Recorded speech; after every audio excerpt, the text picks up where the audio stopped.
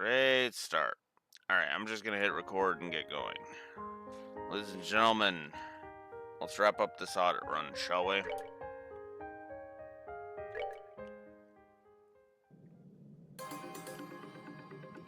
I'm not even gonna waste any time, I'm just gonna jump right on into it.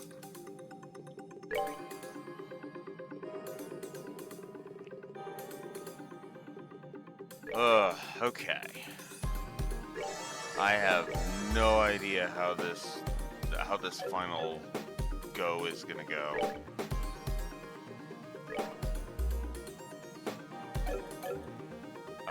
How is my septic looking? I could go upgrade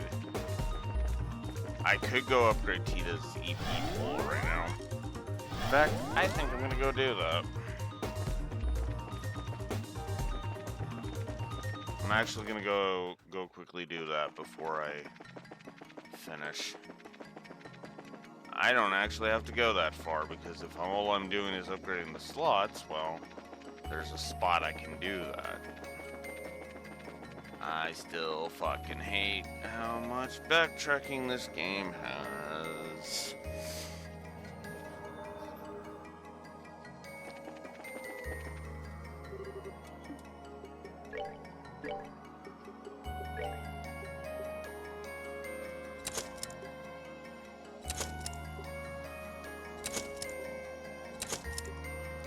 Oh wow, I managed to get all of her slots upgraded. Nice. Cease the service because that's not the point. Oh yeah, that is so much better.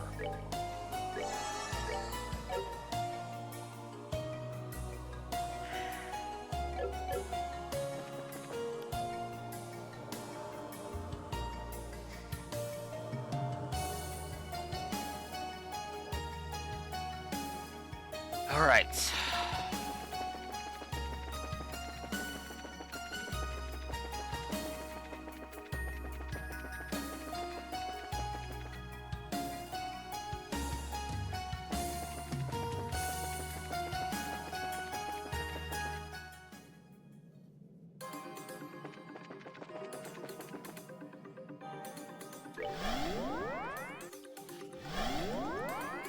Tita's spell pool expanded. There's not much else I can do.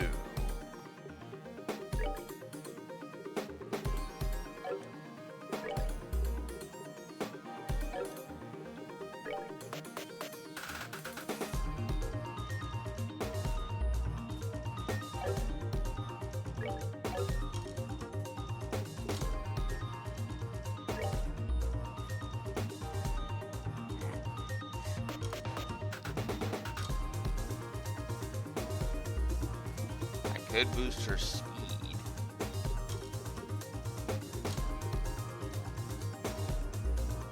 Give her blood here, but meh.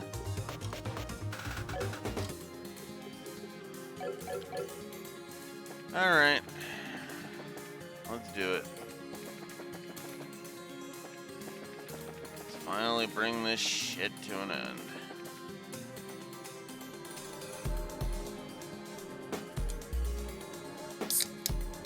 Then I can move on to Sky 3. And then move on to Deus Ex after that. Unless Raxor pokes his head in and says, do East versus Trails first. Actually, I don't remember if that's what Raxor said. Shit, if Raxor pokes in, I'm gonna have to ask him about that. Assuming these fucking trash mobs can stop pissing me off long enough.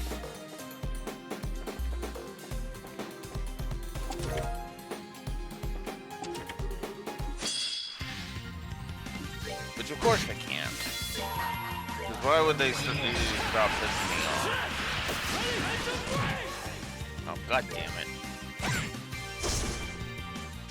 Oh, come on! Really? You're gonna start calling ads?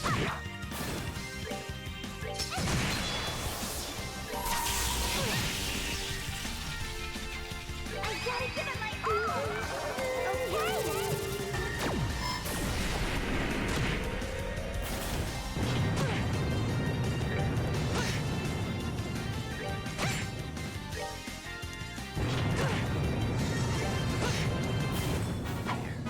yet.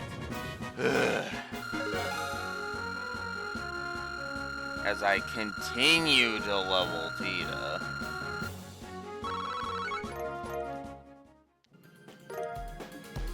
Or a fencer. Well, at least it gave me something for Joshua.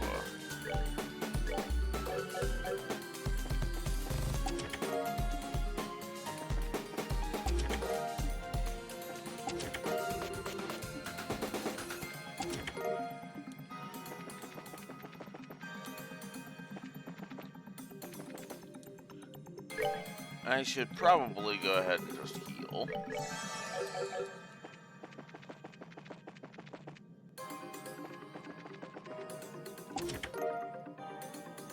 Armored Sieglind.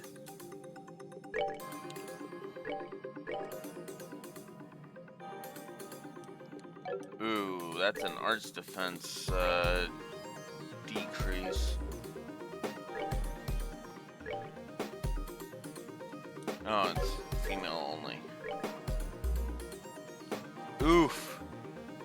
It would raise her strength, her art strength, her speed, and her agility, and her move, but it would lower everything else. No. Oh, god damn it. No, I'm not fighting trash mobs. This is a fuck off and let me get shit done. This is the point where it's fuck off and let me get shit done.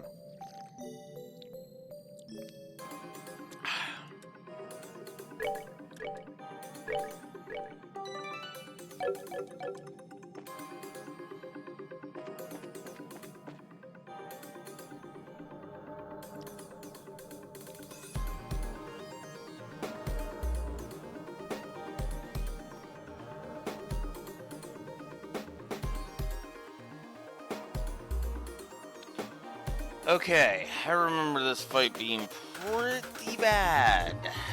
Let's see how we fare this time. So you've come. I mean, duh, Luve. You were faster than I expected. I thought you would keep me waiting a little longer. It just means we've grown a bit. Granted, all your buddies did do their best to hold us up. Well said. Do not think the Blade Lord is comparable to those you've beaten, however. Few can match me in direct confrontation, even among S-rank bracers and the Ankles. Trust me, we're painfully aware of how strong you are. We came here for a reason. We're here to put a stop to all the strangeness the Oriel is causing, and to shield our homes from the threat of chaos and war. We've come this far with the help of countless people, and now we're carrying all their hopes. We have no intention of standing down or losing to you. A solid enough conviction. But you're here for a different reason, aren't you, Joshua? What? As always, you see right through me. I'm here because I want to face my weakness. It's what destroyed me while fleeing the pain of Karen's death. It's the reason I continue to follow Weissman's orders without question.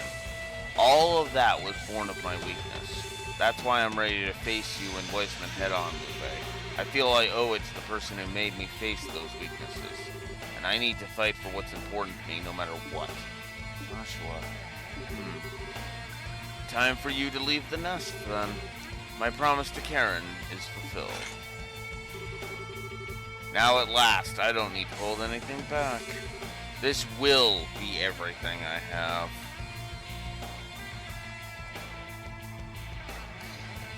Yeah.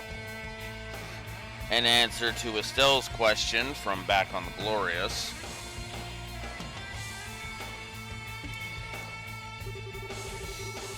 But hold on a sec, I still don't get why it has to be this way. If you're worried about Joshua, then why? It's okay, Estelle. Conviction alone won't be enough to make Luve back down. It's time I show him that I have the power to make my conviction reality. Precisely.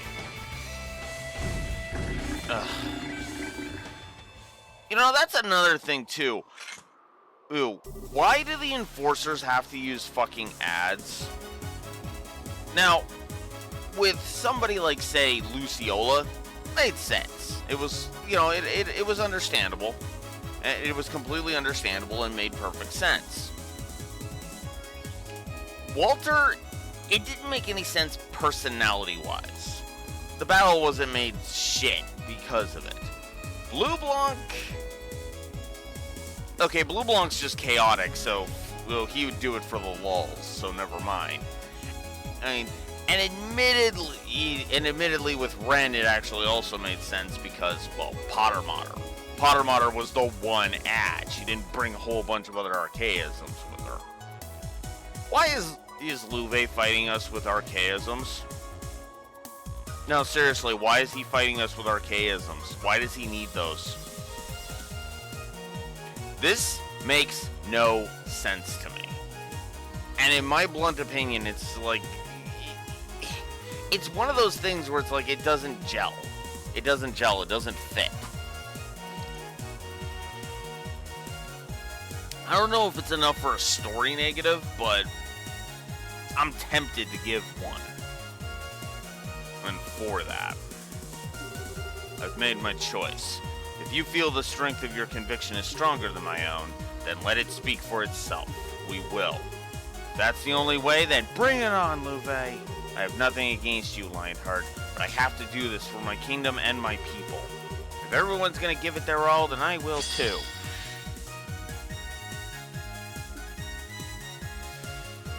Alright.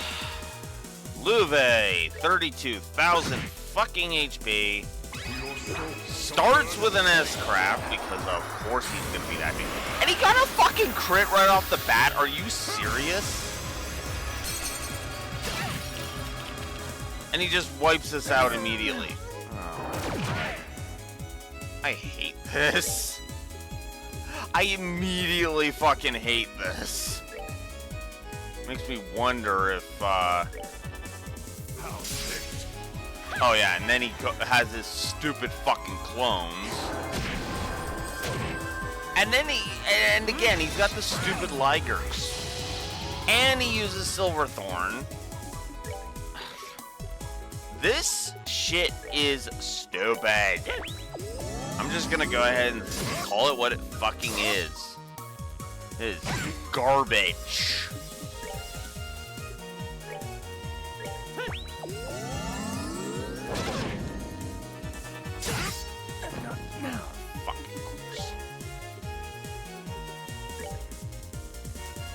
We're good to go.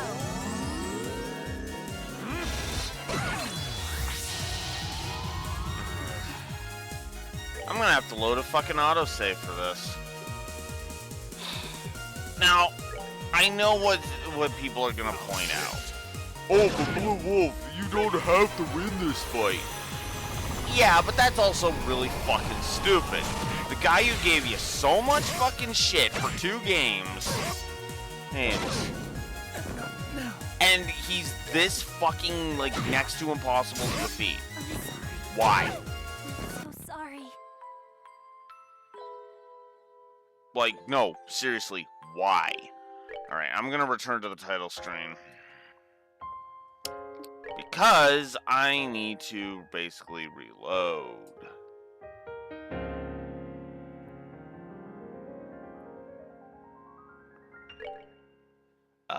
Okay. I saved here?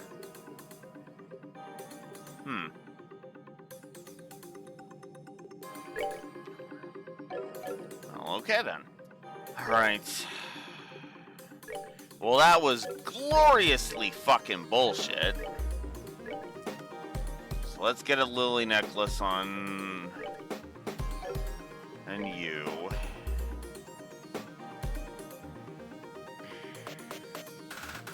Tita, I don't think your range is going to mean anything, so we're going to put a lily necklace on you as well. That means she's going to mostly be casting, but that's fine. And now let's hope that Louvet doesn't fucking immediately start with a critical S-Craft again. God, I hate this fight.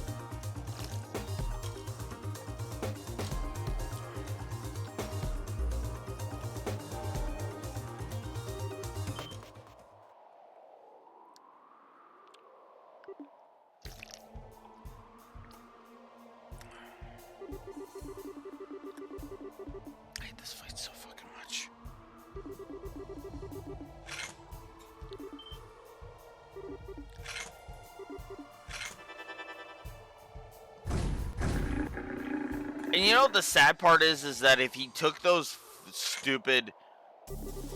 If you took the stupid ads out of the equation, this fight wouldn't actually be as bad as it is. Like, anywhere near as bad.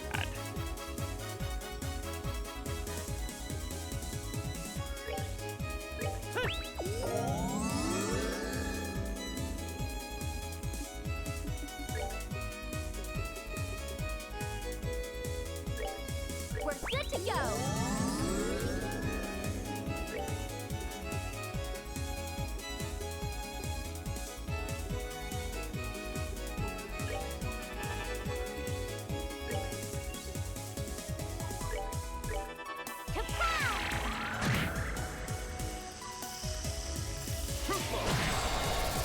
Oh, fuck off. And he can cancel arts too.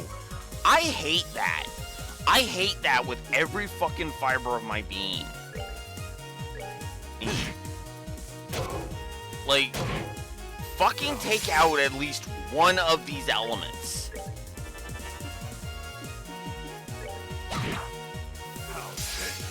You don't need 4 billion fucking bits of bullshit. You really don't.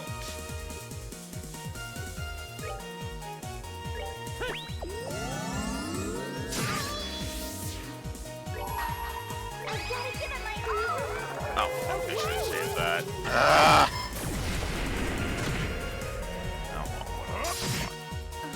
Now, of course, Estelle's dead, because why not?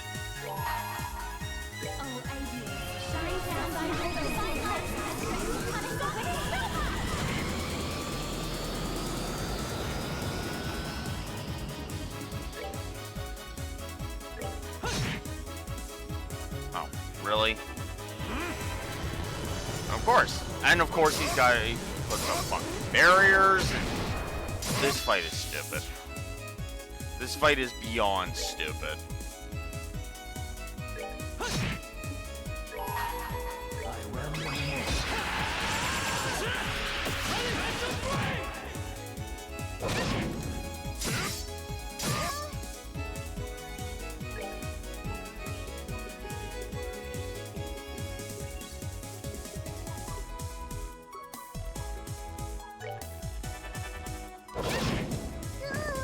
Of course.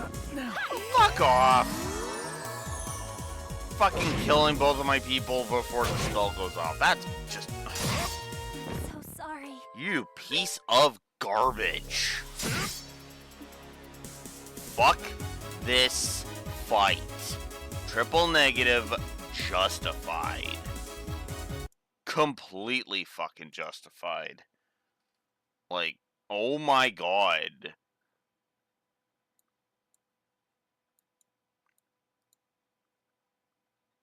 I'm sorry, but this fight is badly designed.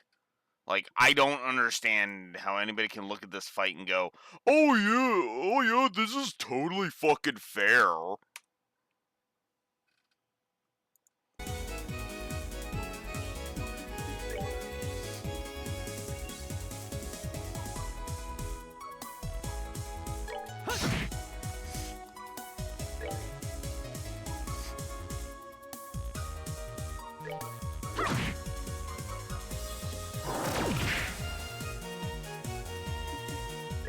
Alright. Let's try this again. No, he's going to literally fucking do that. But whatever. 50.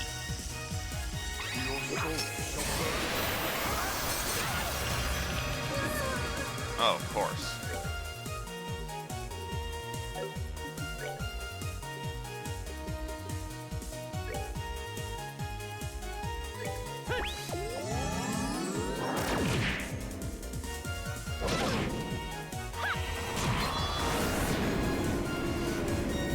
Oh, fuck off! Oh, at least he did that. Okay. No. Oh, fuck right off.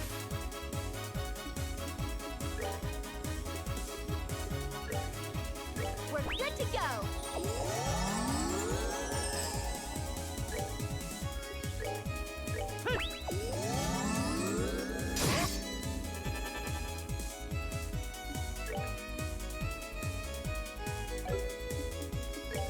Joshua, do you have any impedes? No, of course not. Why would you have impede?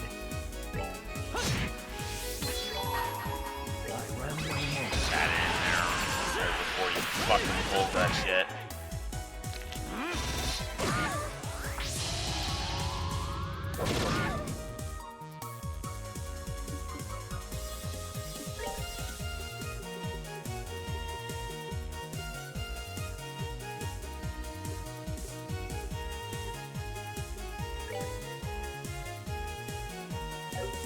No.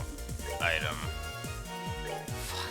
The speed is also way too fucking high. Way too fucking high.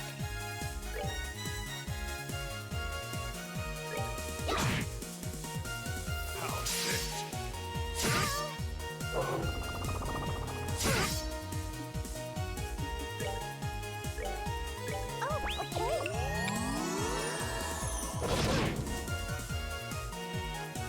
Again, take out those fucking ads and this fight is not as shit.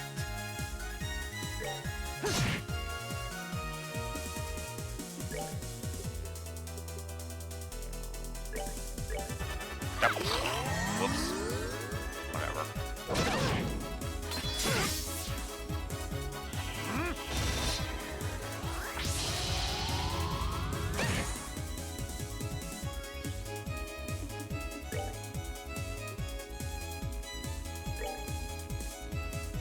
We're good to go.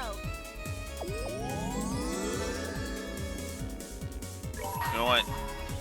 No. As soon as I get it, blow it. Just straight up, as soon as I get it, blow it.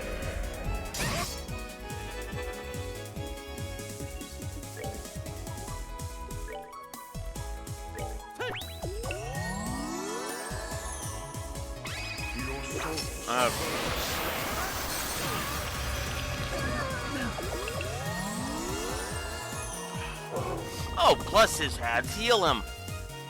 Because of course they do.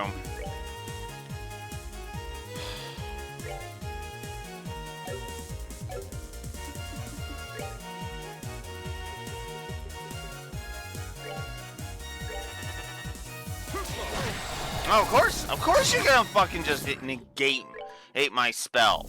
You get to fucking heal all you fucking want, but I don't get to do anything because fuck me.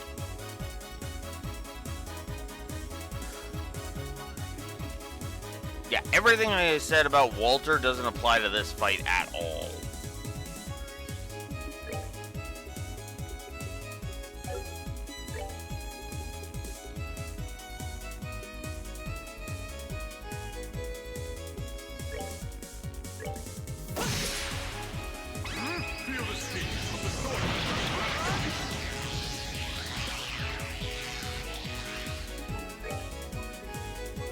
Yeah, notice how he has no delay after using an S-Craft, by the way. Like, notice how he has 0 S-Craft delay. While we're on the subject. Just straight up, he's got none. There's no fucking S-Craft delay for him. We're good to go. Like, I'm sorry, but how is that fair? No, seriously, how the fuck does that make any goddamn sense? Right.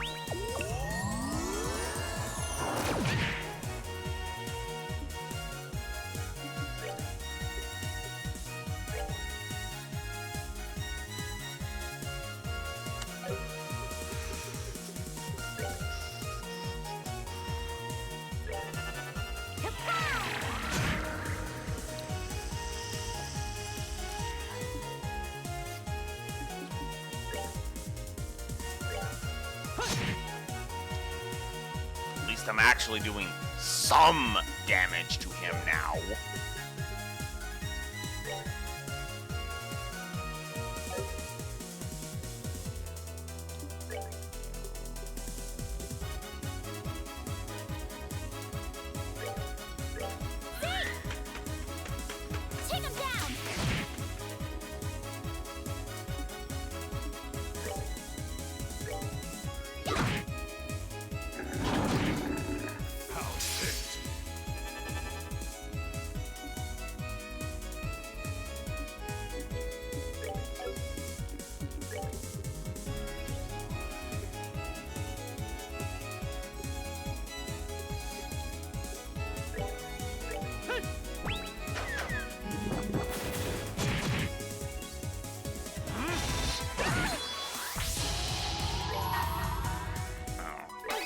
again. I should have said that. God damn it.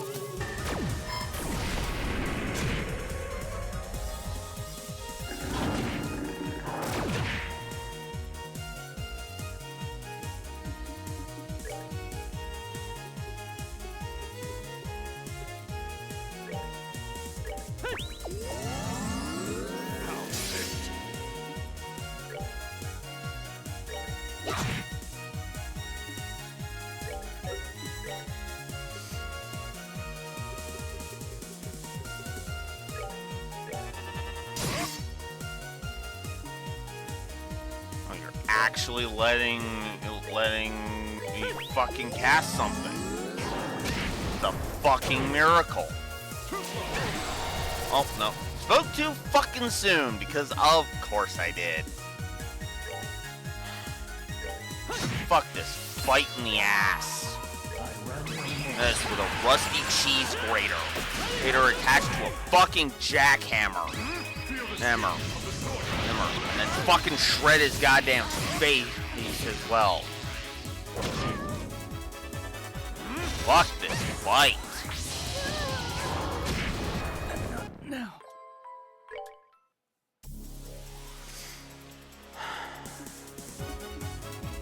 God, I fucking hate this fight. You don't play fair at all, do you, asshole? No, of course not. Not because why would you actually? Why would I? Why would this fight have good gameplay? Hey, that's just fucking. That's such a foreign concept.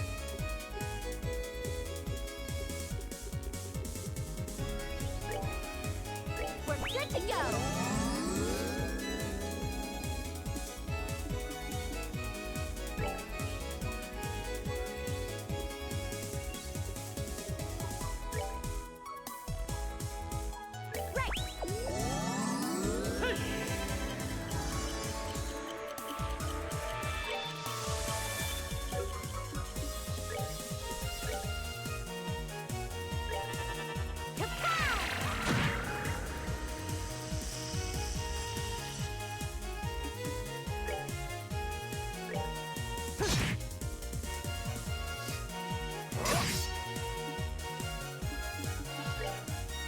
You know, retry offset literally would have been the only reason I got past any of this fucking shit. It's the only reason I'm getting past any of this shit. And that's what I think really pisses me off the most about this.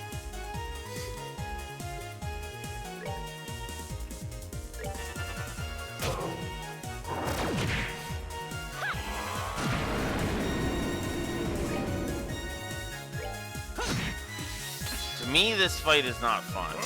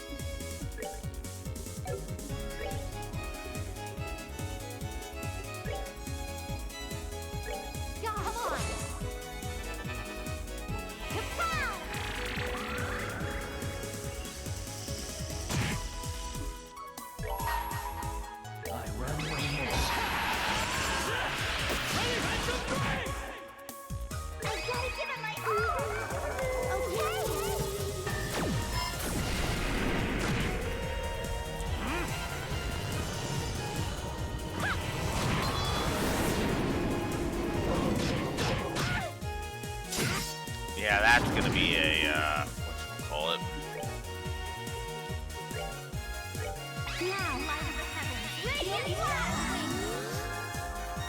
Full heal, because I am not fucking around anymore.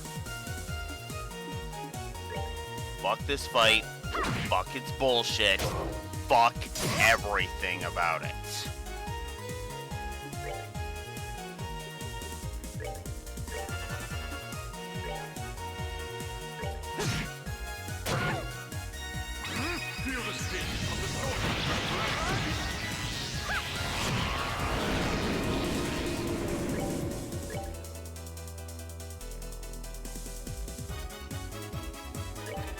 Yeah, let's just get rid of that.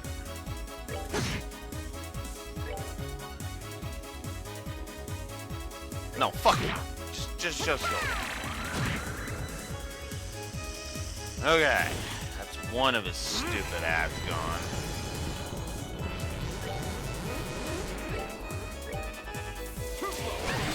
Of course.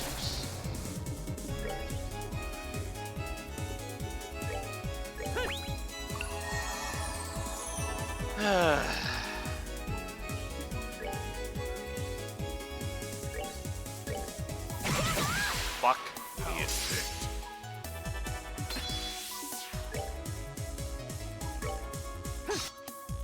Oh, piss off!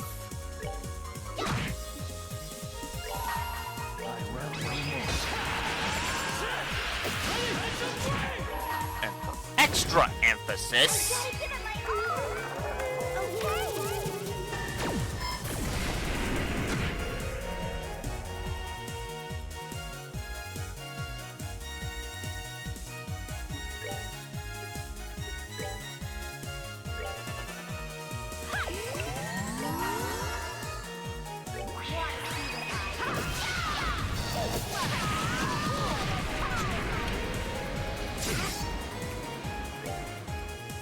and the worst part is that I'm 99% sure there is actually a fucking achievement, a Steam achievement for being this fucker without using retry offset.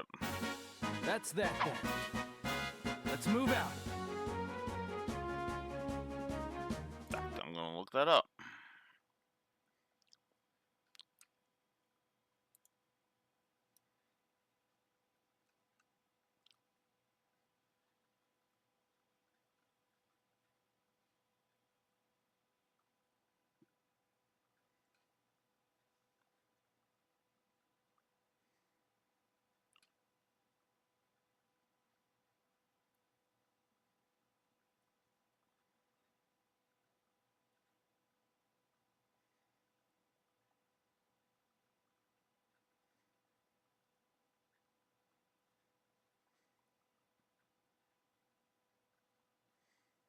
No, apparently not. Whoa. 1, 2, 3, 4, 5, 6, 7. Oh, okay. Thankfully, no. There is no actual thing. And apparently the highest I've gotten for BP ever was 378. Still bullshit.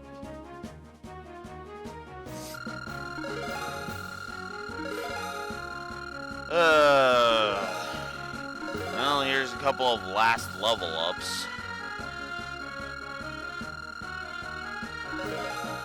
God. That fight is honestly fucking terrible. I stand behind my statement on that. Like, that fight is just garbage with how many times I had to use retry offset to beat him. Like, it honestly fucking disgusts me. Maybe that's what lore meant by gaming the system. Again, I don't agree with that because that's just a feature. But whatever.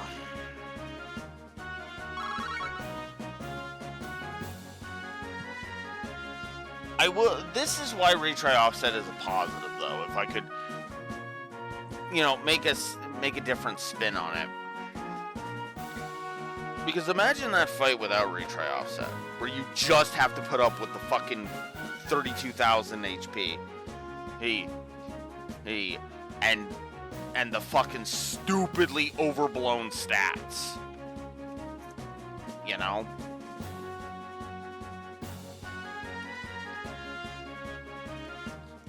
Because, honestly, it's his defense and speed that are the biggest fucking problems with that fight. You know? Stupidly high speed, stupidly high defense. Hence, it's like, are you fucking kidding me with that? God, I fucking hated that fight.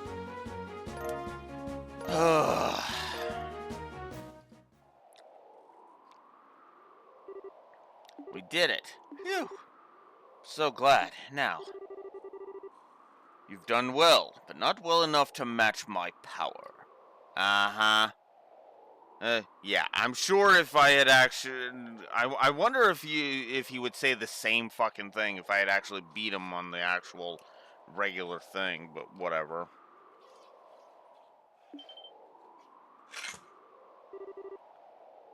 How in the... Ultimately, you bracers exist simply to protect people. Only those who have attained enlightenment can hope to match one such as myself. The trial is over. Now comes the execution. In that case, Louve, I'd like to challenge you one-on-one. Oh? Joshua? Are you kidding me? No, because again, it's like he knows how to deal with Louve. And there's less chance that he will continue to fucking hold back. It's alright, Estelle. Louve may be strong, but that last fight still had an effect on him. Trust me, I can do this. Okay, I trust you. It's true that I've lost a bit of my edge. I'm a little slower in particular. A little, he says. But I wouldn't bet on the... You do have better odds than you otherwise would, but I wouldn't bet on those odds if I were you. Maybe not, but still. This soul of mine, which was saved by a sister, bound by a professor, freed by a father, and now one with Estelle's. All I've learned is a bracer, the power given to me by Ouroboros.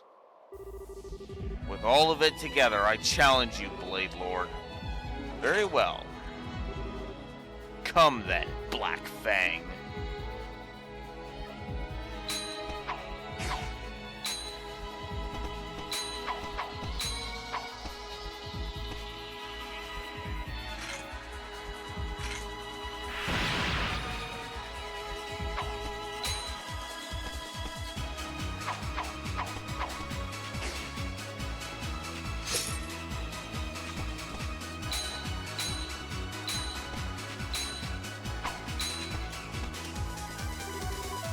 Well, you have improved. Let's see if you can keep it up. I can.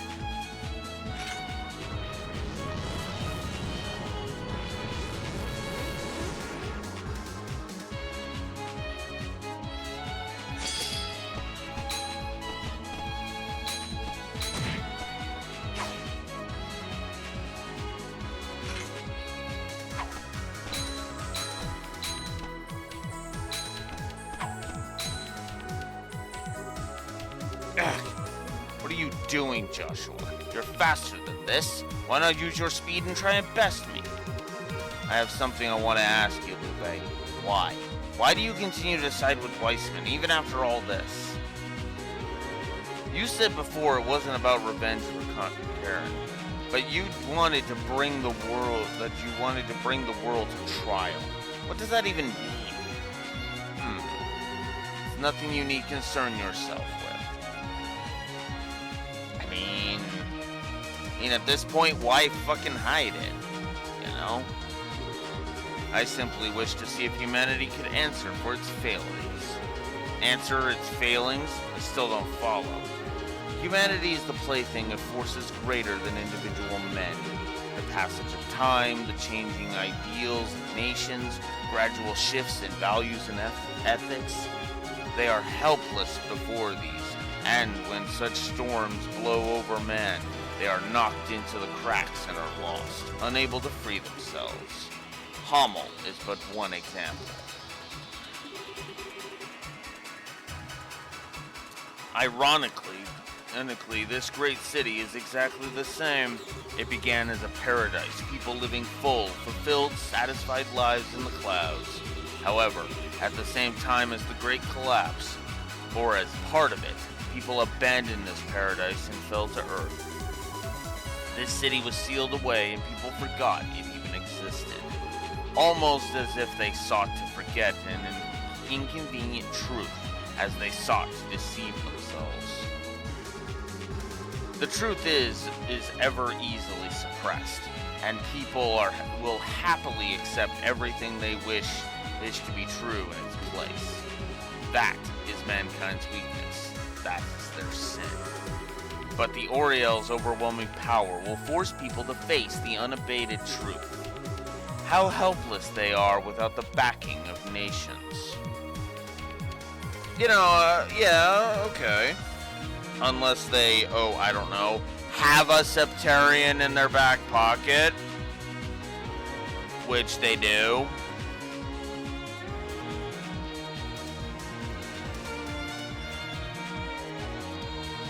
I'm sorry, Lupe, but the Oriel is not that impressive. It's impressive when you haven't encountered the rest of the series. I'm sorry.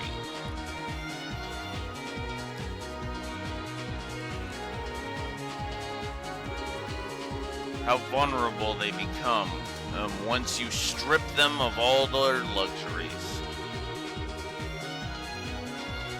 Yeah, I know. A Ferengi once said that you strip away humanity's creature comforts and they become as bloodthirsty and nasty as any Klingon. I still disagree with that statement. Because here's the funny thing about humanity. Humans have cores. They have this thing called cores. Souls, if you will. Who they are in the dark. Yeah, sure. Our more feral instincts take over when we're deprived of luxuries and creature comforts. But humanity will do whatever it needs to survive. Regardless of what any ignorant Ferengi or ignorant enforcer of Ouroboros may think. All they've locked away in their delusions will be dragged before their eyes, raw and exposed, and they will witness. Locked away in their delusions, huh? So forcing people to confront that is your goal? It is. As long as we continue to delude ourselves to believe our world is always just and good, mankind will repeat its mistakes forever. That's another thing I disagree with.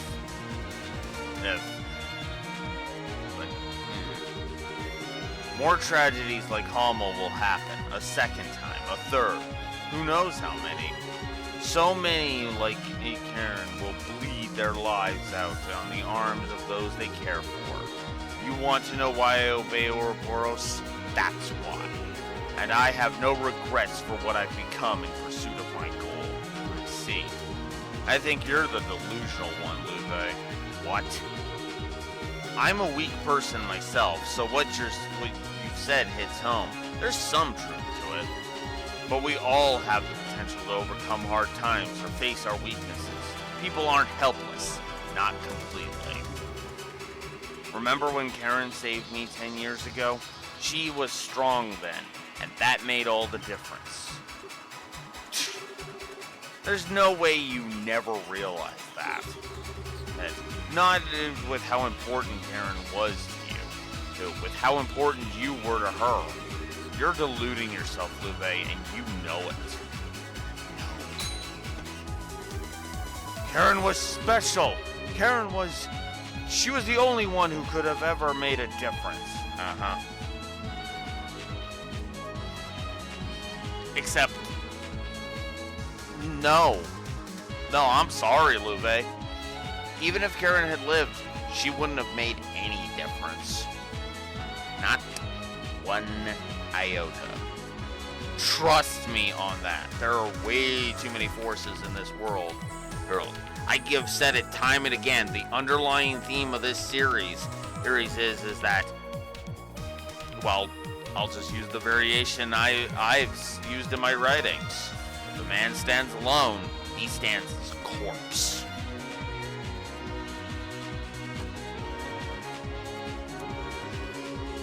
None of her actions speak for humanity. They must still be tested. They must face their delusions, and I must see if they are worthy of Karen's sacrifice. In that case, I should be able to prove you me. I, the weakling and liar who lived on through my sister's sacrifice. I, who found my way once I met Estelle. I, who only could have come here to meet you again with her help.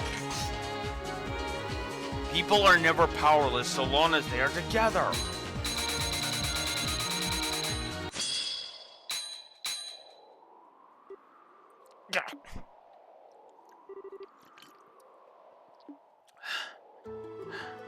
You won, Joshua. Hey, you did it, Joshua. Hey, you put all you had into a single opening you forced out of me. Ha! You little fool. Not good enough? The Blade Lord's dropped his sword. It doesn't get much more final than that. All I can do is admit defeat. You did it! That was absolutely amazing, Joshua. You actually beat Luffy. You even just knocked away his sword. You didn't hurt him. I wouldn't have had the slightest hope of victory if I was fighting to kill. There's always a better way. That's what it means to be a bracer, right? That's what Dad taught us. Yeah. Ah, of course. You had the techniques Weissman placed in you, all filtered through the wisdom of the Divine Blade. Ha! What hope did I even have? Luffy. I joined Ouroboros because I wanted to test humanity. With you having answered that, I suppose I've run out of reasons to continue working with them. I think it's time I found a new line of employment. You're back! Thank Hades, you're back! Luffy's back, it's over! It's over! Hey! I always thought about you, even after the Brights took me in. I remembered your voice, your face, that you were important to me, but not who you were. Then I finally remembered, only to learn that you're my enemy. I just didn't know what to think. I see.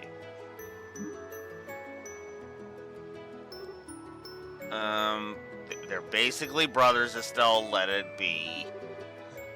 They seem so close. I'm almost kind of jealous. Chloe, this is not a situation where you should be blushing. Joshua and Luffy look so uber happy together. So sweet. Peter, aw. Oh, sorry everyone, I kinda lost it there. I know nothing's settled yet, but still, you big dummy. You don't need to apologize, okay? You finally made up, right? Go on, spend some time with Luffy. Yeah. Still bright. I owe you a debt I don't think I can ever repay. Huh? With both Ren and Joshua here, you've done all sorts of things I never could yet made it look so trivial. And you've guided so many other people to this point. You truly are one of a kind, Estelle. You know, if you're making fun of me, we can totally throw down again. Just saying. Princess Claudia. Well, Crown Princess now, I think. Do you remember what I said atop Grand Seal Castle, I wonder? I do. A nation is like an enormously complex orbit. I believe your words then are absolutely true. But I don't believe that the world simply works like a machine, or should do so. I want to find a way for the world to work so that people can be people, even as they drive forward such a great engine. I know it sounds foolish and naive, but not at all. If you're that certain of your convictions, I have nothing with which to gainsay you. I hope you find in the way you seek. Thank you very much. Tita Russell, you never cease to amaze me. To think you'd actually managed to come all this way, as young and fragile as you are. Something to be said for the recklessness of youth, I suppose. Hey! Aw, I really am selfish, huh? That was a joke, and meant in good humor. It's true that there are a great many who care about you, however. Always be mindful of danger for their sake. You would hurt far more than yourself if anything were to happen to you. Okay. Oh yeah, Louve, why are you up here? This circle on the ground isn't the Oriel, is it? No, that's just some broadcast equipment. It sends the miraculous power from the core sector out across the city. The what now? The core sector is where the Oriel is, I'm guessing? Yes. The power function of the access pillar is essentially as an antenna broadcasting the Oriel's power to the rest of the city. Its range seems to be roughly 1,000 Zelk. Using the Gospels, the Oriel could affect things not just in what we call Liberal now, but across a good deal of the continent. The more I hear, the crazier it gets. So in order to stop the shutdown phenomenon, we need to get down to the core sector and do something about the Oriel. It would be the only way, but doing something with the Oriel may prove difficult. It's an artifact of some sort, but it's sentient in some way. It mercilessly removes foreign or threatening elements. That celestial sleece managed to seal it away in the first place is impressive in and of itself. And on top of the Oriel, you'll have to deal with Weissman. Oh, crud. It's a fight we can't put off any longer. But with your help, Louve, not even Weissman could stop us. You brat. Just assuming I'll help you out of the blue like that. Now why would I possibly want to help you out? My, this is a touching reunion. May I just say, however, that I do ever so slightly fear the implications for my own well-being. Damn! Oh no! Louve!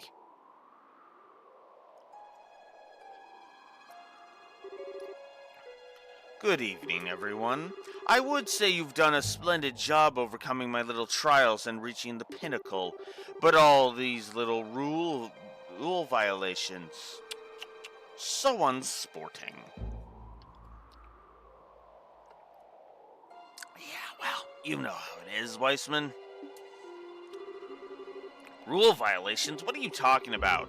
We fought every one of your dumb enforcers fair and square. And Joshua beat Louve one-on-one.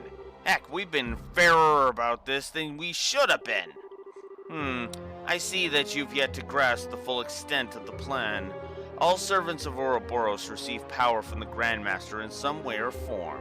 If you have a few members of Ouroboros assisting you, that hardly seems a fair or informative experiment, now does it? We're an experiment?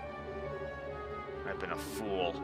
Us coming here was part of your plan all along, wasn't it? I'll admit to adding many of my own personal touches to the plan. But yes, about half of it did consist of you making your way here. I see. The gospel plan isn't just about obtaining the Oriel, is it? Correct. All is according to the Grandmaster's design, but as I said, you were never meant to have Ouroboros members as part of the experiment.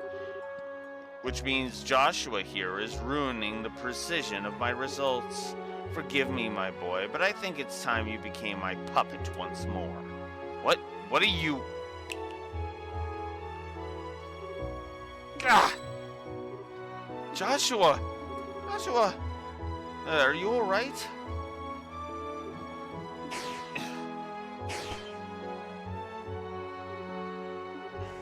No! Joshua, this is a joke, right? Come on. Get back. Come on, stop it. Stop looking at me like that. Please, that's enough. There's little point. When all this began, I used my power to rebuild Joshua's shattered mind. The stigma I sank into the depths of his mind has slept dormant since. When it is invoked, however, the effect is tremendous. Joshua really is little more than a puppet to me now. Incidentally, that little thing on Joshua's shoulder, that isn't just a tattoo. It is the image of the stigma I burned into his mind, made manifest on his flesh. I imagine it came as quite the fright when it appeared after I returned his memory. You lied. On top of all the suffering you put Joshua through, you said you'd freed him. But even that was a lie. Now, I wasn't lying when I told him he was free. If Joshua had just left alone and not come this far with you, I wouldn't have to do this. Why, one could say this is really all your fault, Miss Bright. What a monster you are. Oh my god. That classic bullshit. That classic bullshit of just, ugh. Oh no, this is actually all your fault, even though I'm the one doing the fucking insanely evil thing. Ugh. Don't you screw with me, Weissman. You don't get to tell me anything about what paths I've chosen. You taking control of Joshua? All it's done is made me even more angry. I'm gonna beat you clear to Ereboni and back, then save Joshua. Now that's what I was hoping to see. But I'm afraid I'm rather busy at the moment. I don't quite have time to stay here right now. Why don't you come down to the core sector? Do come visit, so we can finish the experiment. I'll be waiting. Ugh. Joshua! Oh, Joshua! Okay, can we stop saying, repeating ourselves here? My God! We have to save Joshua, but how do we... I don't even know where. Use the elevator in the back. Luve, thank goodness you're okay. But what elevator? I don't see... TI. Wait, you mean that big plate in the back? It goes right down to the core sector. Right to the Oriel. Hurry. No time. Alright. Well, fine. It's that dragon that shut us down. Reverie Dragion. Damn you, Weissman. So you did have more than just the one I used.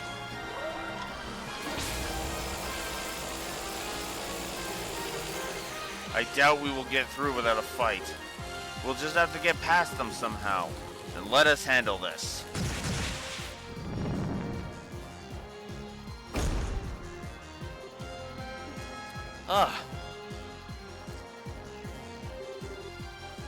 Julia and Major Vander, what are you doing here? The repairs to the RSA are essentially done.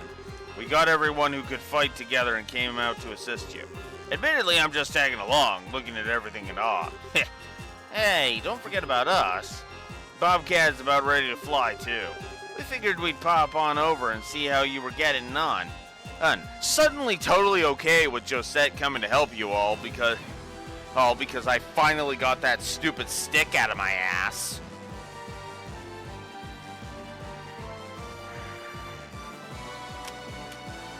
You know what?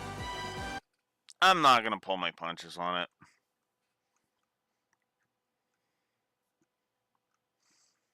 I still don't like Kyle, like, at all.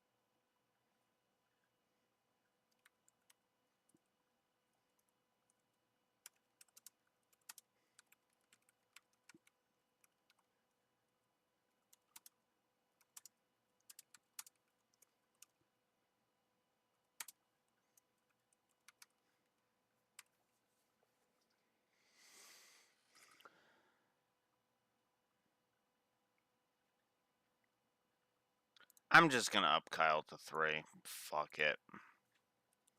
Fuck pulling the punches on this on that garbage. Like, seriously. Fuck you, Kyle.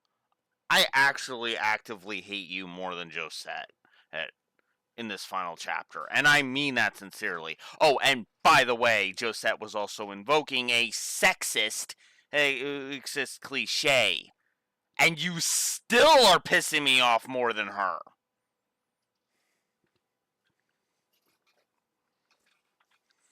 But then again, you can't avoid the sexism card, can you? Can you? Can you, Kyle, Mister?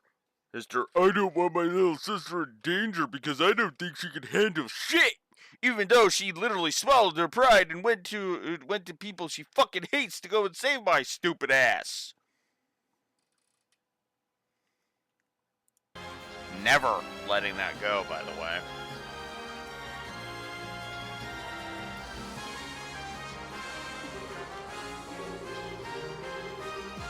Great. And I'd say we managed in time. Our heroism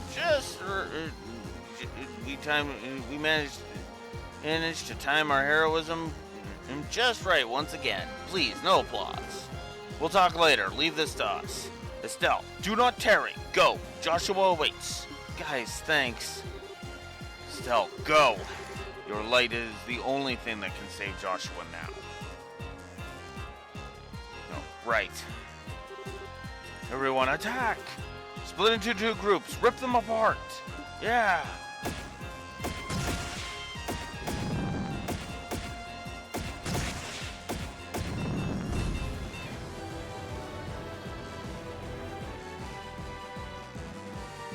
And then some padding. I would not have thought this was an elevator shaft. I wonder how far down it goes. The access pillar is really tall, so it's gotta be really deep. It probably goes all the way to the center of the island. Yeah. Still, don't worry. Joshua promised to walk by your side until the end, didn't he? You will bring him back to us. I know you will. Chloe, thanks. Yeah, we'll never break a promise. He'll never break a promise if he can help it. Besides, like heck, I'm just gonna abandon him and let that creep Weissman do what he wants with my Joshua. It's time to take my man and take back my man with girl power. Yes. Go, Estelle. Huh? What's that? Oh no. Gameplay padding. Oh man, I thought we were done with Blue Wolf bitching. Almost, Tita. Almost.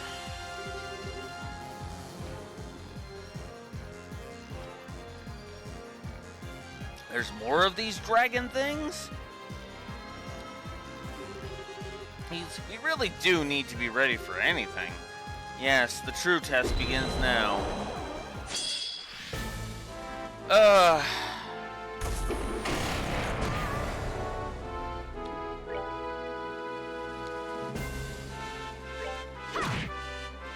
So basically, we are having a repeat of the boss fight from the final boss from Sky 1. Because fuck us, I guess.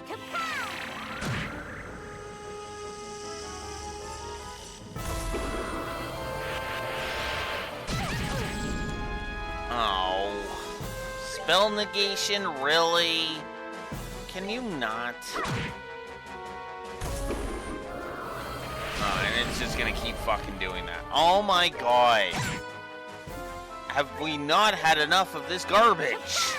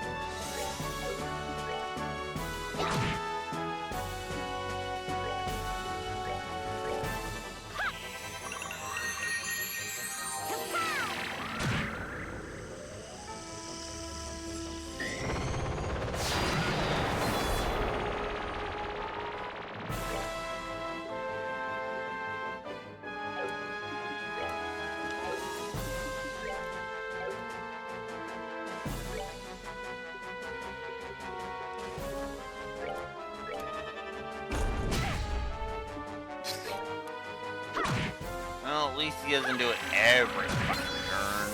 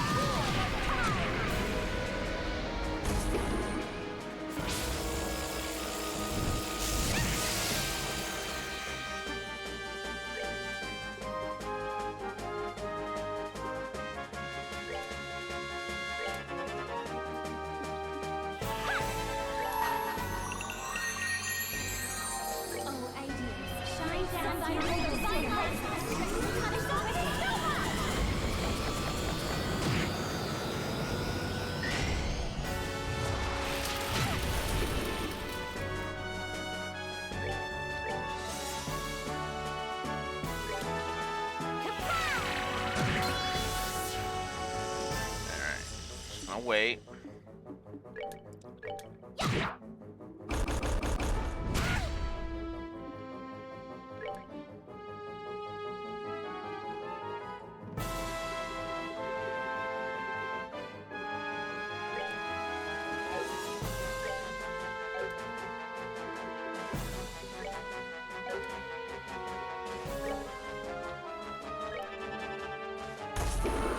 Yeah, I don't care if that one gets created. I gotta give it my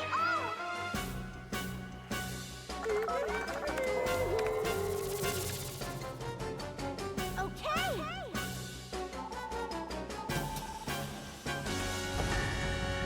Eat a critical, fully powered satellite beam. You bitch. Get the fuck. That wasn't even enough to finish it. That wasn't even enough to finish it. Are you joking?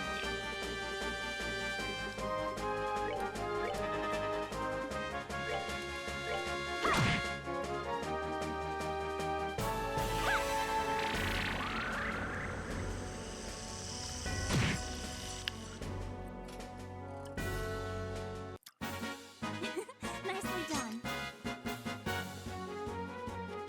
Ugh.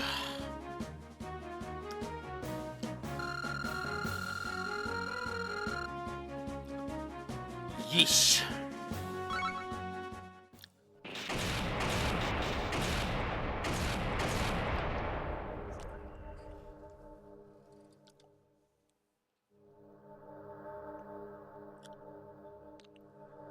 That fight was a waste of time, by the way. If you ever wondered why I say that there's padding in this stupid thing, that's why. I guess this is the end of the line. So this is the core sector, huh? The air is positively throbs with energy. I think this must be our destination.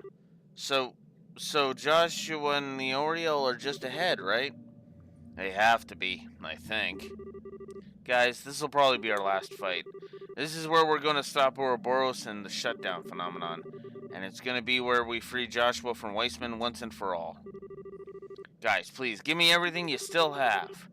I'm not sure how much it will be, but of course. Yeah, let's do I'll do my best. Yeah. Let's get a rest in. Considering the game decided to pad itself out with that stupid Dragion. And then let's finally do the final fights. Oof.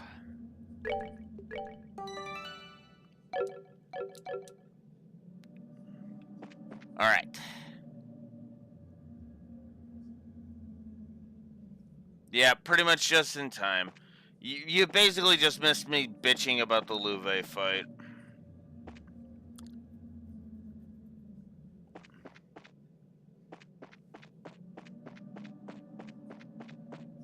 I really don't like the Louvet fight, to be blunt. I think he's too much of a cheap cunt.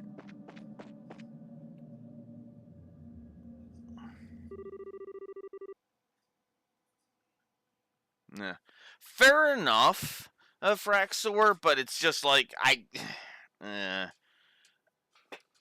Like, honestly, if you removed, I would say if you removed, like, two things specifically from that fight, it would actually be good.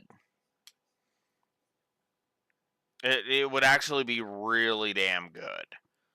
Two factors that if you just pluck those out of there, I probably wouldn't call it that cheap. Or at the very least, I could easily be talked out of giving negatives to it. And specifically the two things are the stupid him able to cast a barrier on himself because, like, seriously. And the big thing, like, honestly, if you kept that in, I'm like, okay, that I would prefer it not, but whatever. But no, the thing that ruins that fight, in my opinion, are the ads. Why does he have two archaisms that join him right at the beginning of the fight? That, in my opinion, that doesn't even fit with his character, like, at all. Oh, the scene after it, though, is fantastic. I'll go ahead and acquiesce to that. Actually, speaking of that,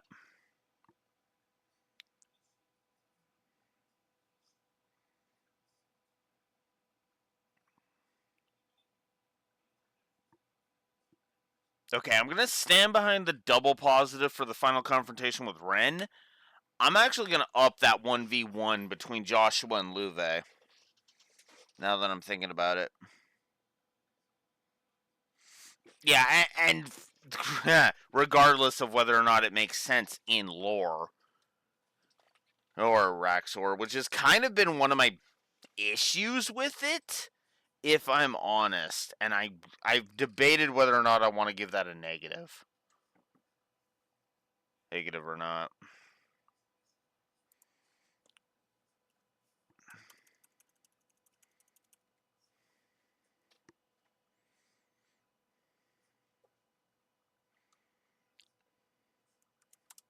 But I am going to up that at 1v1 between Joshua and Luve to 3. Because, yeah, that, I will admit, that is one of my favorite scenes in the game. Third favorite scene right there, I would argue. Unless I already said something to that effect, which is in case 4. But, yeah, no, there's a lot of great scenes in Sky 2. Like, there's a fuck ton of really good scenes in Sky 2. Absolutely. So I'm going to up that to 3.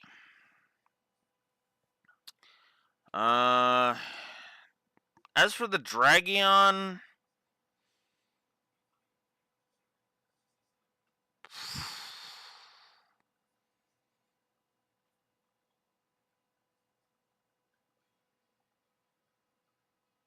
I'm gonna say wash to the Dragion.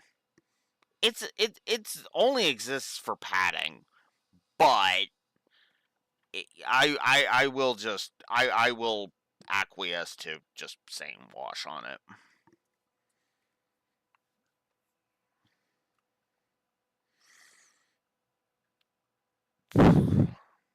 Then there's the cavalry moment, which is okay. I think I'm just gonna say wash to that.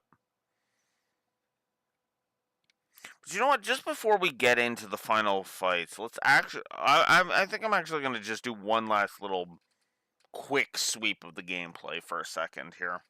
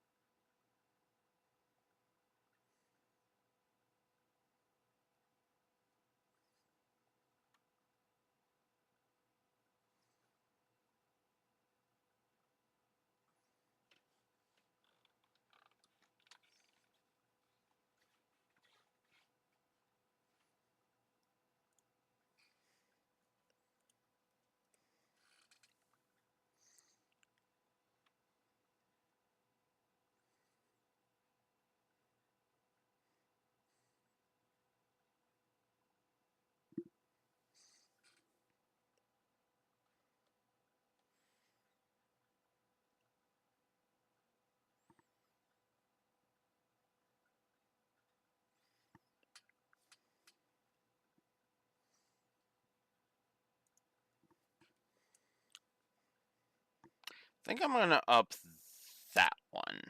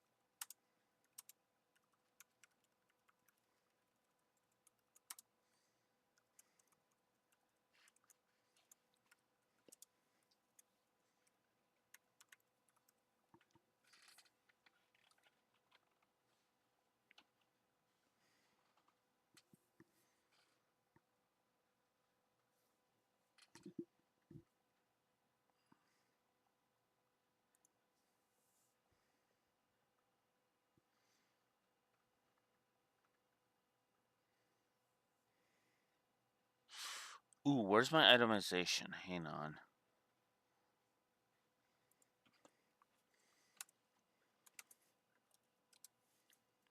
Because actually, there's two things I want to... And I actually want to add to the board for itemization specifically. To the... Economy...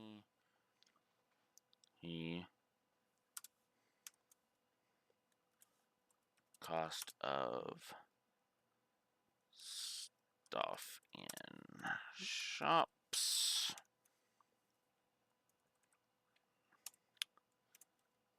and how often the game will give you fuck tons of set. There we go.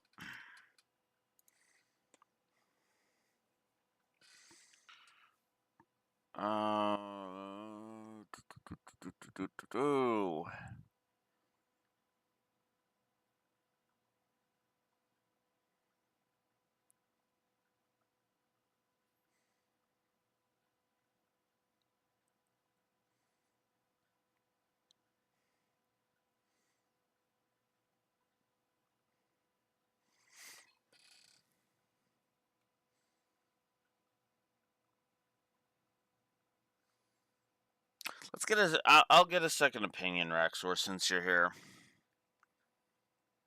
Enemy drops in this game.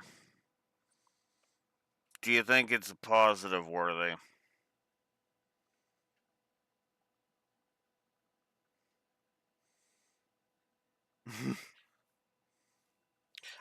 Should be, honestly. The only thing that should slow it down is the do I agree with list.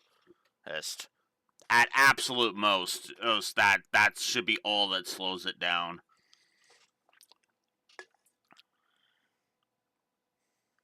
You want to get back to me on that? Okay. Fair enough. Then I'll leave it be for now. Because I was thinking about it because I was like, well, enemy drops are actually kind of lucrative this time. Because the enemies were constantly giving me some decent stuff. I mean, for God's sakes, Luve gave me a frickin' Celestial Bomb and a Zaram capsule, for fuck's sakes. And a Gladiator belt, while we're on the subject. Uh...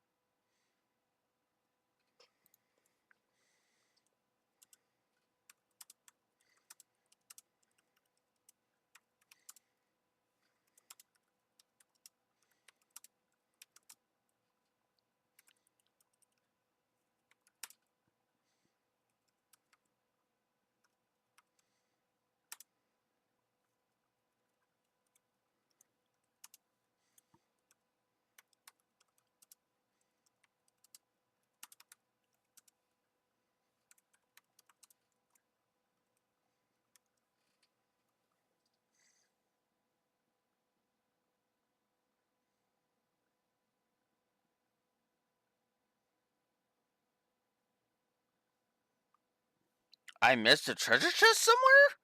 Interesting. You know what? That's still good. I would say that's still good loot design, honestly. But yeah, I'm gonna up viscerality to 2.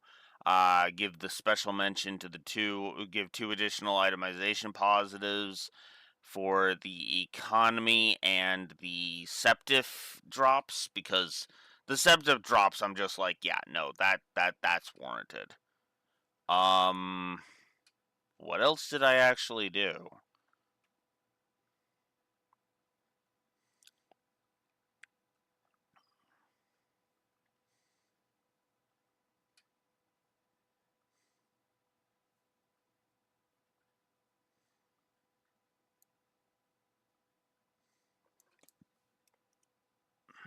Since this is an audit, I don't need that part.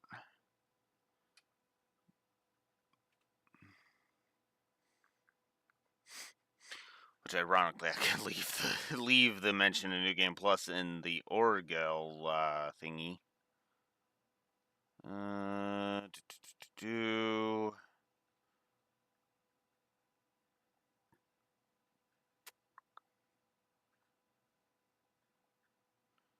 Oh, and then I also upped the overworld design. That's what it was. I upped the overworld design, which means we have added 5 positives to the board.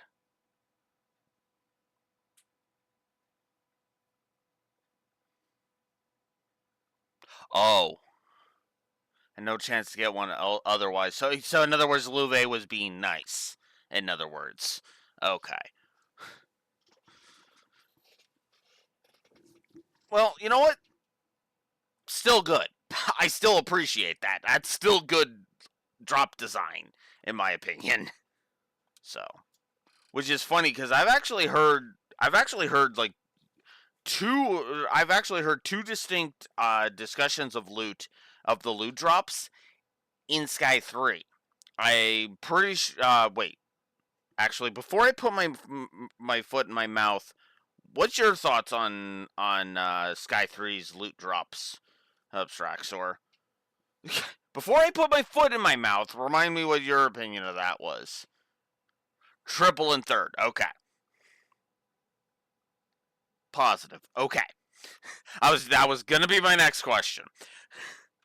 So I have literally heard two opposite extremes when it comes to that.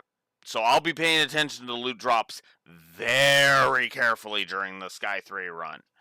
Because I've heard people say, oh my god, what the fuck? Because it's, MMO drop tables kind of thing. And then I've heard others that are like, the loot drops are so amazing. They're not guaranteed, I think, is the issue I've heard. Yeah. They aren't low chance. Okay. Well, like I said, I'm going to be paying attention to it because, again, that's the whole point of this, is to go through it with a fine-tooth comb and see. I mean, hell, this review has changed way more than I thought it was going to originally. Because, keep in mind, the story shot up, the gameplay dipped down. Oh, ironically. Like, the gameplay has been struggling a lot more than I thought it was going to, in all honesty. It's still net positive, and I still stand behind that, but damn. Which is funny because it might actually be possible for Sky 3 to get into positive territory with the gameplay. Assuming the bosses and status effect fetish don't piss me right the fuck off. Which is funny because that plus 22 that was originally on the gameplay, yeah, you could basically argue that's how it is on New Game Plus. But yeah. Yeah. And that's usually the sign of a triple positive for the loot drops. So anywho, let's stop leaving Weissman hanging so we can get to an awesome scene, shall we? Welcome, everyone. Welcome to the home of all that is sacred.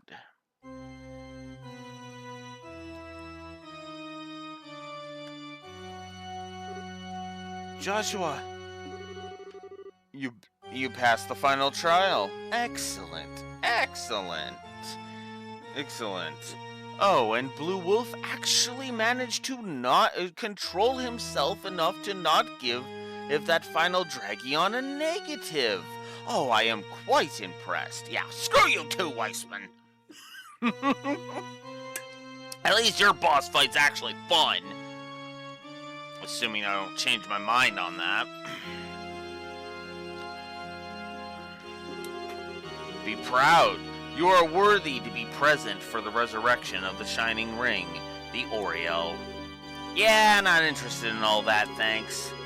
Thanks. I'm here to put a stop to all this stupid weirdness, and I'm here to get Joshua back. Yes. Sadly, I'm afraid that won't be happening. What do you mean? Joshua, hey! No matter how you try to deny it, the truth remains. Joshua's mind is little more than a construct. Weissman, you ever heard of a thing called, droid effect? Because you're claiming he's nothing but a puppet, but, well, I've seen Pinocchio. I've seen the old Pinocchio. I've been traumatized by the Disney's Pinocchio as a kid. I know a puppet can have a soul.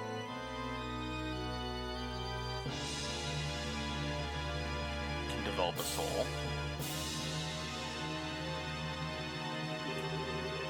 The stigma on his shoulder is proof. Proof that he is of Ouroboros. That he is my possession. Which actually, funny enough, if Joshua is counted as an enforcer, which he is, by the way, number 13, the Black Fang, Weissman's breaking the rules of Ouroboros, when you think about it.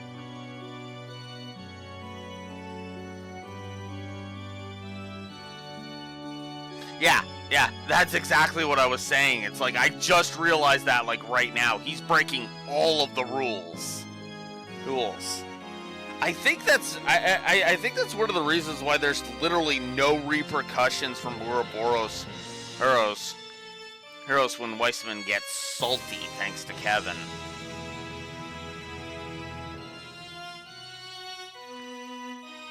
Oh, by the way, I should also point out, as we'll learn in Sky 3, the Septium Church actually developed the weapon that Kevin's gonna use on Weissman.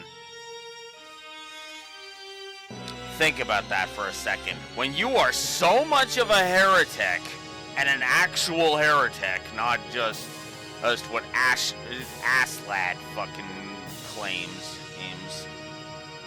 when you are actively that much of a heretic, that the church actually creates a thing, it creates a weapon just to kill you. Complete with making it an irony, too, considering the salt pail and where Weissman actually is from. Because he didn't lie, he is from Northumbria.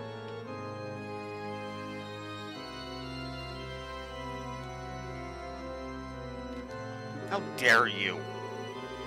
Who? What is still? Oh, this is an audit run. Spoilers are everywhere. Here, don't get mad at me. Oh, wait, you were getting mad at Weissman. Never mind.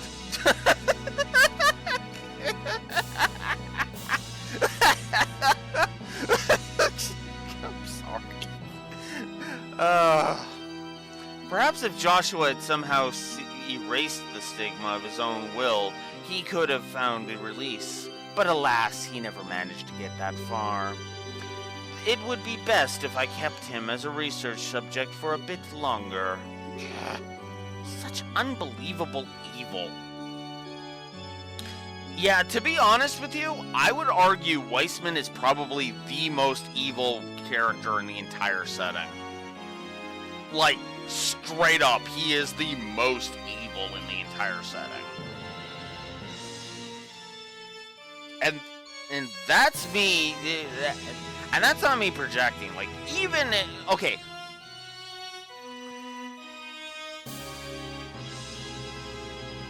You think Harwood is worse?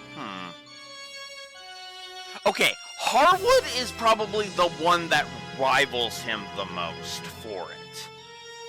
I'll grant you with Harwood. But I would actually, but Weissman is should be in the conversation at the very least, I would argue. Because, yeah, like, both Weissman and Harwood are just like, wow, they are monstrous. Now, which one do I think is the higher tier threat? Harwood, absolutely. That's not even a fucking question, dude. The amount of damage Harwood can do without a Septarian, I feel like pointing out. Holy shit!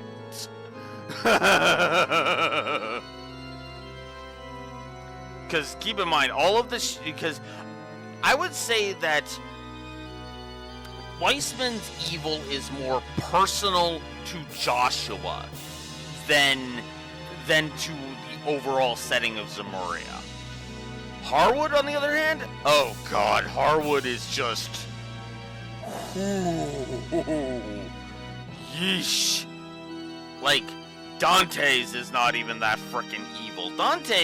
Fear Man was just kind of,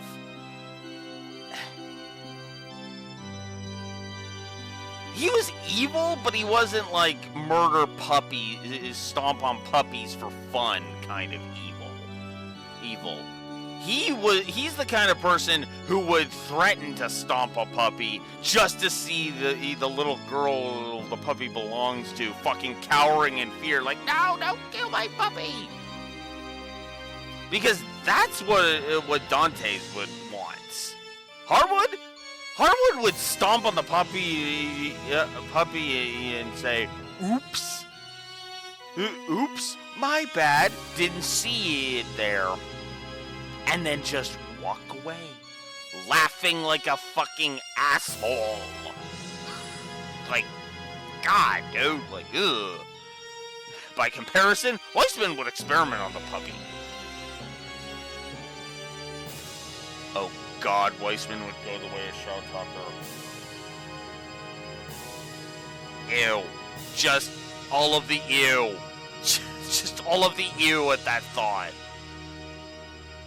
Ugh. Oh god. Oh god. Oh god, and I know what two characters he would do it with too. Oh god. Oh.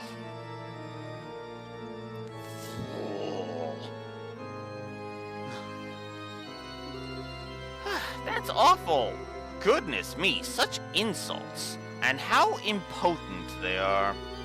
You see, I suspect Joshua realized very quickly that the stigma on his shoulder, the stigma on his shoulder meant.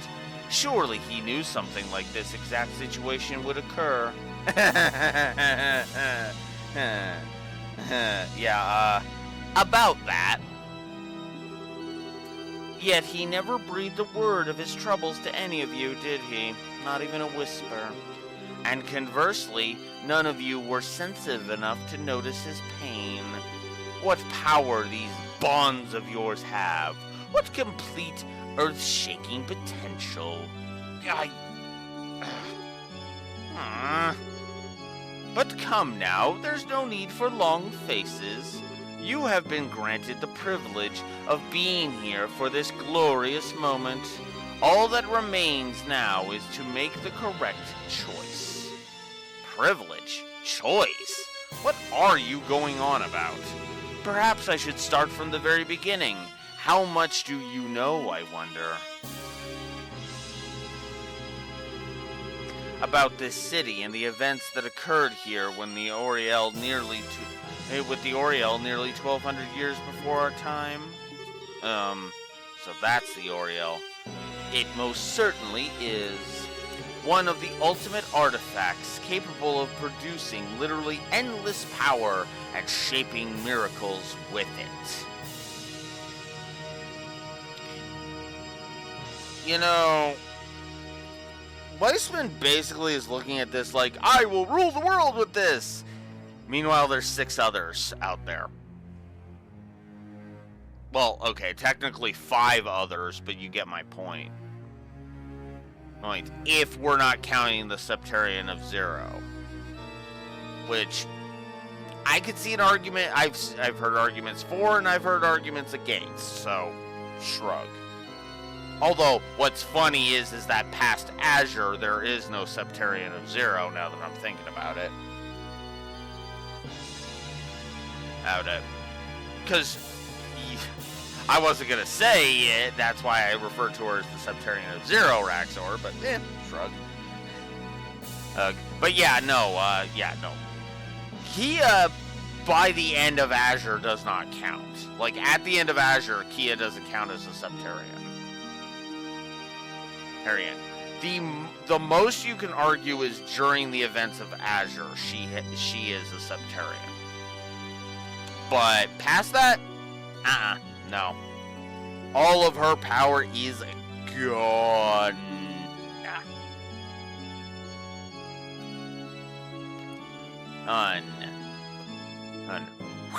Given up because, yeah, no. And I agree with that part at the very least.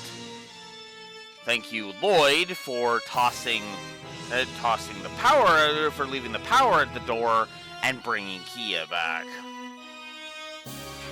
Now part of me wants to play the Crossbell games again. God damn it.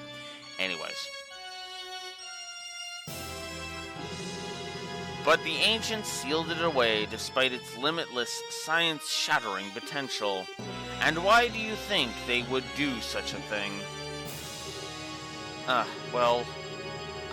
You were too busy struggling with with what was before you to bother learning anything, I suppose. Well then, allow me to play the role of professor once more and elucidate the truth of the matter. Millennia ago, Idios of the Sky granted humanity the 7 treasures. God, you even know this? You even know about there being 7 of them? Again, actually, what's funny is that at most 3 of them are active. Now that I'm thinking about it, because remember, 1 is in pieces right now, with multiple of its parts. It's fucking sleeping right now. At least 2 of its pieces sleeping right now. No. Actually, no, I'm wrong. 3 of its pieces are sleeping right now.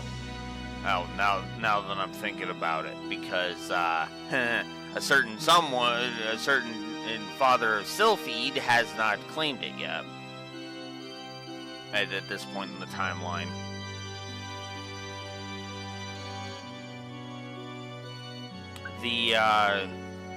So 1's in pieces, 1 is gone, like just completely gone. Then you've got this one, and then the other 4, I don't think we know anything about the other 4 now that I'm thinking about it. Because I don't think we encountered one.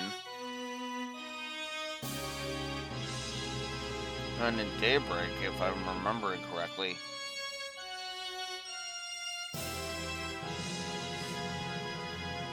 Unless I'm stupid. Oh, okay. I was gonna say unless I'm stupid, and technically the Agnes has been carrying part of it around with her.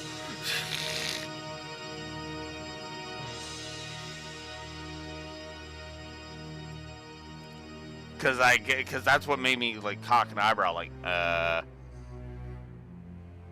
they're not part of the Septarian. Okay, I that's why I was like trying to think, like Maybe, but no. I mean, that doesn't make sense. But yeah, no. I'll take your word. It's in Horizon that we're gonna be seeing another one. So yeah, apparently we have seen the time.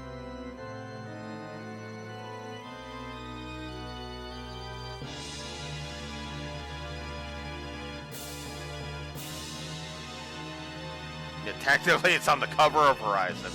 Oh, well. I wouldn't know because I didn't really look at Horizon's cover very closely. I don't need to know right now. I actually would prefer to look at the cover when it arrives, when it finally gets shipped to me. But yeah. Anyways, millennia ago, Adios of the Sky granted humanity the 7 treasures. For brevity's sake, we'll say each one utilized a facet of reality in order to manifest miracles in their own way. Humanity split into 7 factions, each centered around a treasure to pursue an ideal based on the powers of the given treasure. One each ideal was this, the Liberark, a city in the sky with the Oriel as its center, a paradise removed from the troubles of the ground, where each man's gospel could grant any wish through the Oriel. Mankind lived a bountiful life here, absolutely free of strife. Over time, however, people's lives were swallowed up in the artificial bliss granted to them by the Oriel. Not just physical ecstasy, but even dreams were provided by the Oriel. False realities granted people long-sought spiritual fulfillment. The power of the Liberark, dependent on miracles, were all but narcotic. It began. Yeah. The people of Liberark, dependent on miracles that were all but a narcotic, began treading the path to annihilation. The Ark's inhabitants lost all sense of ambition and ethics and slid into madness and despair. Birth rates dropped catastrophically, while suicide and bizarre crime ran rampant, and the whole of society walked the path to a slow demise. Eerily topical. But the Oriel passed no judgment on these people. It merely granted the miracles asked of it, and so the shining jewel of the sky became a den of evil and chaos. This was the situation Celeste Oslis and her conspirators faced over 1,000 years ago. They built the seal and the device towers, even as they fought off the guardians of the Oriel, which it sent forth to save itself. And at last, they sealed not just the Oriel, but the entire city in another dimension. That's what happened 1,200 years ago? I never would have imagined. I will grant that the Elder Oslises did quite well, given the circumstances. But think for a moment. The cost of Celeste's victory was humanity being cast forth into a land of chaos, forced to start again with nearly nothing. Think of all the suffering man endured then, and endures now, as man savages one another with endless petty wars. I mean, I would argue it's not every single person doing that, only specific warmongers, but that's beside the point. Can it truly be said that she made the right decision? Well, on the other hand, we have gained, or regained, orbital technology and once again live bountiful, easy lives. At this rate, only 2 ends are possible. Either we continuously seek to dominate one another and, unable to control ourselves, obliterate each other in an orgy of conflict, or, like the people of old, we sink into narcotic self-pleasure and let automated systems run the world and live as farm animals. Either physical or mental annihilation awaits.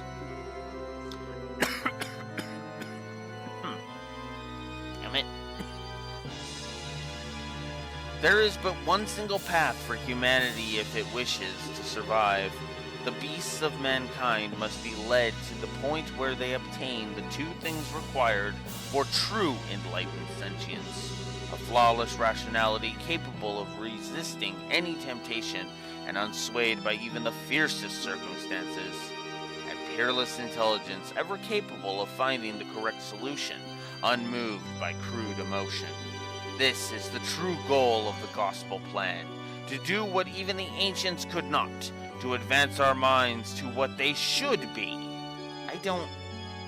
What madness. I would so appreciate it if you would not look at me as if I were a megalomaniacal lunatic. Man cannot help but change and reform through fear when confronted with something beyond his imagining. In that sense, what better tool exists to drive evolution forward than the Oriole? I will guide mankind onto the correct path to salvation with the great treasure from Aeneas. That is my duty as one of the Anguis, my duty to Ouroboros and its master. Boy, I bet you're a real hit at parties. Not.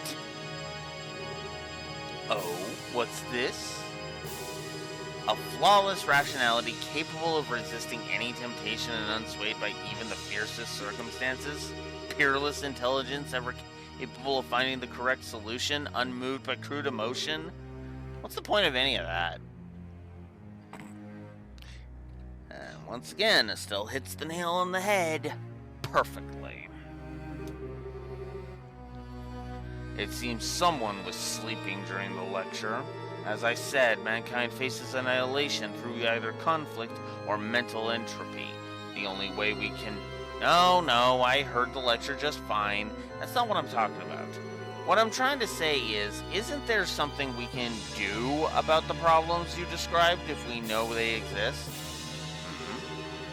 It's like Joshua said to Louve, we aren't completely powerless. They might be guided by flawless, peerless, whatever, but everyone's working together. They may not be guided by flawless, peerless, whatever, but everyone's working together to get through the crisis going on right now.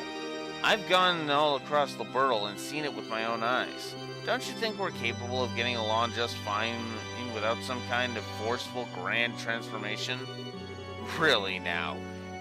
Eking out survival by flocking together is how beasts and insects live. You know humans are technically considered mammals, right, Aid Weissman?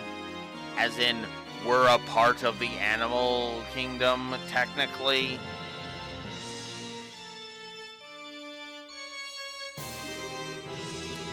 Is that really all you have to offer on the potential of humanity as it stands now? Is there anything else I need to offer? Is there a problem with being the same?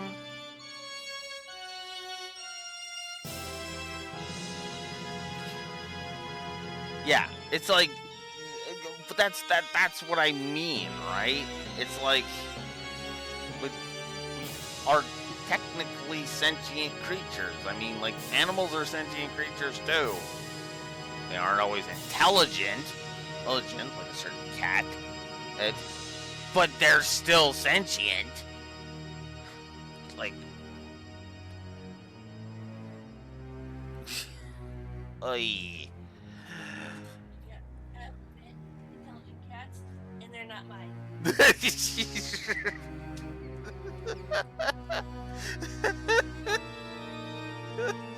That was kind of the joke I was making, sis.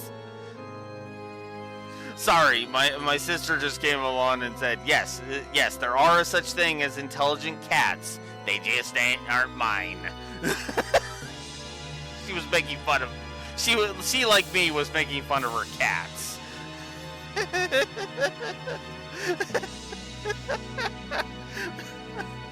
Oh, God. I'll be right back. I'm gonna grab some Pepsi.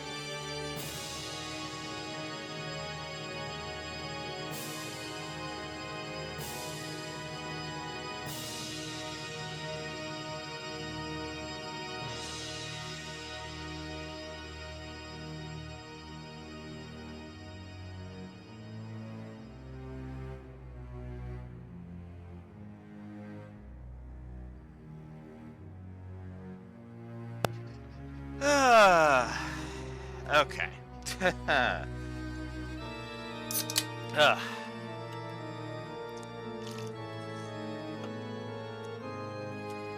Okay. I mean, we're living beings too, you know? Heck, aren't I just talking about the strength of life? What? I don't think people are just animals, of course. I just think that living honestly with that spark of life from others as your driving force, that's what it means to live. People don't need to be omnipotent, super beings, or whatever you want them to be.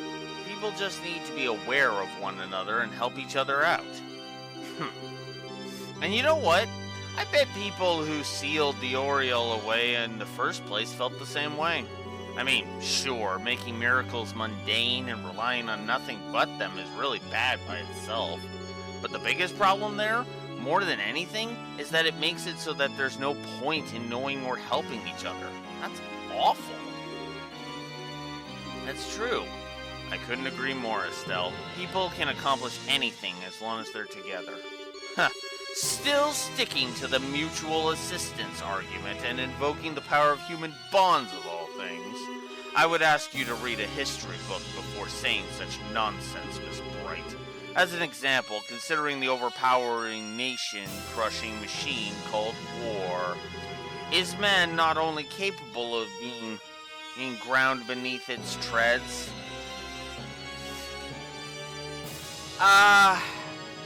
Counterpoint, Weissman.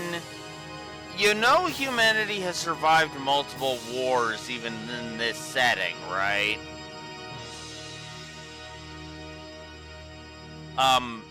Because you're talking as if war just destroys everything, which it does, but you're talking as if humanity could never survive war. Which, if that was the case, you literally wouldn't be standing where you are right now. Or alive. What?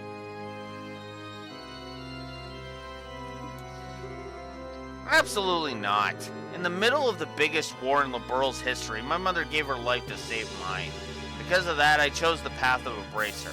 And now, look at me. I'm here to stop the crisis you caused and prevent another war from breaking out. All thanks in the end to my mother. Well, I'd say you just made my point for me. People are not powerless, not against anything. You are quite good at trite answers, if nothing else. No, you're just a stubborn dumbass that soon needs to be kicked in the balls. Not unlike a certain seeker of darkness I know. Voice. No, wait, no, never mind, sorry. I was gonna say with the same voice actor, but no, it's a different voice actor. Actually, that's a good point. I should check something.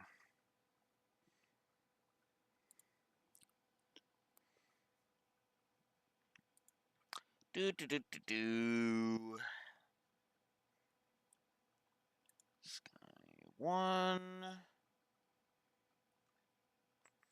2. Where are you? Where are you? I guess I could have just checked done Sky 2.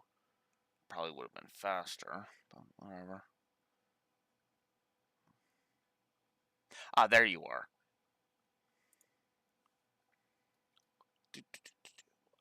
I gotta check this. Give me a sec.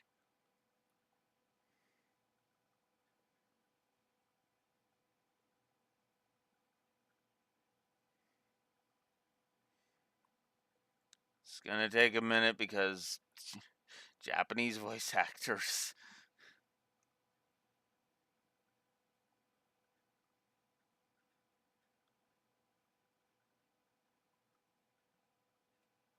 No, doesn't look like it. Didn't think so.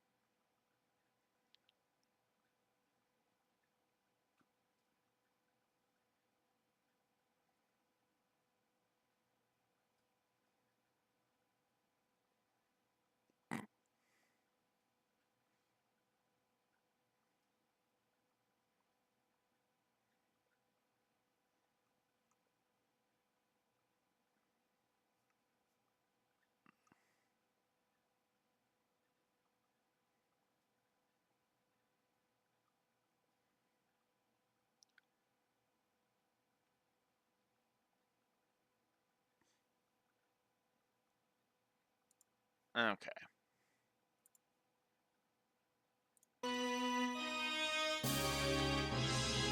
You really seriously believe people are powerless, and you've really convinced yourself humanity can only be saved by you turning us into emotionless super beings, then that makes you really pathetic, I think. What? I mean, that'd mean you've never known the joy of trusting someone or helping them.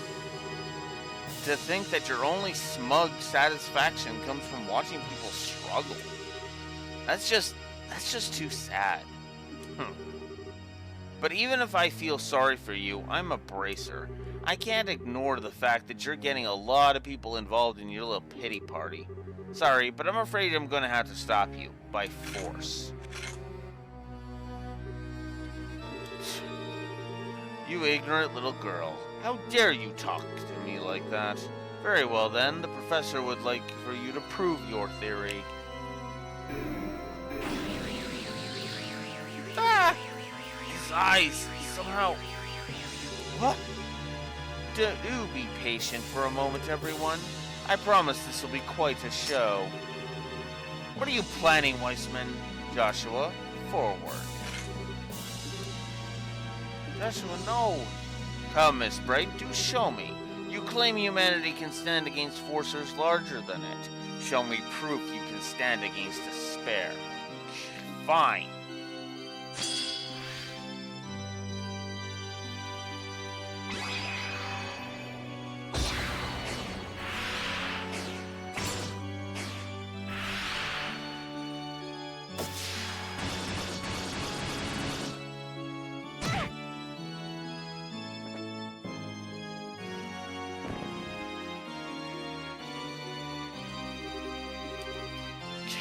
Joshua.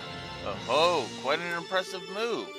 Leaving him with the Divine Blade for a while seems to have paid off nicely. It does feel good to see a product of one's craft honed to an even finer edge. Awful. And now for the climax to our little show. Joshua sees her. No. Gah! Still. And thus, the strength of humanity proves to be nothing more than a house of cards before a hurricane. Yeah, again, about that.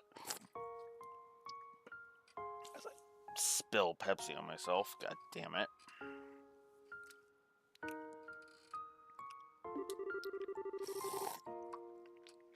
But I'm an academic after all. I do understand the necessity of proof.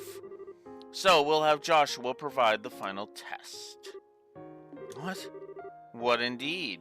It will be a simple experiment. I'm going to have Joshua end your life. Once you are dead by his hand, I will break his hypnosis and return him to his senses. No, you can't. Oh, I do wonder what kind of expression Joshua will have on seeing you dead at his feet. Doesn't it just get your blood pumping? Don't even think about it. If you do that, Joshua would... Yes, this time his heart may just be crushed to powder. If that happens, however, all I need to do is construct him a new persona. And then I can offer him the chance to become human yet again and observe the results. I can hardly wait. Stop, it's too cruel, isn't it? Now come, Joshua, end her.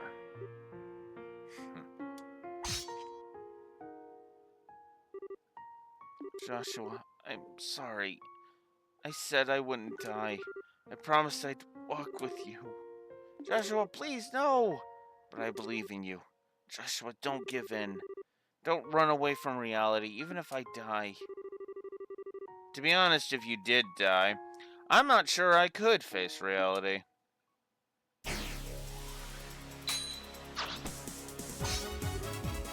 What? Yeah. Yeah. I absolutely love that. I really do.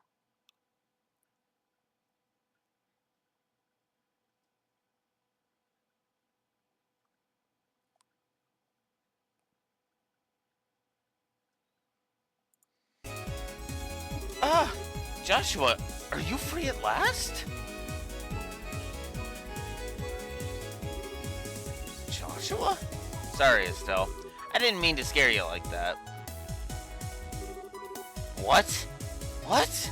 This is absurd. He can't possibly have reclaimed his will with the... Wait. The stigma. What happened to the stigma on your shoulder? Oh yeah, that. The stigma you carved into my flesh, as your mind is gone. Thanks to you, it's been shattered. But how? I had a hypnotic wedge of sorts jammed into the stigma, keyed to a particular command. I've been poking at the edge on my own since then, getting it ready to shatter the stigma the instant someone put pressure on it. What? You... Oh, what now? A wedge. I was afraid I wouldn't be able to keep our promise the way things were going. So I asked Kevin for a little hypnotic assistance after we crashed. Kevin? This is Kevin Graham's doing, is it? I thought he was just a fledgling little squire, but it seems I underestimated it in his bag of cute tricks. A mistake I'll not repeat. I really need to bring in Kevin to this at some point. Just to see the dialogue change. At this point, I owe him my freedom and life. Of course, I owe someone else the same for pointing me in the right direction. What? Who else? No. Cassius Bright, damn you! Dad? That letter. Oh, the letter he gave you before we got on the RC. Yes. That's why he wanted to make sure only I read the letter, just in case anyone was listening in. I suspect your best chance of breaking the curse lies in Father Kevin's hands. How to use that key is a decision that must be yours alone to make. Win your freedom by predicting what Weissman will do. Wow! That is just like General Bright. Oh, for crying out! Dad could have dropped me a hint about this at least. Maybe a letter for me too, who's saying trust Joshua completely or something. Whatever. Honestly, I'd been worried about it for a long time. I kept wondering what you would make me do if you took control of me again. And so, knowing you, I decided to bet everything on one idea. That you couldn't possibly resist ordering me to do the one thing I feared the most. And sure enough, you ordered it. And that broke the stigma. Check and mate. I love that that's what broke the stigma. Oh, you ordered me to kill Estelle. Guess what? That was the password. S-word. Bye-bye, stigma. Fucking love that.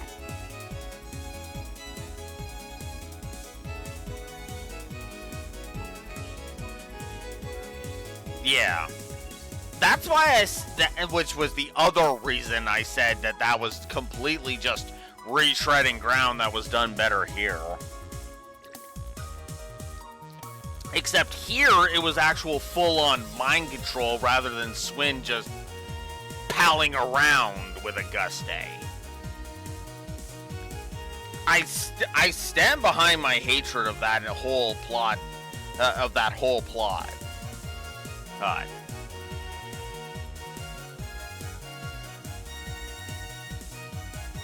It was stupid, it was unnecessary, and Auguste is the worst villain in the series as a result.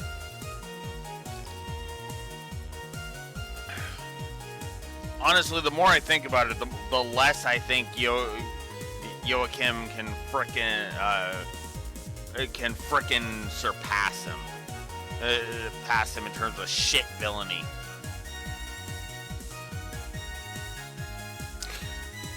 Okay, you want to know what the difference is, Raxor? This is a way to overcome mind control. Swin was basically doing it of his own free will. That's the difference. There was no mind control with Swin. He was just being a dick. He was just being a dick for the sake of being a dick.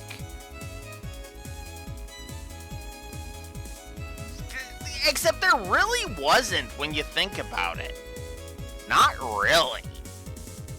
Really. There really was no mind control.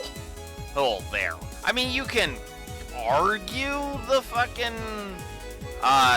corrosion, but even that was just like, that was just an excuse at that fucking point, you know? And even then, I would argue the corrosion wasn't really even a factor. Because if the corrosion was a factor, Swin would be saying things were different than they were. That was the key, that was the constant thread across all of them. So even if the corrosion is the explanation, it's still a plot hole.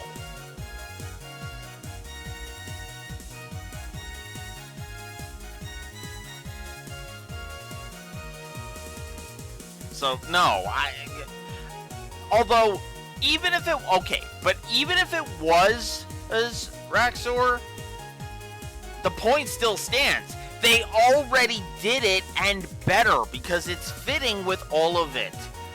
Because instead of just Swin is awesome enough to break the mind control, well, is awesome enough to break the mind control. Well, that kind of just puts Swin in Gary Stu territory at that point. Because Joshua had needed Cassius, Kevin, and Estelle, and Weissman, needed Cassius, Kevin, and Weissman to for it to all go. It had to go exactly perfectly.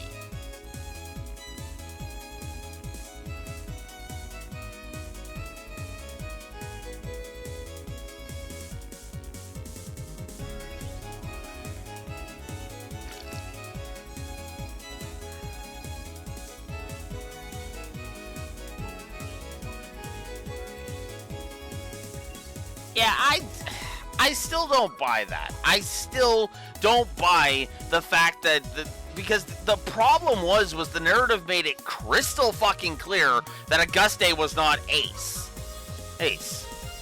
And the corrosion shit didn't start until Act 3, and yet he got infected pre-Act 3. What? No.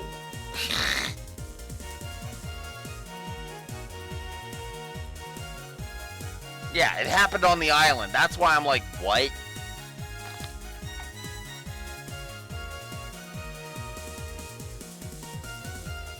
Like, I still hate all of that crap.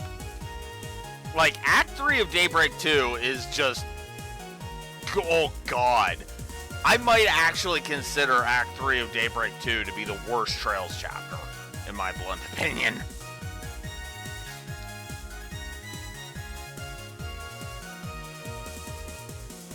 Because it's like, because I get what it's going for, but it doesn't work for me on any level. Because like I said, it's retreading ground. It's retreading ground we've already covered. And again, in my opinion, better here in Sky 2 than it was in Daybreak 2. And on top of that, it's like, I didn't have any real emotional investment in Swin and Nadia at that point, either.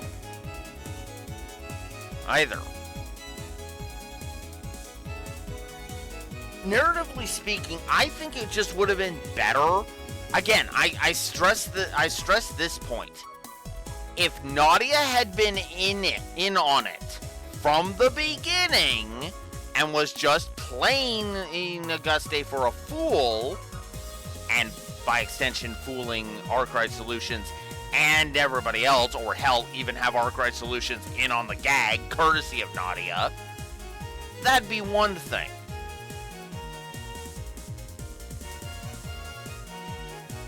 That part was great.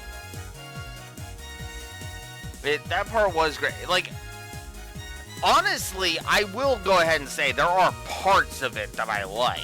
I mean, hell, even my least favorite Trails game, which currently stands as, because Cold Steel 2 is the Enigma, but even Cold Steel 2 and Trails from Zero have shit in it that I actually fucking adore. The entire in Zero, the entire Schwarz auction, however the hell you're supposed to say that.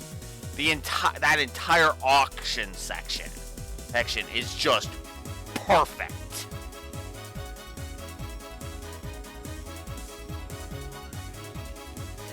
Perfect. There's a lot of good shit in Act 3. Make no mistake. In Act 3 of Daybreak 2. Make no mistake. It's just frustrating for me, and that's why it's at the bottom. In my mind, anyway. I obviously would need to go through all of them again and just kind of go through with a fine-tooth comb. Although if I do, there is one that probably will challenge it actually. So you know what? I'm going to walk that back. Act 3 of Daybreak 2 isn't the worst Trails storyline ever. You know what is? Lloyd's Route, Reverie.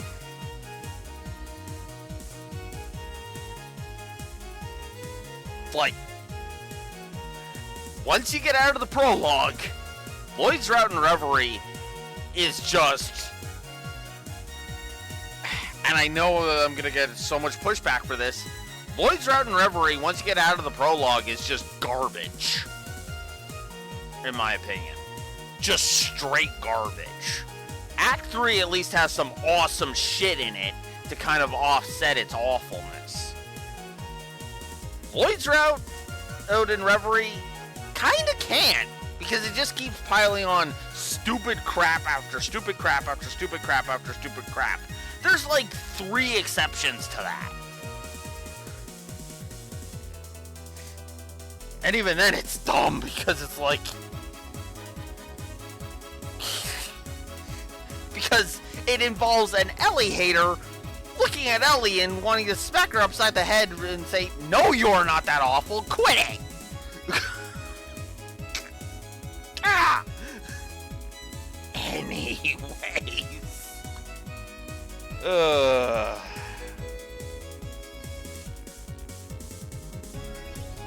But yeah, no, I hate Lloyd's Route and Reverie so fucking much.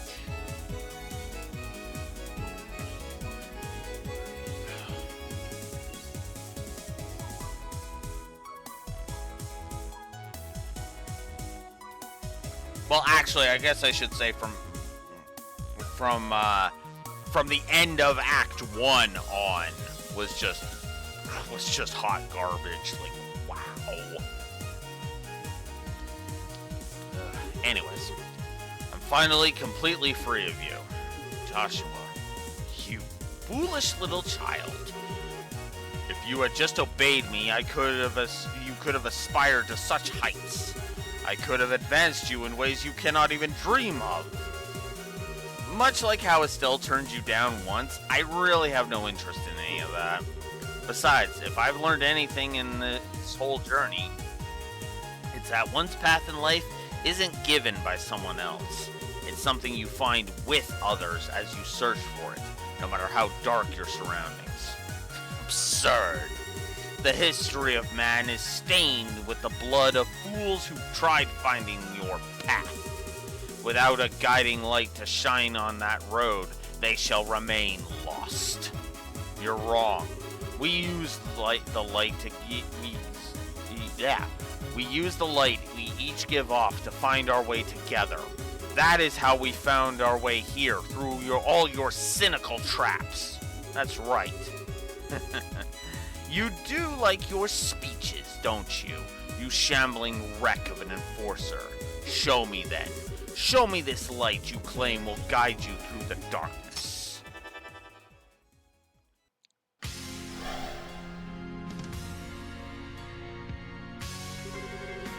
And I shall show you in turn The blinding light of a loyal servant of the Grandmaster. The power of the faceless. One of the Anguis. Bring it on. The one being blinded here is you.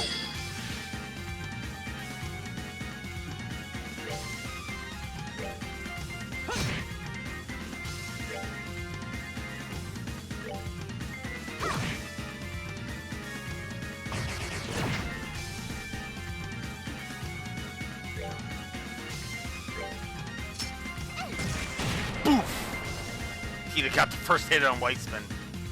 I approve of that.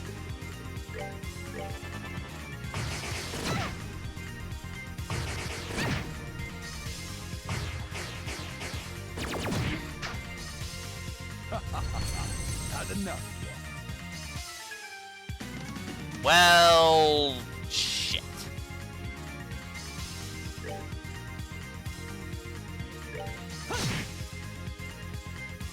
Not enough.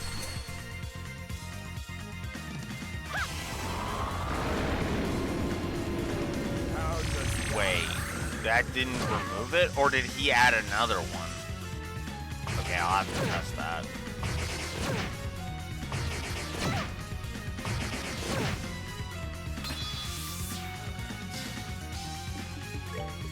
Alright, let's test it. Well, obviously not with that. Alright. In that case, we'll just keep whacking this one. How does that?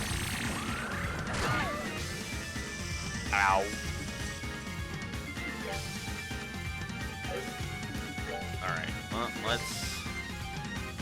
I guess we'll just do it again, because... Oh, wait, no, because I'm casting, he's gonna... Oh, shit.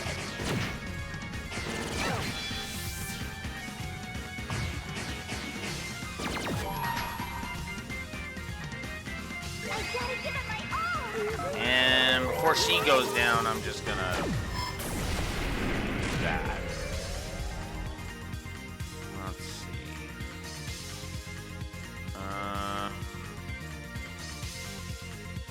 Yeah, I'll just do it on this one.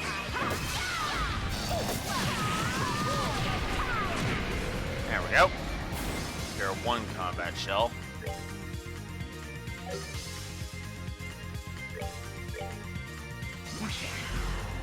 Can you feel it? Let us spin. How does that? Come, square for me.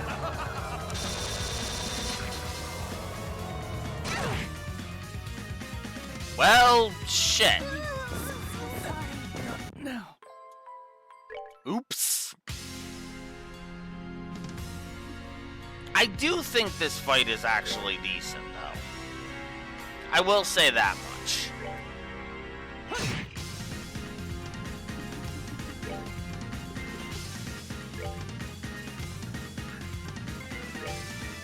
We're good to go!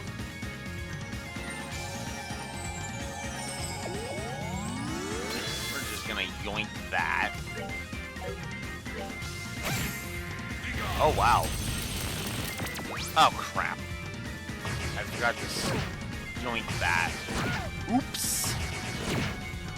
Oh, well. I'll wait for the next one.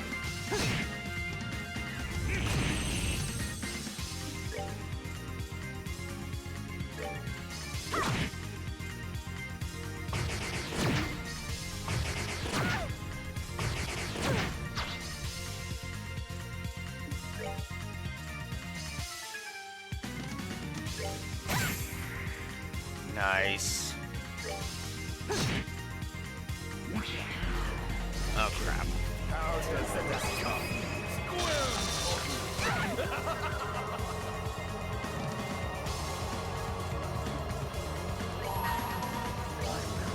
Run no more. Oh, damn you.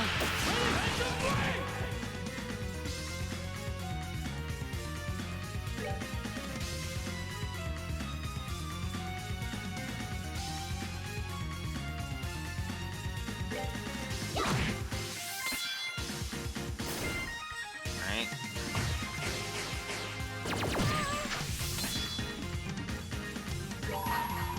Yoink! I gotta give it my all! Okay!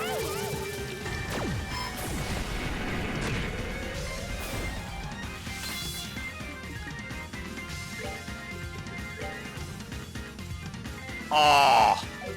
Oh, just barely out of range. Sorry, Tita. Now, light of the heaven, Dragon Blast!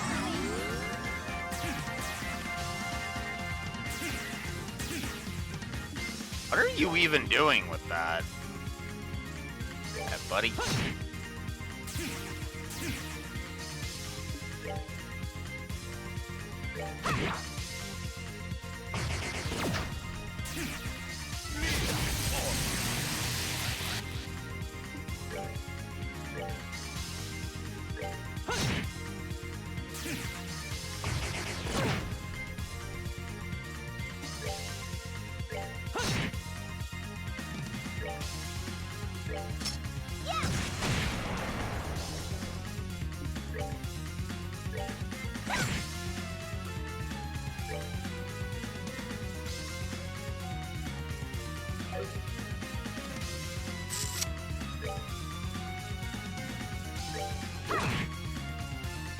How does that? Ow. How does that? Go.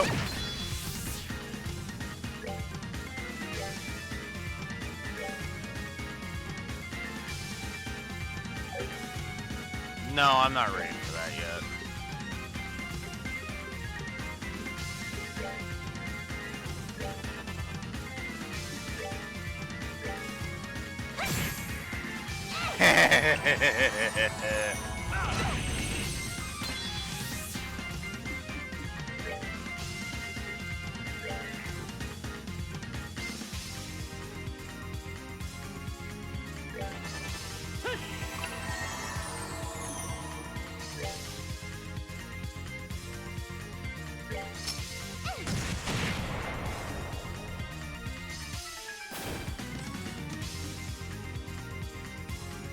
What do you think, Graxor?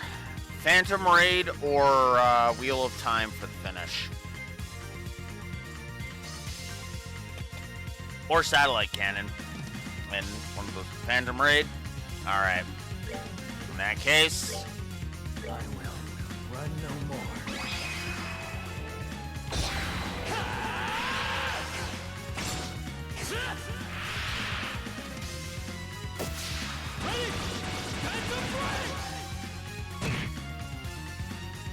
poof.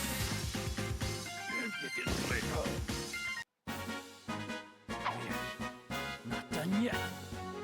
Nope. Still got 2 more rounds to go. But that is still a good fight. I still enjoy that fight. Now, what's funny is you might be looking at me like, huh? He was kind of being a cheap douche. Not really? Here's the thing. He could have been a lot more of a dick with during that fight.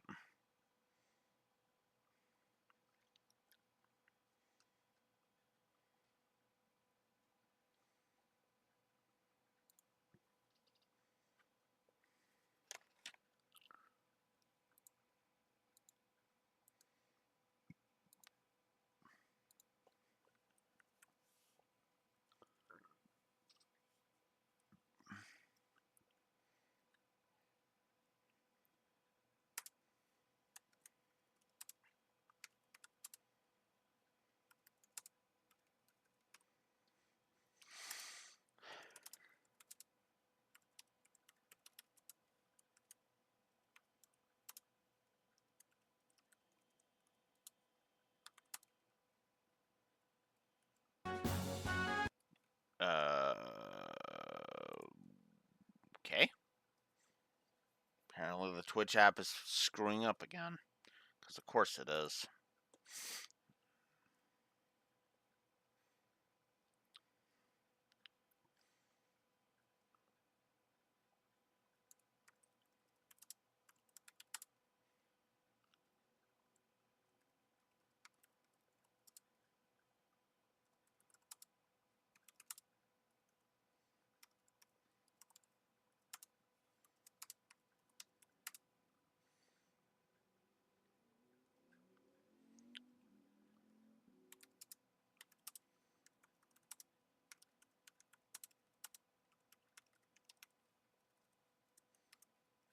I'll up him to 2.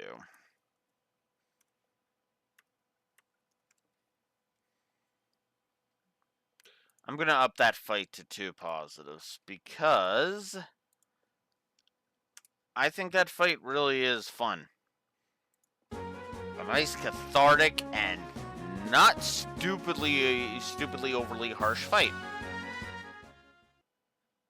And I appreciate that. Oh my, what a shock. To think that you would be so damn tenacious. Hey, Professor. About time you dropped the holier-than-thou act. Your confidence drains away because you know this is the end, don't you? Pathetic. You haven't even realized you're standing on your graves. What? Ah! Weissman, what are you doing? I had intended to offer it to the Grandmaster like this, but I must change my plans. It's time you realize just what it means to oppose me.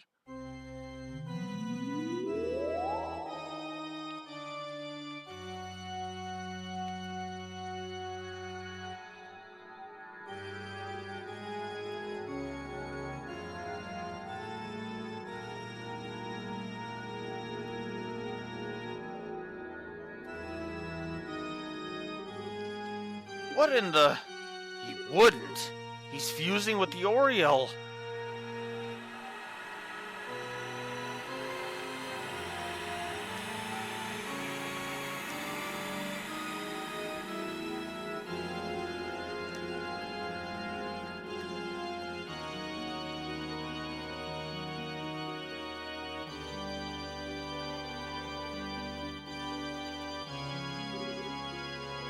How's that even... What is that? This overwhelming power. Can barely stand.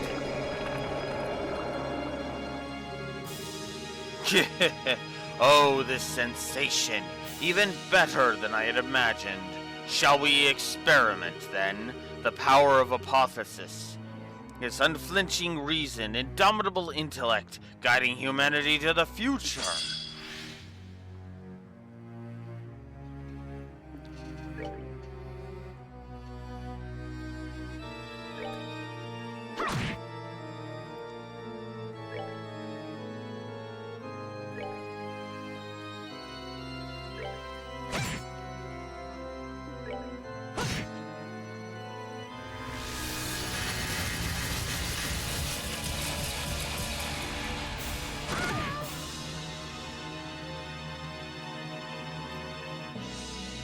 I don't count that as the first round, by the way.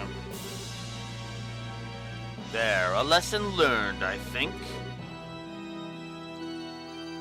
A lesson in real power.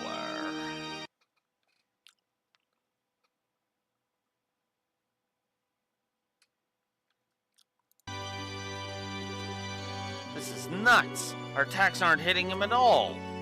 He's got some kind of barrier up. But if it's negating even our arts and our best techniques, learn, children. The Oriole is the treasure of space. One of its very, very many powers is forming an absolute barrier, incomparable to simple orbal arts. You cannot even touch me. Yeah! Evil eye! Weissman, let them go! Those eyes, magnificent. You may be a wreck of an enforcer, but oh, what a waste it would be to kill you. I would much prefer to etch another stigma into the depths of your mind. Just as before, I'll give you a renewed sense of hope, and then tear it out by the roots and leave you writhing. Nothing pleases me more than to see that shift in your expression from hope to despair. I do look forward to it. I can't believe this. Forget bad taste. The only word for you at this point is sick. Who? Ugh, Louve.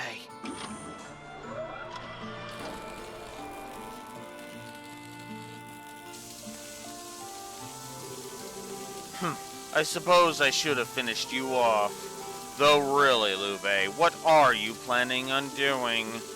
Not even your dragon can break the Oriel's barrier. I suppose I can't.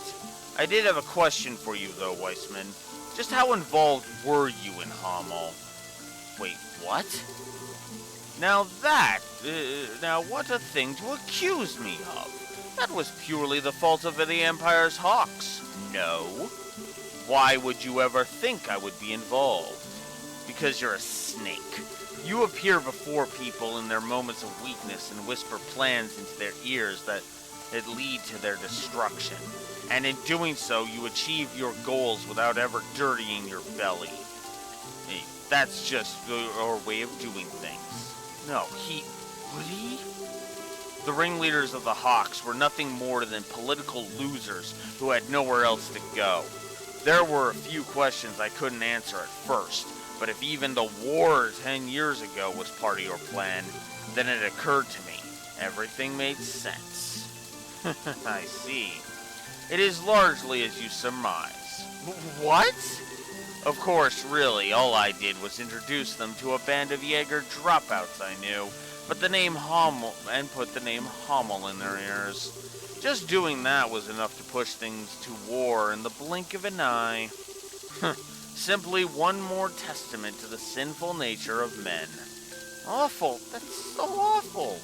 What you've done it's unforgivable, you monster. I think I'm gonna be sick. I see.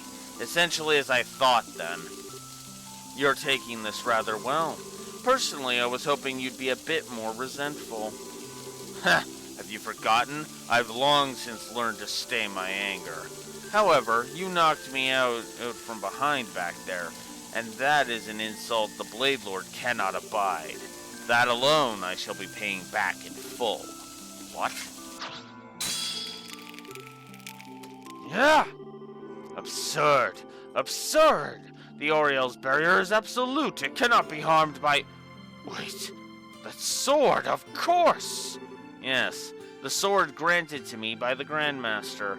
Just like your staff, it's a demon sword forged through the divergent laws. Careless of me. Curse you! Get away! Get away, you insect! Gah! Gah! Too late.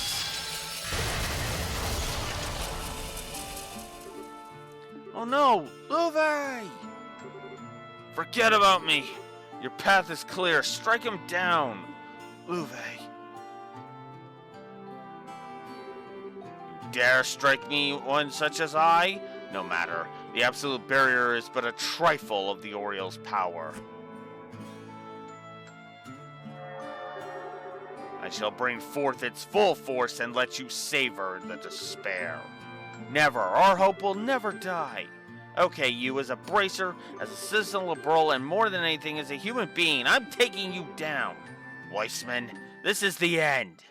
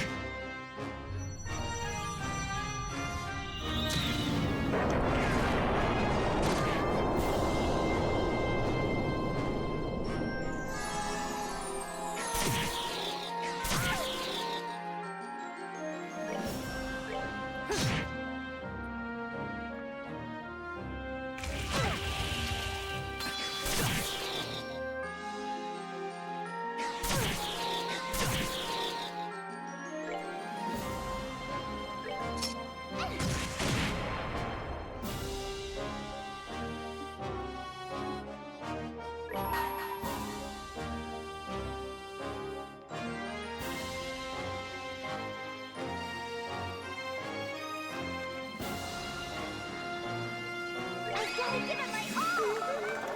Okay!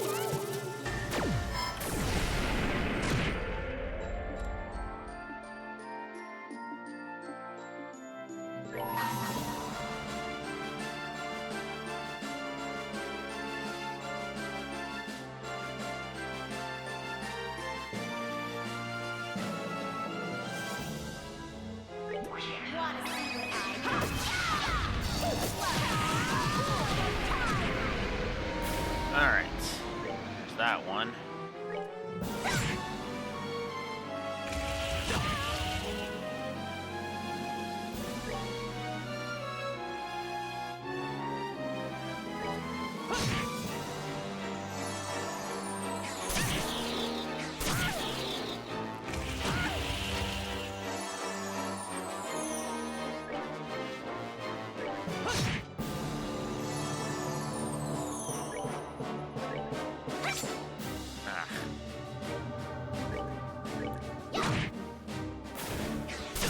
Share that one.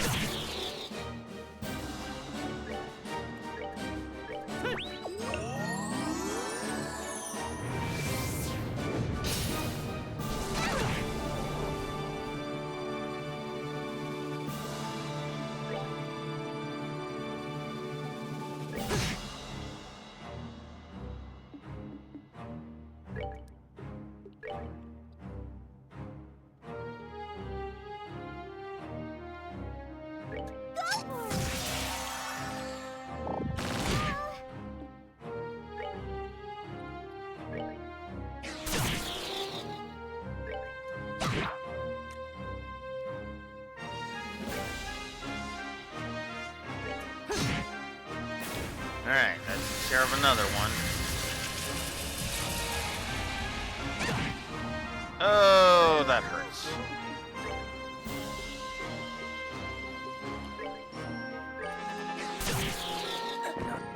Crap.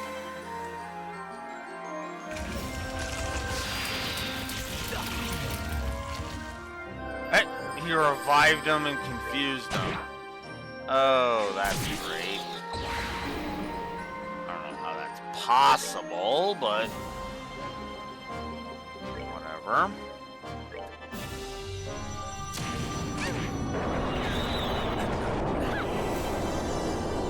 Ugh.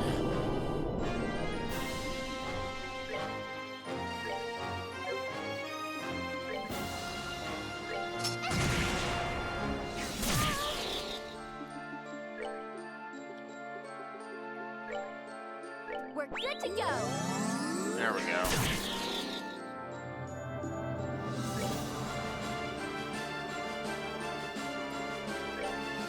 Right.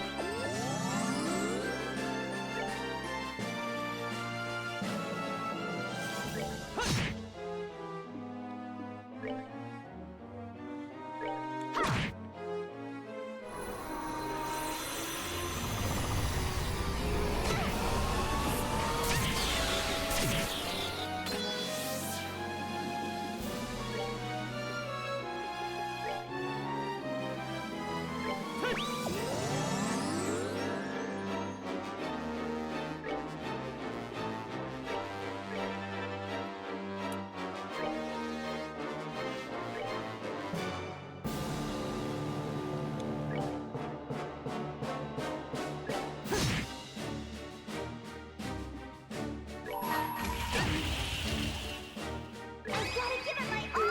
Ugh.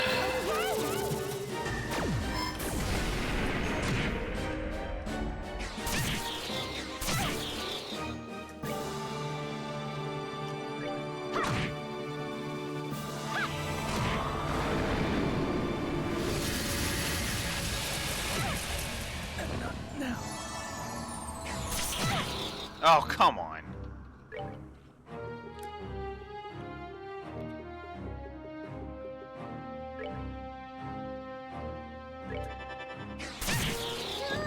Oh, come on.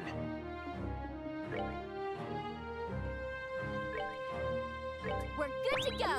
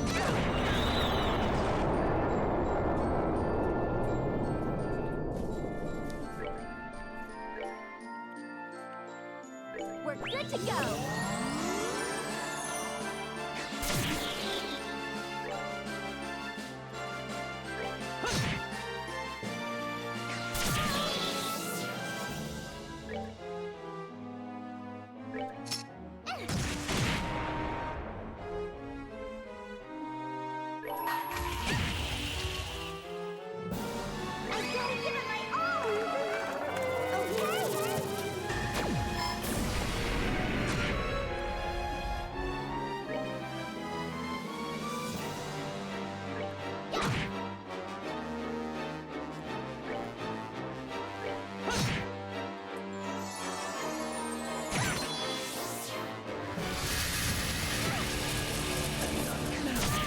God damn it.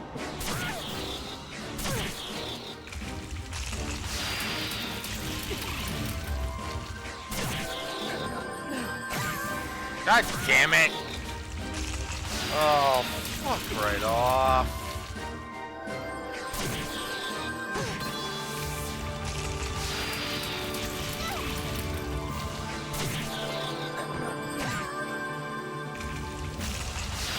I'm gonna lose because of fucking confusion. Also, why the hell is confusion able to be used on Estelle? And Joshua? I'm so sorry. Well, now I've just lost.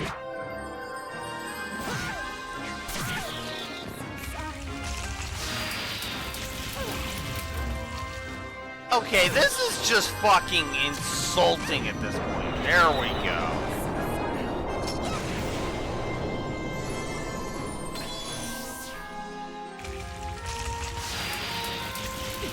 Oh, come on! What the fuck is this nonsense?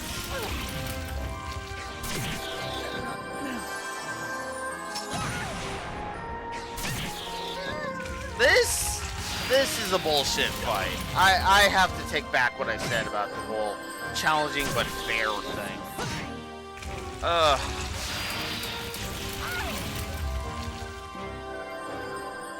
Yeah, no, this fight is garbage. Look at this!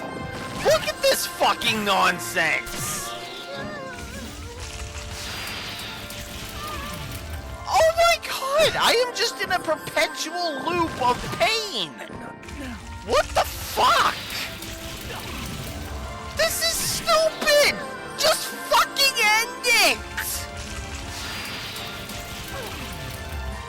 What the fuck is this?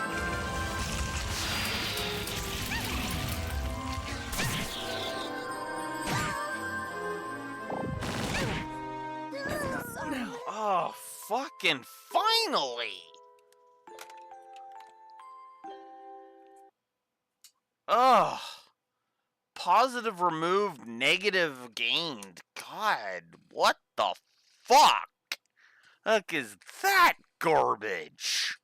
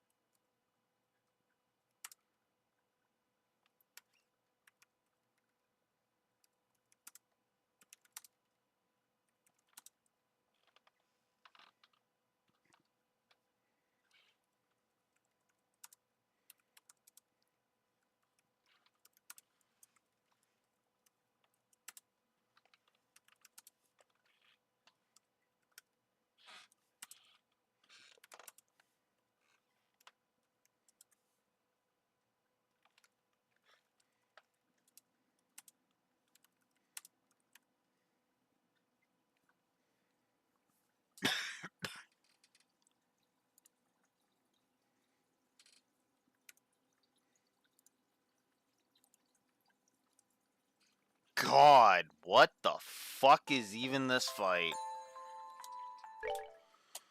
Oh my god. Like, if the grill locket just didn't, it wasn't fucking ignored, I'd be like, okay, whatever. Excuse me. But it's the fact that that fucking grill locket, that the fucking grill locket is ignored. That's just like, are you fucking kidding me with this bullshit?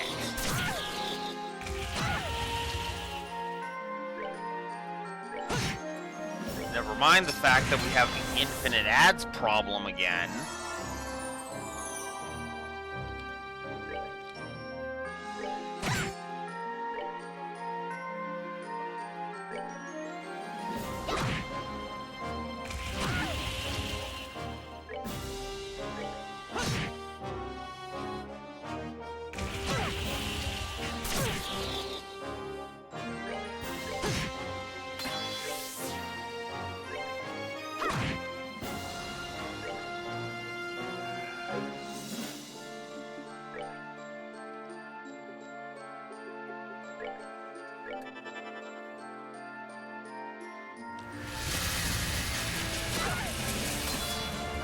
Oh, fuck off! Come on! Ugh.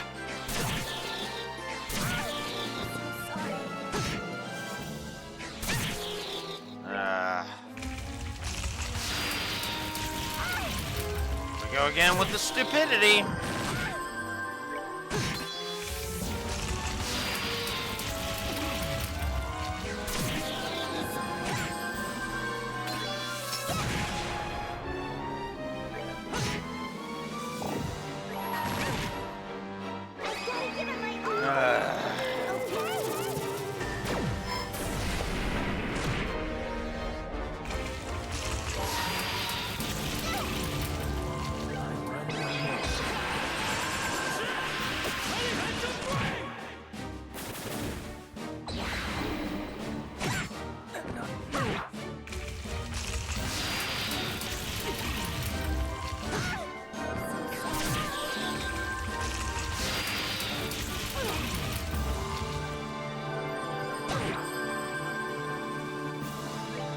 This is fucking stupid.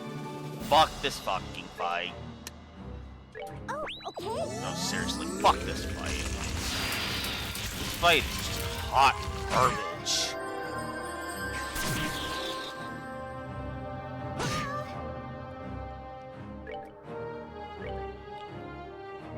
Oh, okay.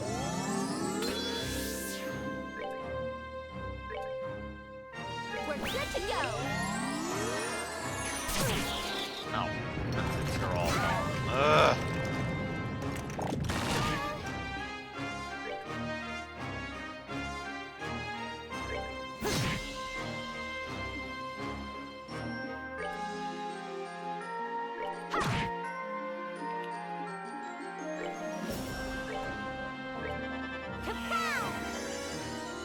Ugh.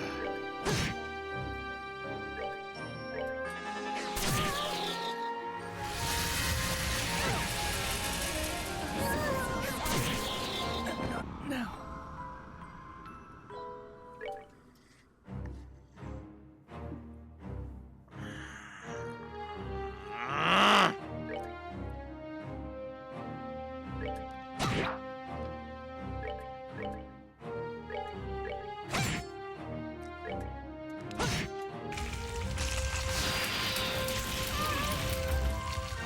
And then he just immediately fucking. Ugh.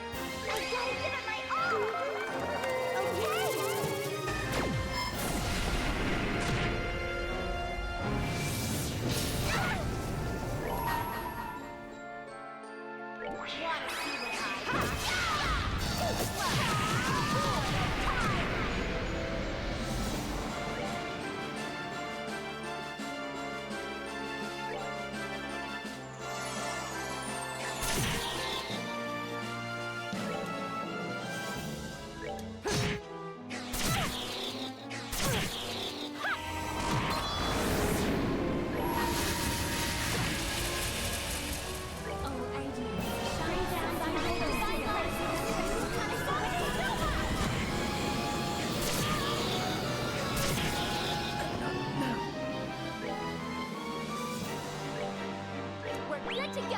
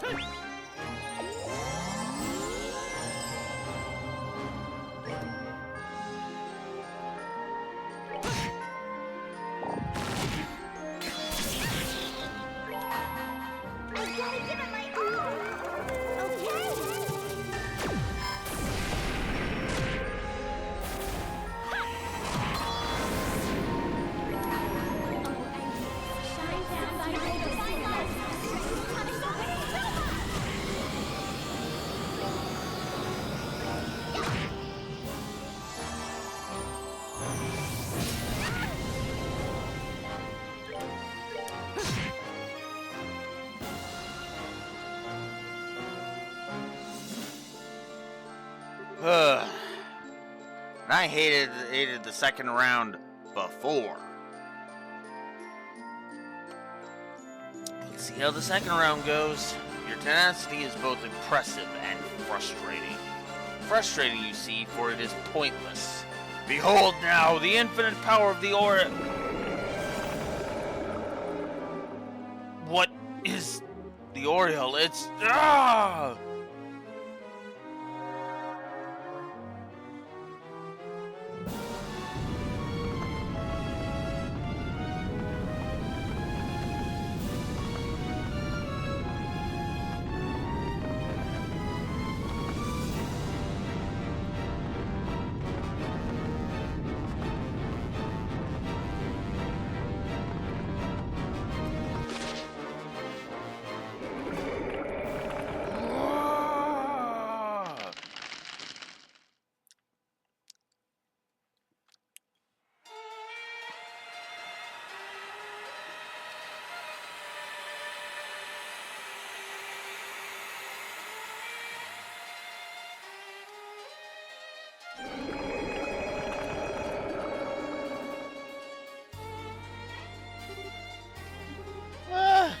Angel looks like he's really starting to lose it. Come on, guys, take him down and let's get it back to Louvet. Here we go.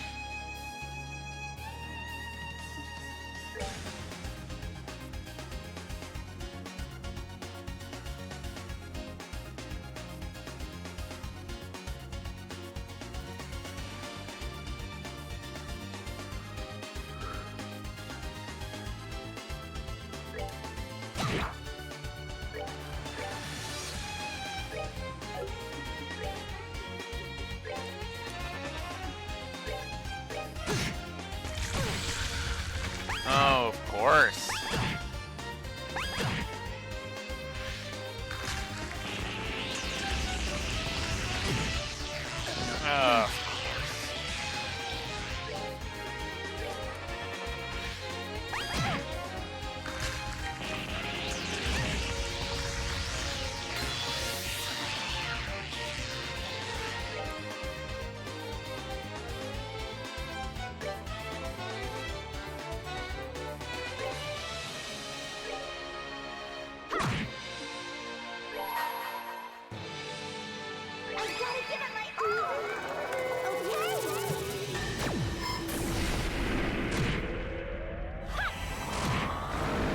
barely put a dent in him.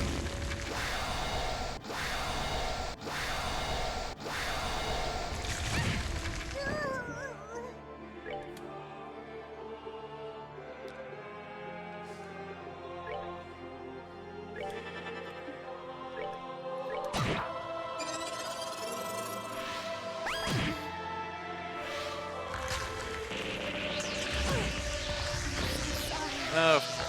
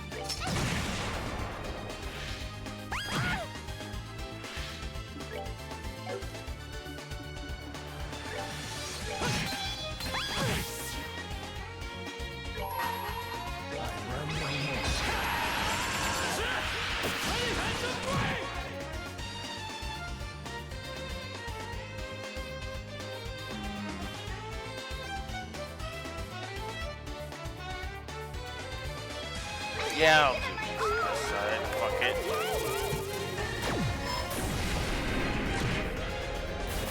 There.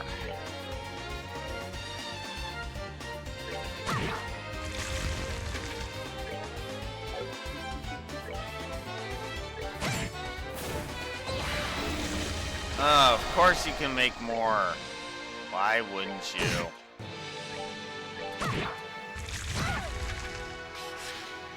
Fucking shit.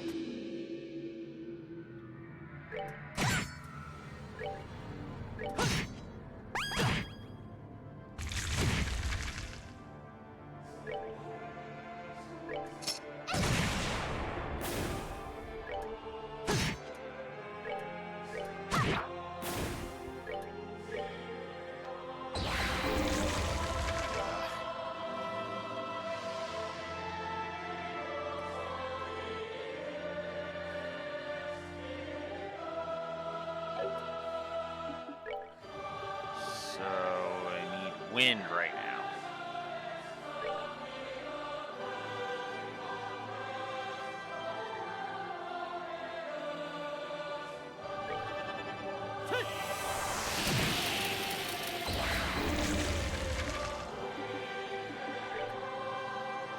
At least it tells me.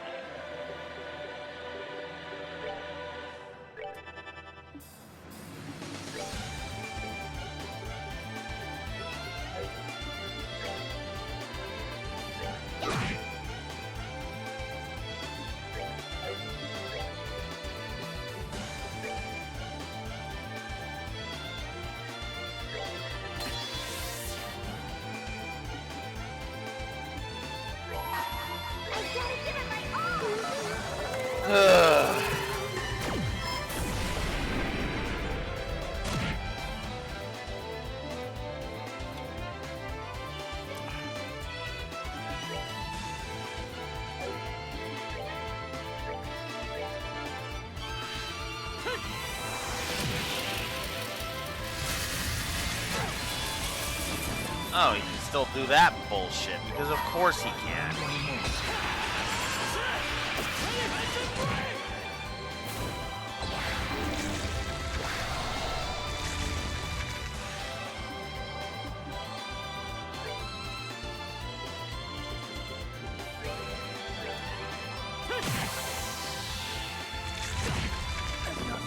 Yeah. Wrong thing. Fire. When he's blue, use fire. Ugh. Oh, well, whatever.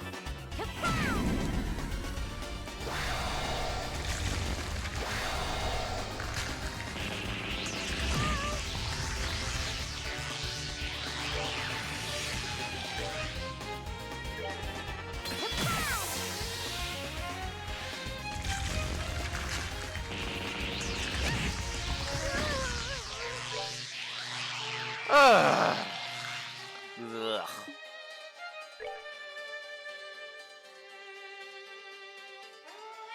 Hate this fight.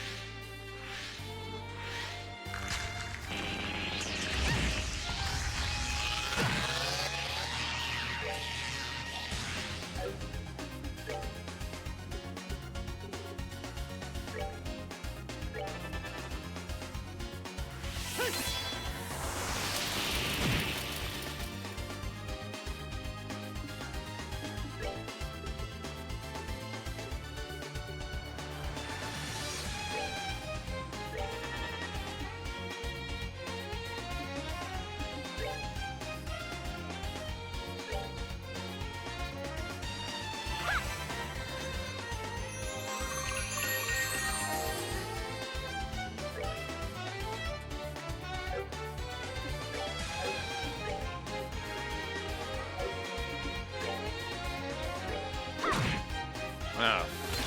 Physical attacks. Ugh. I don't like barrier bosses. I really don't.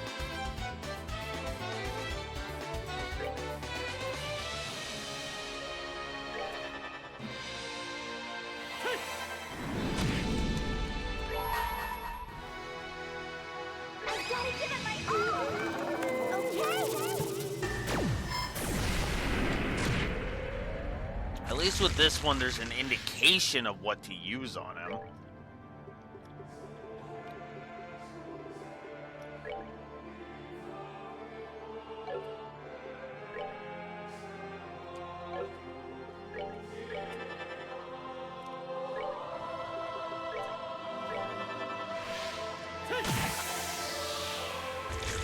Oh, fuck. And you can just change it on a whim. Yes, of course.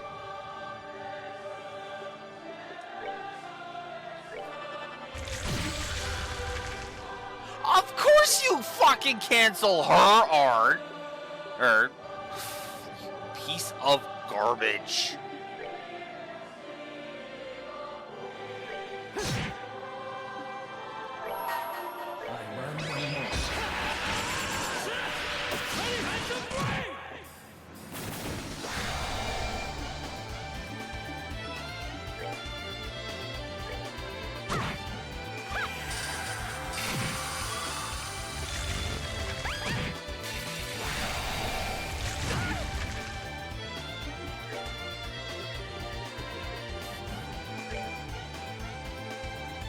Nice, back to normal now. Okay.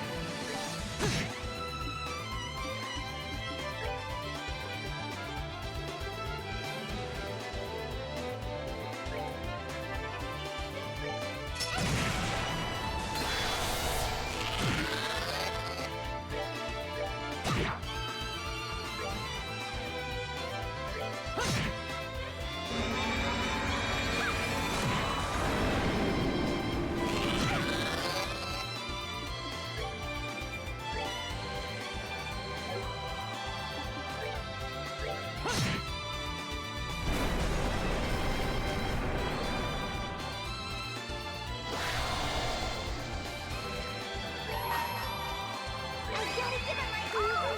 Ugh.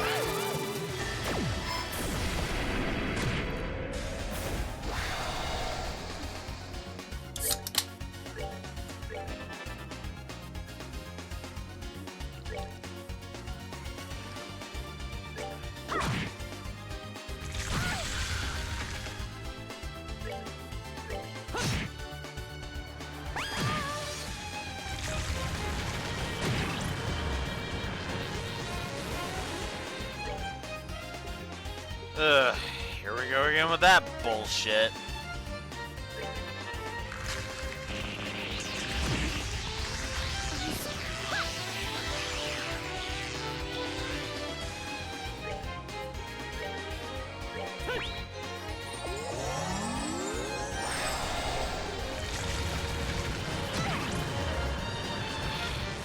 Really?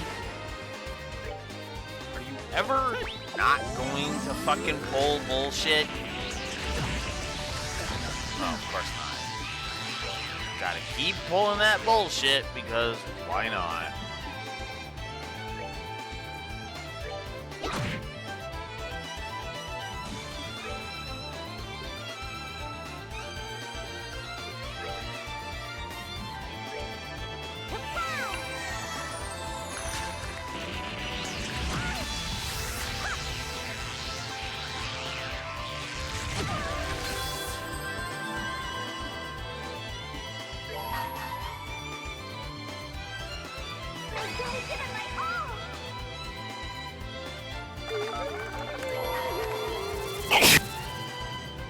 Ah, I didn't even eat in time. Damn it.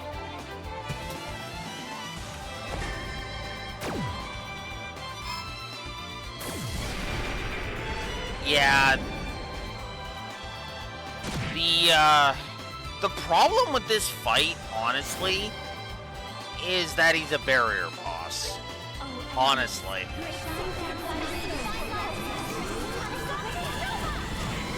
The fact that he just invokes barriers constantly during the fight, and that he's got so much freaking HP, and he's got the stupid here, let's fucking ignore the Grail Locket confusion, which I still that is still fucking cheating, game. I don't give a fuck what anybody says. That is cheating, and you know it.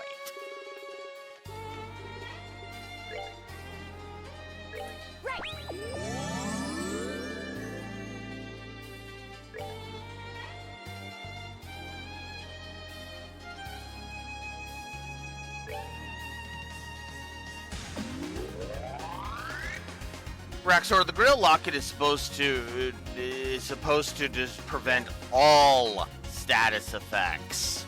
The fact that any status effect can be inflicted on me is cheating.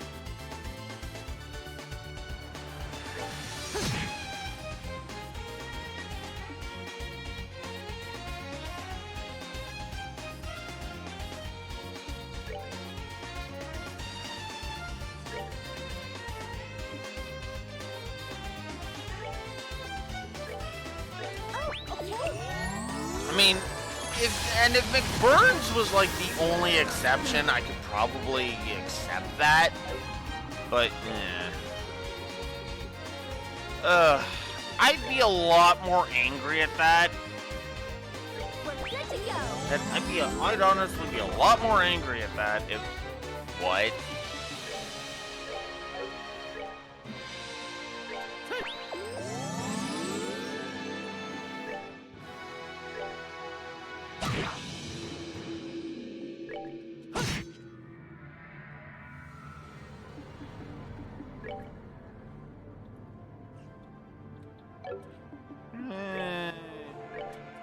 That should move our way. Yep. Alright, cool.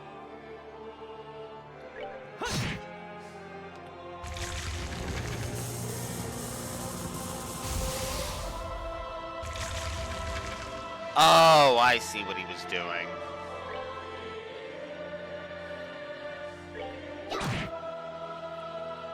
I was like, what the hell is that?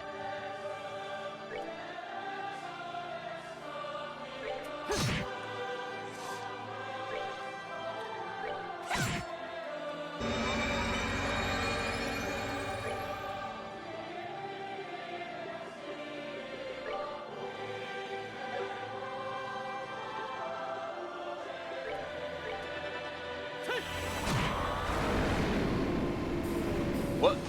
Oh. Oh, what? Tita's down? I didn't even notice that. Well, shoot.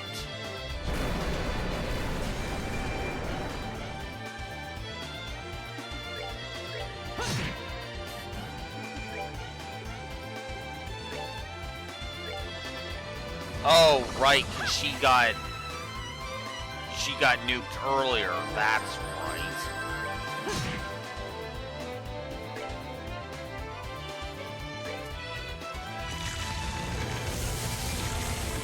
Good call on that.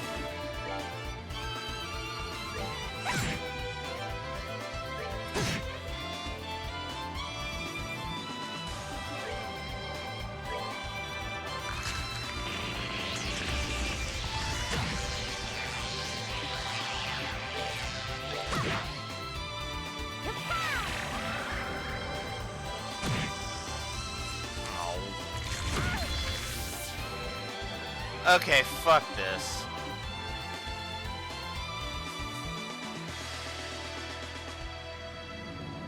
No, she got the win. He got to do it on the regular Weissman. Estelle's doing it this time. And if not, then we'll end it with Phantom Raid.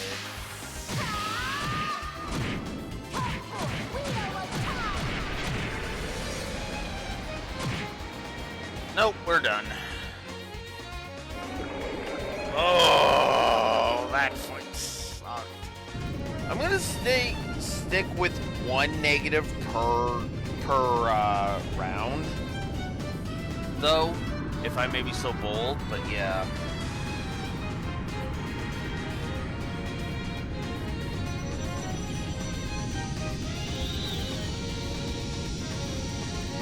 You know what's funny, Raxor, about the Vanish thing? Vanish is so rare pre-Cold Steel 1, but that is still bullshit.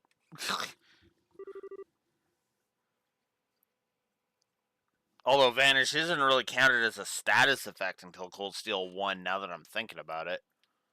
It's literally just a state that the character is put in. Like a stat change more than anything.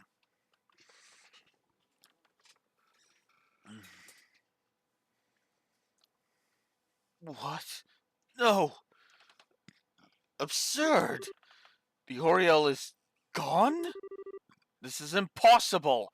Impossible! Ah! No, he escaped. Oh, who cares about that idiot? Way more importantly, Luve. Hey, Luve! Luve, stay with us. Just wait a second, we'll fix you up. There's no need. You know perfectly well, these aren't the sort of wounds you fix up. No, no, please no! Luve, I can't lose you like Karen. That's just... No, I can't! Come on, chin up. You look like the crybaby you were when you were a kid. That's right, I'm weak. I'm a weak, naive crybaby. I still need you, Luve. So come on, stay awake. Just a little kid. Listen, Joshua. If you find this unacceptable, then take a lesson from me. Don't end up like this. Don't die to protect what's important. Live. Live to protect it instead. Luve. Still, I must ask you one last favor. Of course, anything. He likes to act tough, but he's pretty tender-hearted deep down. Now that he's truly free of his curse, he needs to become a better man. So please, promise me that you'll keep helping him. Take care of our little brother, okay? I was gonna do that no matter what you said. But don't worry, Luve. I swear to you, he'll always have a home with us. Thank you. Ha! At least I finally understand why Karen could smile like that at the end. Karen, just as content, weren't you? Luve? Come on, this isn't funny. You can hear me, right? Come on! Come on! It's all finally ended. We could finally be together again. Please. Please answer me. Joshua. Oh, Joshua.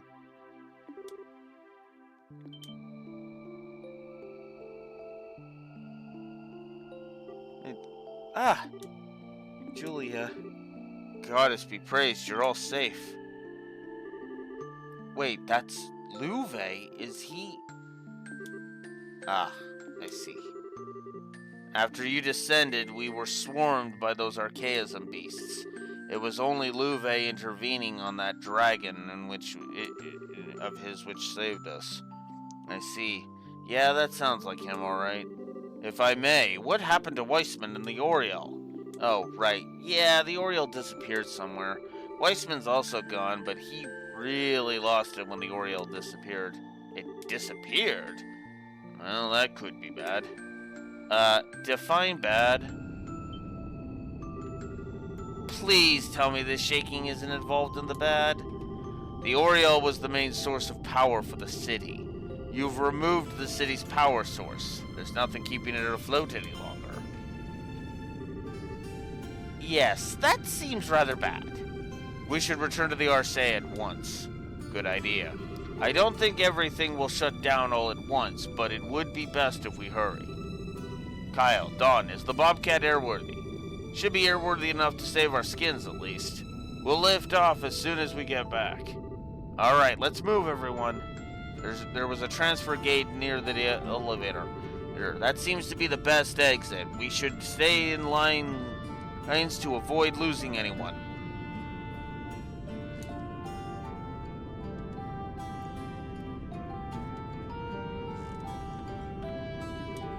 Joshua, I know you don't want to leave him behind, but we have to hurry. Sorry, Estelle. You just go on ahead. Don't worry about me. Go.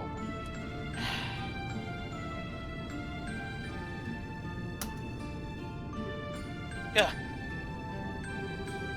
Get it together, Joshua. Were you listening to a damn thing Louvet said?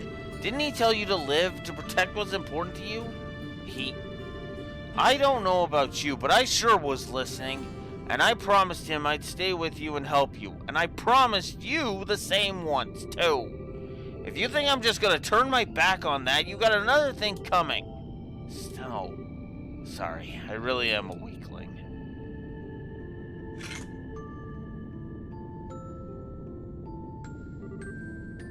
Oh, sword. Louvet, I'll hold on to this. I'll deliver it to Hummel. To Karen. Joshua. Still, Joshua. I'm sorry, but there's no time. Please hurry. Right. Right, we're coming. Rest well with Karen, Louvet.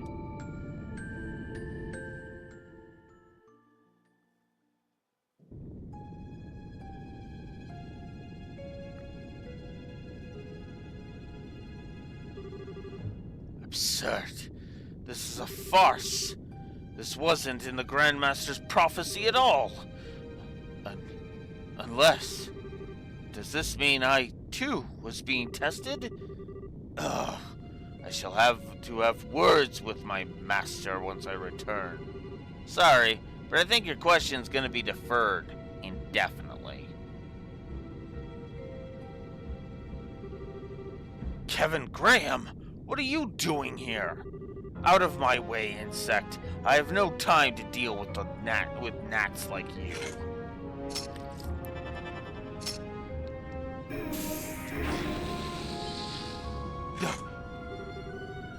What? The evil eye didn't work. Even with Grossroder training, a fledgling like you couldn't possibly... Yeah, sorry, I've been putting on a bit of a show. I'm actually their number 5. I've seen my fair share of fights.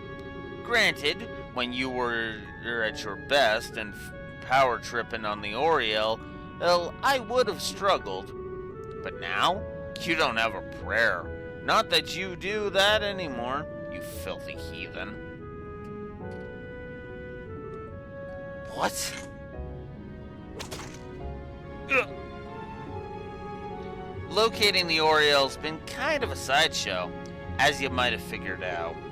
So, Georg Weissman, apostate and heretic, damned in the sight of Adios, I'm here to send you to your final judgment.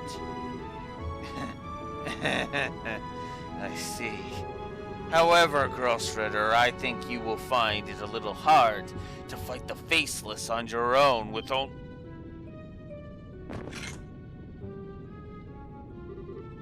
What? A stake? Yep. It's the Pillar of Salt? The calamity which turned half of Northumbria into a sea of salt? They would let you use that just to kill me? Yep. Yep. That's how much the church fucking hates you, Weissman. Weissman, they were willing to create a weapon that specifically designed to give you the most ironic death ever.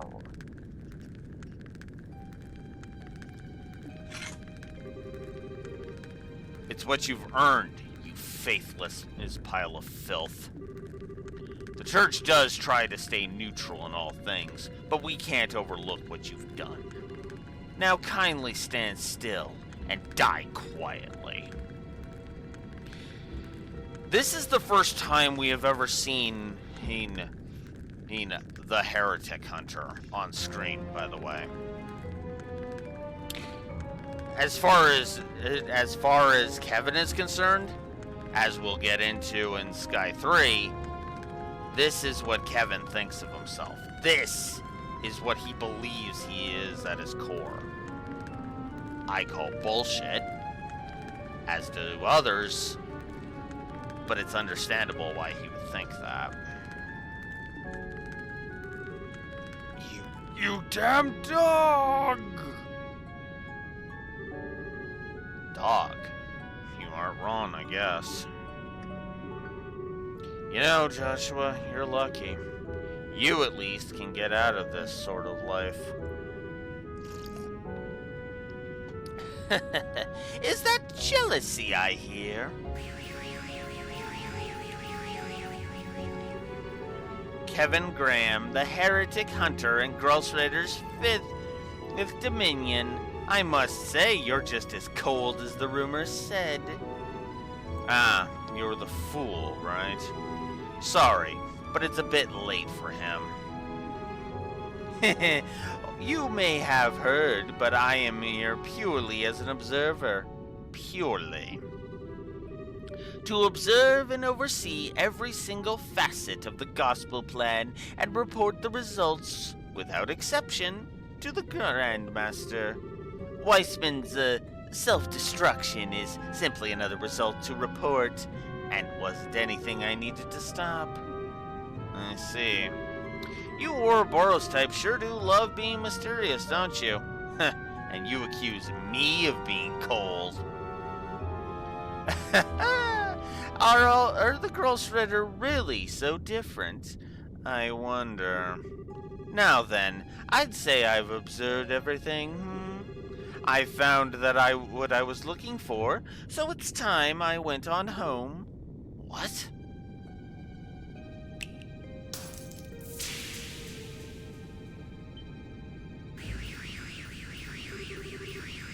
Haha. Well, good day, Mr. Graham. I hope we meet again someday. Possibly in trails beyond the horizon. Bye!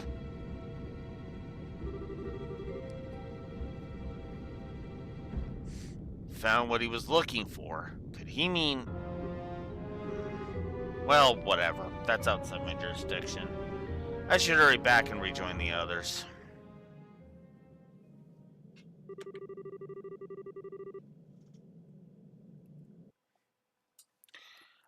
I'm gonna add a positive for that scene.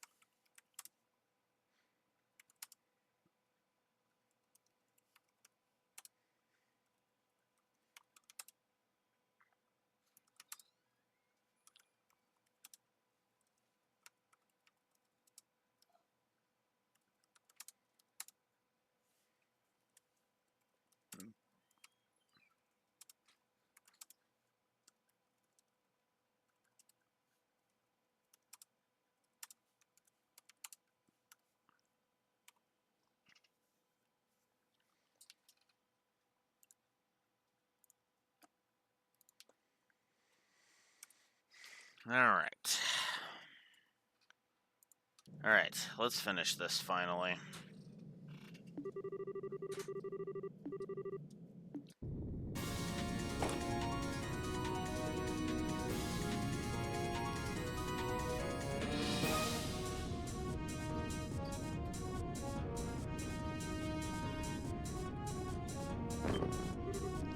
Joshua!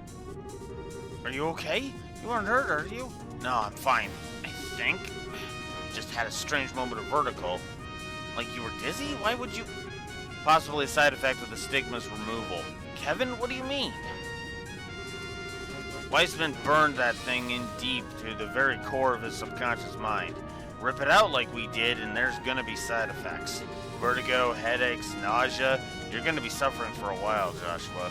Oh no. It's alright, Estelle. Kevin made me aware of all the risks beforehand. Joshua. Hey, what's the holdup? If you don't hurry, you'll be left behind. Oh, right. Joshua, do you think you can run? Yes, I should be all right now. Come on, then, and we need to book it.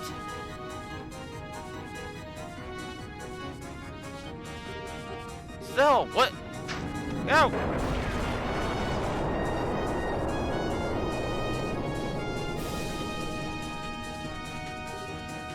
What?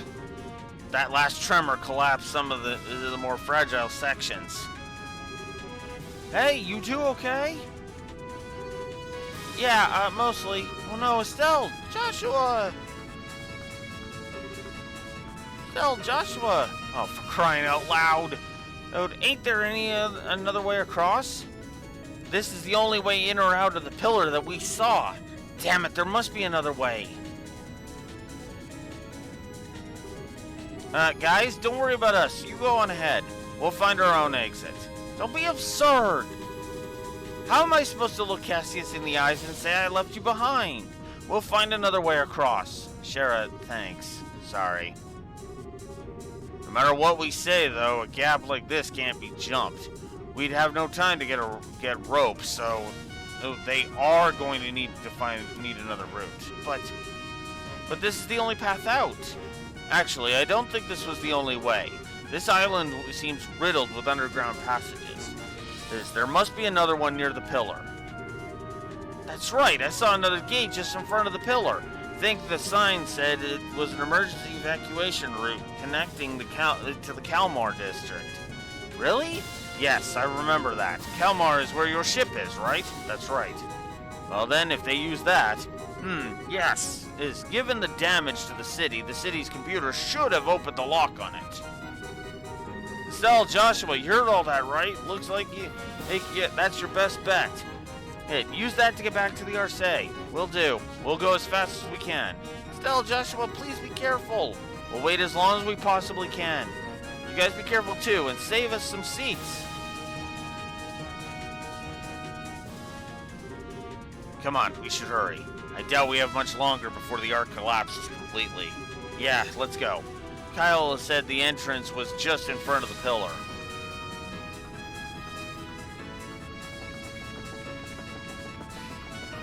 And of course, they make it a gameplay section.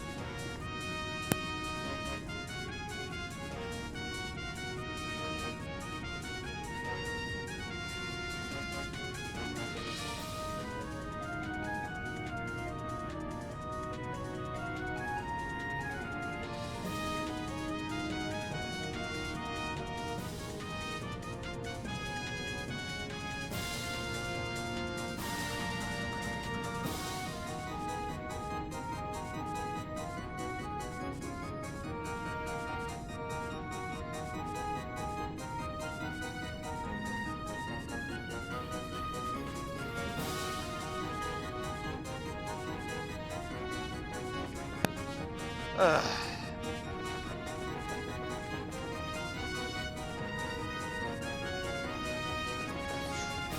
Still true, I still don't know. Oh, my work schedule.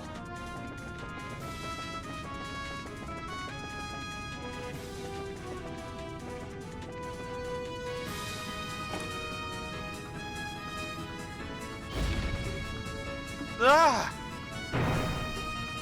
Ah! Damn it! Ah! Let's go back, Estelle. Well, so much for that.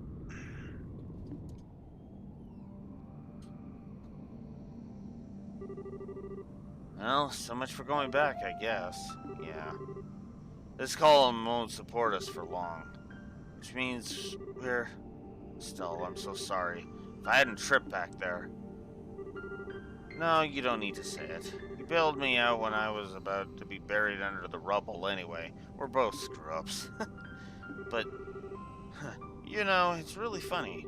Despite how completely screwed we are, I'm not actually scared. Are you, Joshua? No, you're right. I'm not scared at all.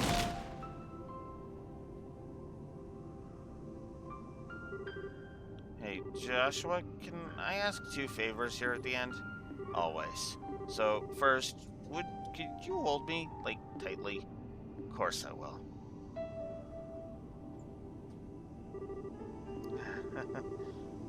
There should be a second in there somewhere, I think.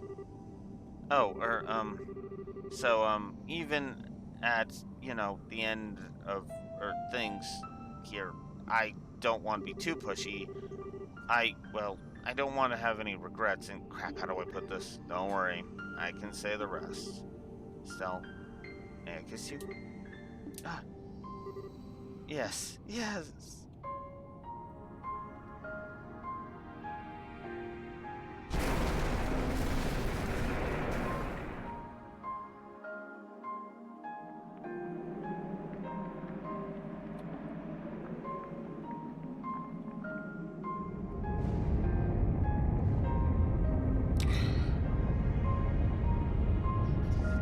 The problem with that scene, as beautiful as it is that it's a fake out. I kinda don't like it as a fake out. I almost wish they had committed to the bit, and this was the last time Estelle and Joshua ever showed up in the series.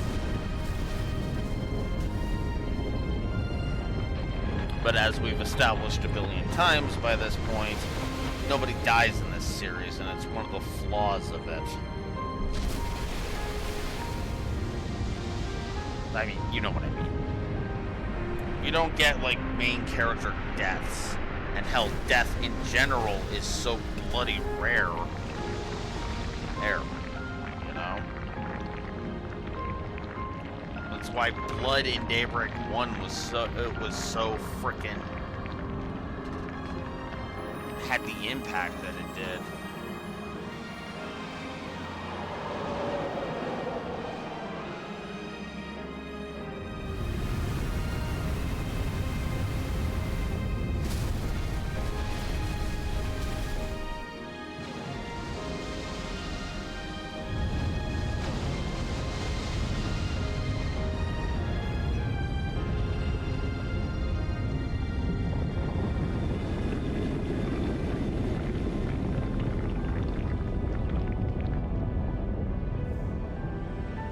You know, honestly, I think that would have just worked better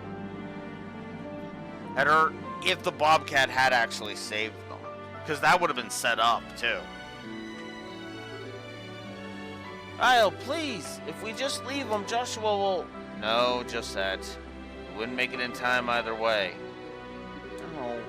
Oh, damn it all, at the very end, too.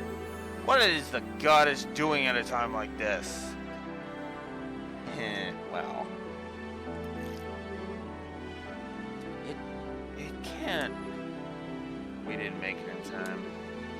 No frickin' way. Julia, please. It looks like the escape tunnels led to the northeastern edge of the island. Take the RSA there at once. Forgive me, Your Highness. Even on your orders, I cannot do that. The RSA doesn't have full engine power back. Heck, if we get too close to the city, especially under it, we could not escape the island's collapse. Is that about right, Professor? You're right. Oh, terrible. Oh, God. They keep emphasizing it, too. Oh, my God. There are no words, I think. Okay, I'm not fucking reading this, because it's a fake out.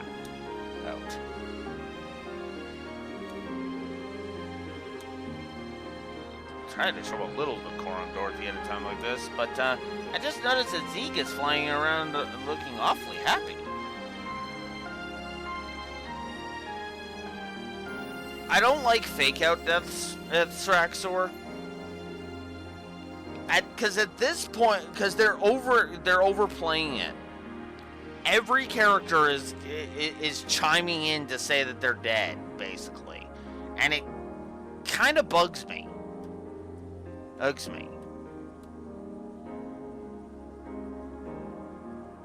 Like, it has always bugged me. I've already put it already has a negative on the board, and it's just a case of how many negatives am I giving this? Because the way I worded it, I may reword it, because the way I worded it last time is kind of eh. But yeah, no, they keep emphasizing that they're dead, and that's the problem. It's like you know they're gonna fucking yank the rug out from under us and be like, oh nope, they're actually alive. It's just a case of how, you know.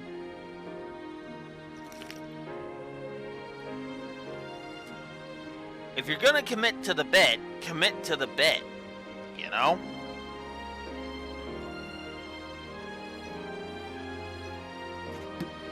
Oh, there have been several games where the main character actually does die at the end.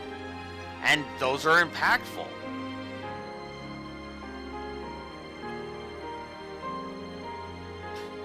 No, I don't count Aerith either. I count Aerith's boyfriend.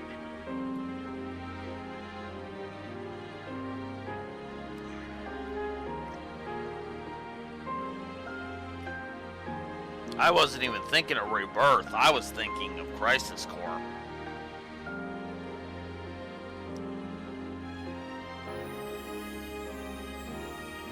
The thing is for me, don't fake me out. That, I think, is the problem that I have always had with fake out deaths, is just how fucking overplayed it is as a trope. Oh. Like, if you're going to have the characters be alive at the end, just have the characters be alive at the end. And don't fucking pretend like you're killing them off, if only to reveal at the 11th, right at the end, oh no, just kidding, lol.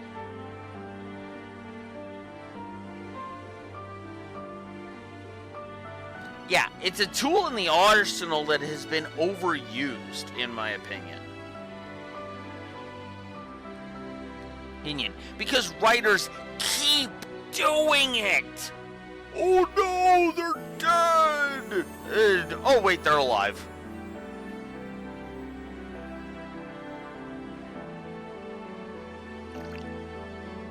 About the only time this was ever used decently, in my opinion, was in Fire Emblem Awakening. Because they started to do the whole, oh no, he's dead. And then Chroma's like, no. We were told there was a chance they could survive. Believe in that. And then the entire cast of characters were just like, yeah, no, Robin will come back. Chrome's right. So. Oh.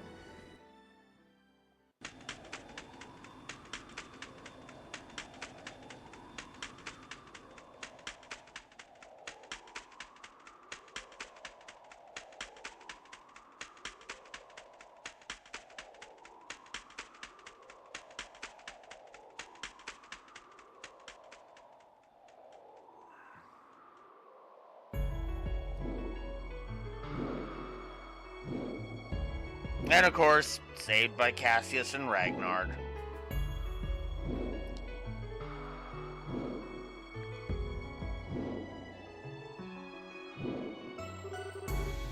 Whoa, Ragnar, why are you here? And what in the heck are you doing here, Dad? Other than saving our worthless asses in the most cliche way possible. Saving our asses because these writers are pulling cliches. Well, you did restore power to the entire country and avert a war. I shoved the details off on Morgan and decided to ask an old friend for a ride. An old friend. Uh-huh. Admit it, Dad, you just wanted to surprise us. And it's a pleasure to meet you, Ragnar. Estelle told me about you. Thank you for saving our lives. Thou needest not thank me, child of man. A new wind swirls about us. I simply spread my wings and sailed upon that fresh current. Still, though, you really saved us. But hang on a second, I thought, Adios herself told you to only watch over people. Won't you get in trouble for saving us? The charge given to me was to watch over men until an answer, a true answer, was given unto the Shining Ring. And such an answer has been offered up. The ancient contract stands fulfilled. Thus, upon hearing the Divine Blade's plea for a boon, I myself answered in kind. The ancient contract? Another little mystery, but I can let it slide, I guess. Why is that a mystery we have to bother with? The ancient contract about the Shining Ring was fulfilled. In other words, the Oriel is done. It is done. You know? I haven't the foggiest what he's going on about either. After all, hard-headed here seems to enjoy holding back the details. Forgive me, friends. We of the Wing and Scale possesseth with our own laws and statuses. So it is I say unto you, know that the gears of fate have finally begun their inexorable turn. I really struggle with that word. I don't know why. And in the ponderous cycling, no force can stop them. The quest is done, but the campaign yet lies before thee. Gird yourself with wisdom, you who hear me now. I see. Wait, no way! Is Liberl going to be attacked again? No, not specifically. But Liberl is going to be involved in a lot of shit. No, those battles are destined to be fought elsewhere and by different people. But those are concerns for another time. You two have worked a genuine miracle today. Don't worry about what's to come for now. You've earned your rest. Alongside your irreplaceable friends who, I think, will be happy to see you alive. Yeah. I swear I wanna steal my way空を巡りゆけば We'll be there きっと会えるから約束の場所へ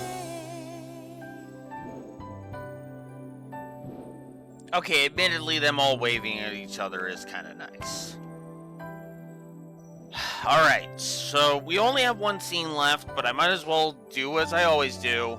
Now that the credits are rolling, give my final thoughts. Despite how much the gameplay kind of falls apart a little bit, a little hard, I think I'm going to put the outro point back on the board. I am actually going to put the outro point back on the board for the gameplay. I'll go ahead and say it. I should have done that earlier, but whatever.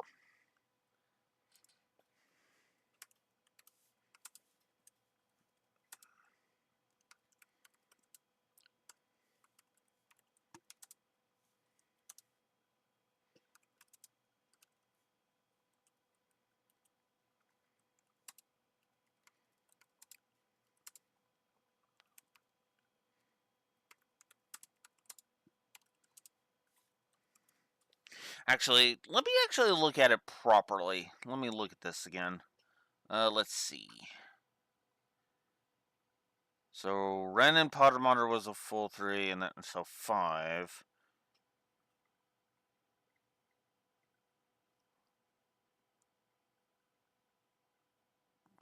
Yeah, you know what? No, fuck it. I'm gonna commit to the bit. I'm gonna commit. Fuck it, commit.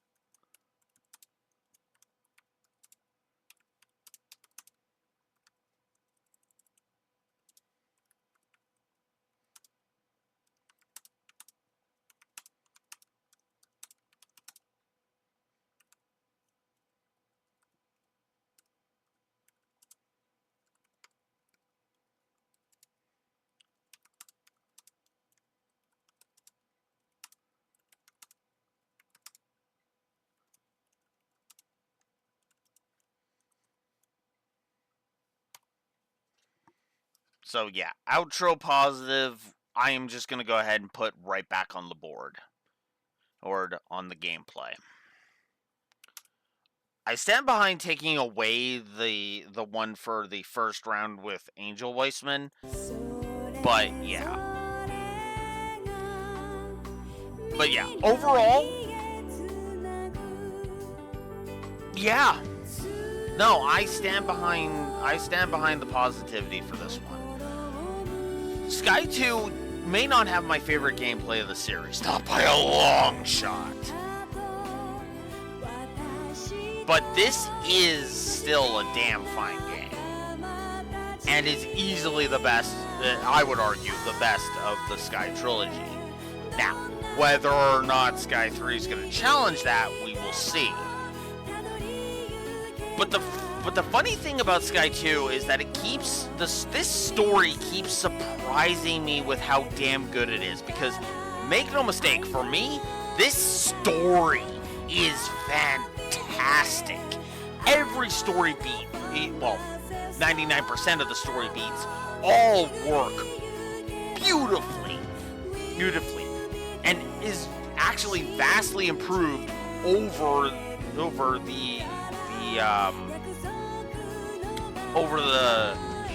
the first game.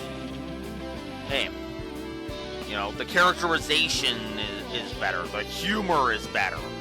I would argue the pacing is better than even in the first game, and I wasn't actually that, and I wasn't somebody who ragged on the pacing, unlike a certain someone that may or may not be my inspiration.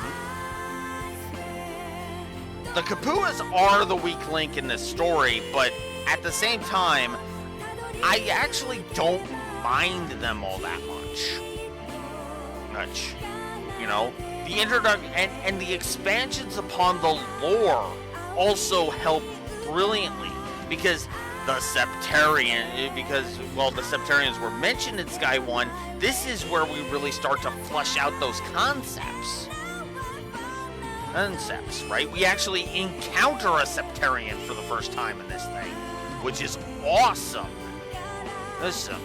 And despite my complaints with the fake out with Estelle and Joshua right at the end, which I'm thinking I might up to a double negative admittedly, I will admit that was a very sweet, just kind of right before the fake out.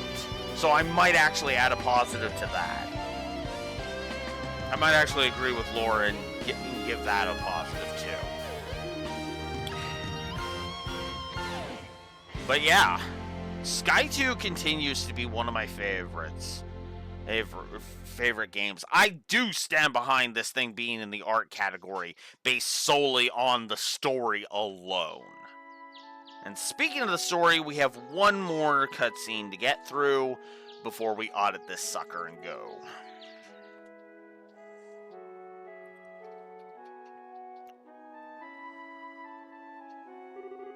Karen, I'm back. Here, this is from Luve.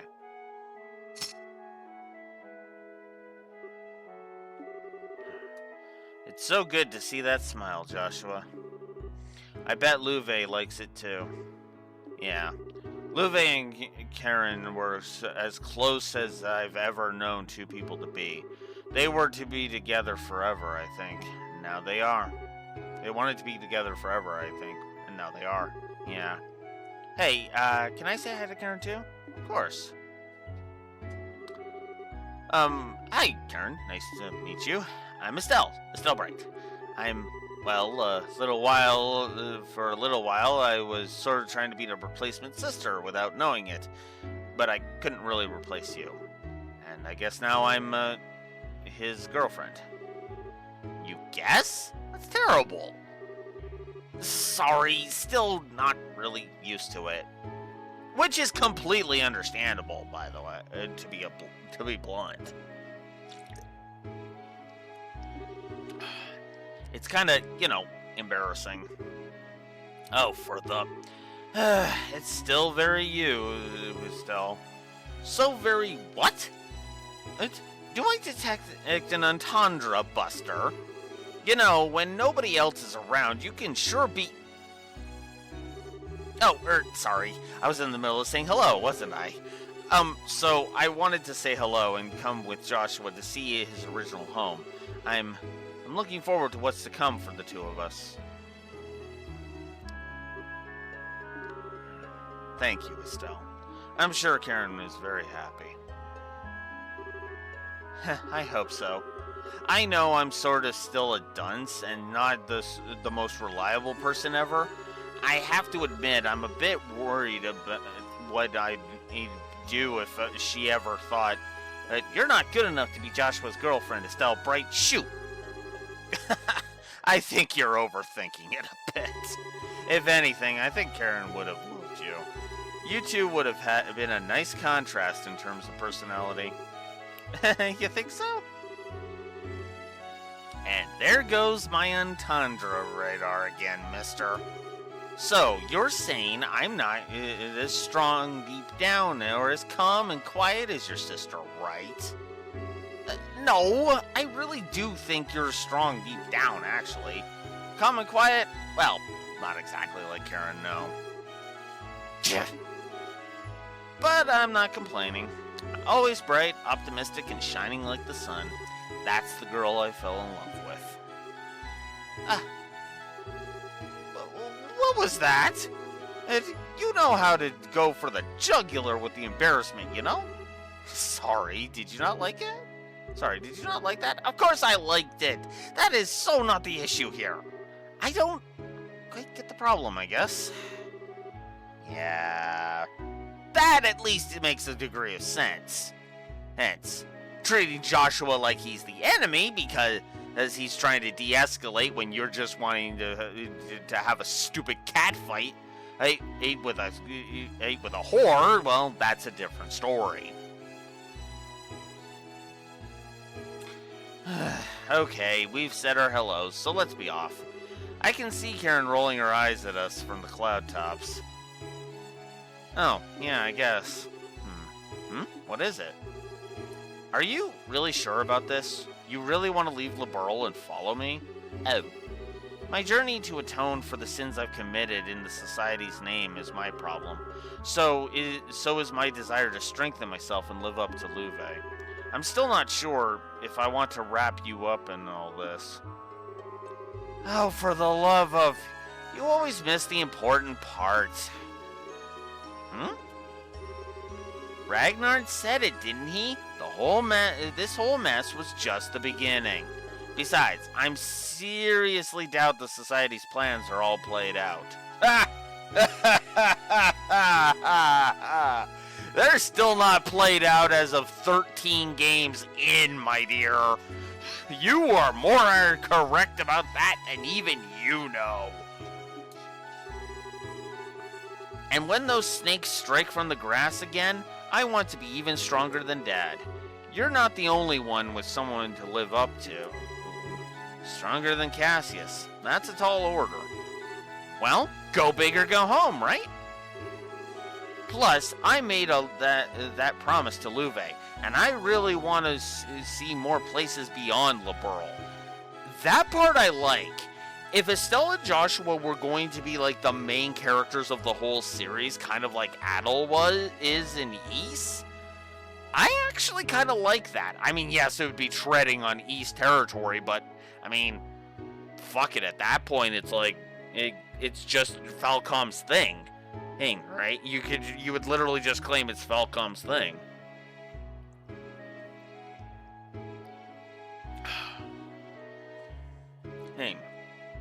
I don't get me wrong. I actually do like that it's not just Estelle and Joshua every time, because that actually kind of comes with its own set of problems.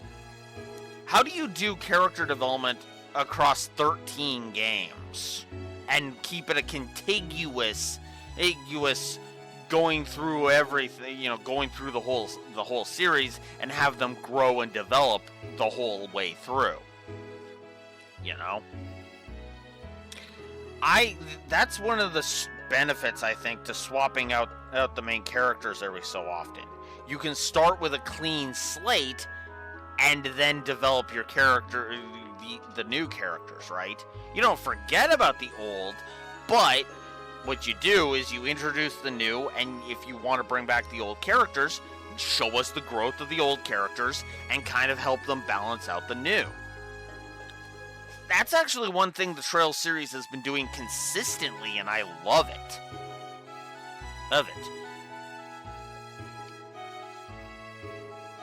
Every time a character from a previous arc shows up in a later arc, it is always a joy to see them. Olivier is obvious. As hell, Estelle and Joshua themselves are awesome in the Crossbell games, for example.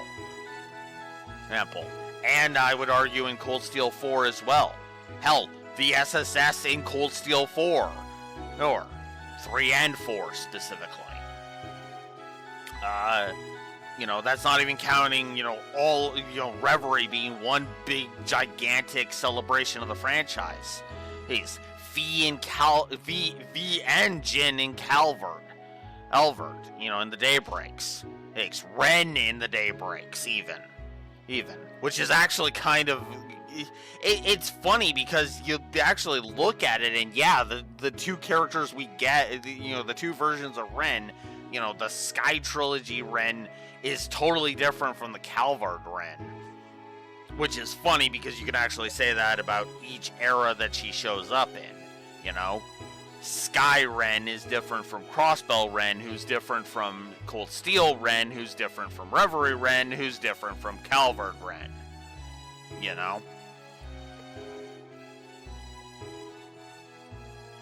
Although I guess Cold Steel Ren and Reverie Ren are extremely similar because that's the transition period from her Crossbell appearance to her Calvard appearance.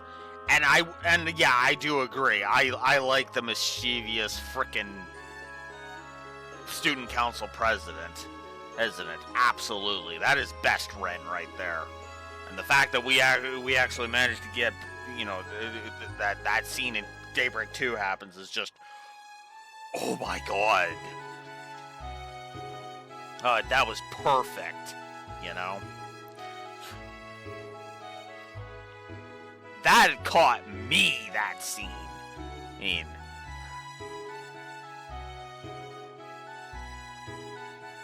I agree. I wish it was voiced too. I absolutely wish that was voiced.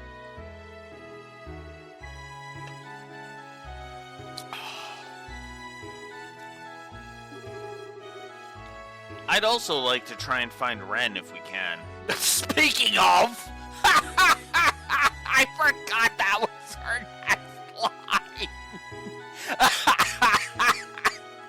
Oh my god, I gotta stop doing that to myself. And Estelle? And come on, Joshua, do I really need a reason to be with you? Oh. No, of course not. You're all the reason you need, all by yourself. Exactly. See, Joshua, What would you do if I wasn't around to point things out to you? You're right, I'd be doomed. Or being chased by every woman on the fucking continent. It? I could frickin' see that. That Joshua would be a giant harem protagonist. It would be the giant harem protagonist instead of Reen if Reen didn't exist. Just all of the women wanting him. Except Joshua, I think that actually would make a degree of sense. God. God, that would just be insane, though. Anyways.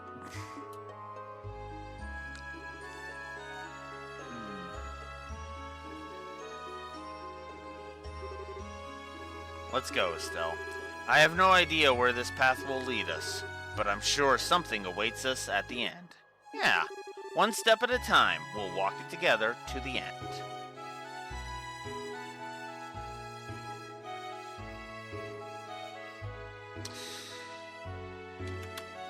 Yeah. Yeah.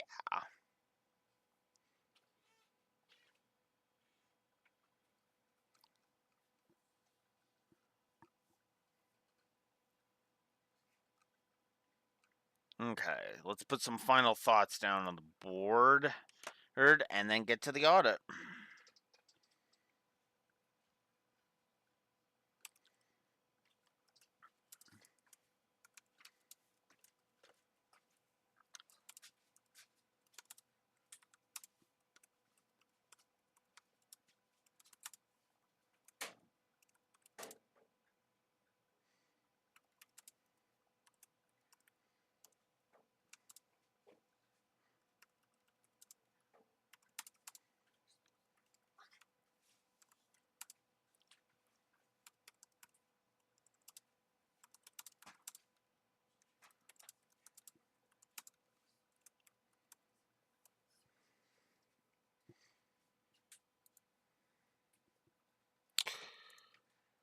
Alright, so yeah, positive for that post-credit scene, absolutely.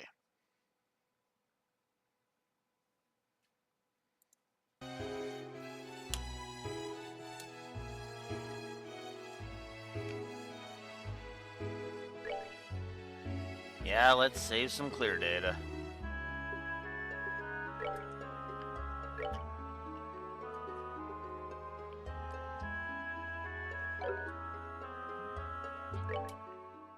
I am done saving the clear data, so we are good. Alright. And that, of course, unlocks the movie options, so we can see all of those. Alright. That is it. I'm actually going to leave that up while I AFK for a bio break, and then we will audit this sucker and then move on to Sky 3. Be right back.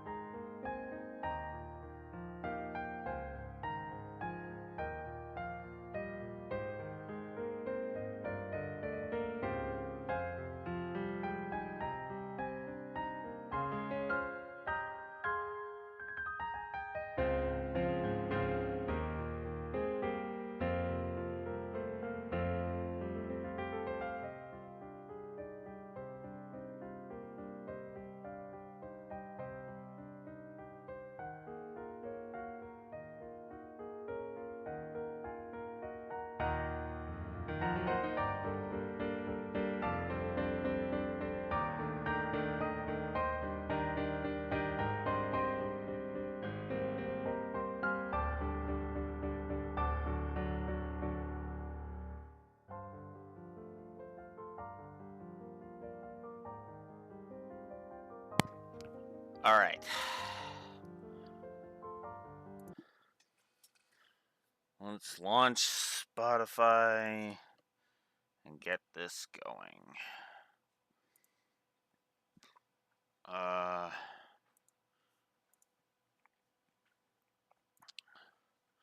Oh, actually, do that. Oh my god.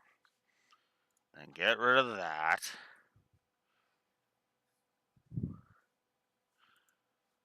Get that up. There we go. Get that up. What the hell, Spotify? There we go. All right. Now I just need to pull up the Sky 2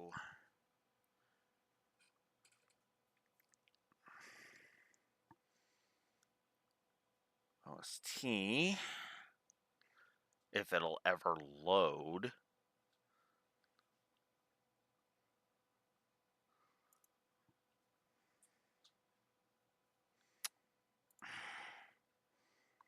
I don't have time to be dealing with that.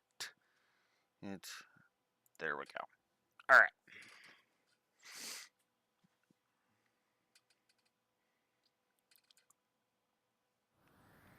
All right. It is time. Let us do this. Time for the Do I Agree With list. Let's see what we got here.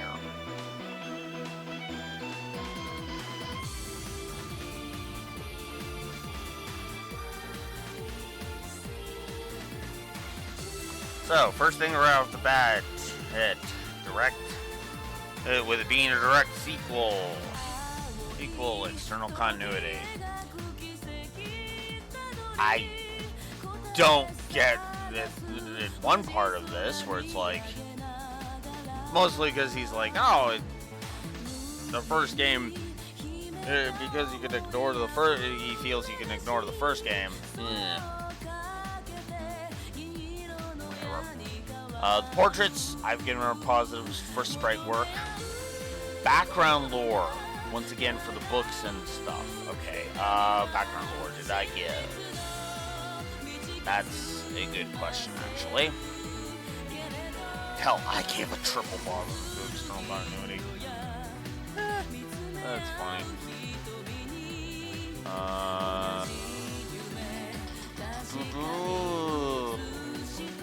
Did I not? Kidding. Alright, background lore needs to be added to the board then.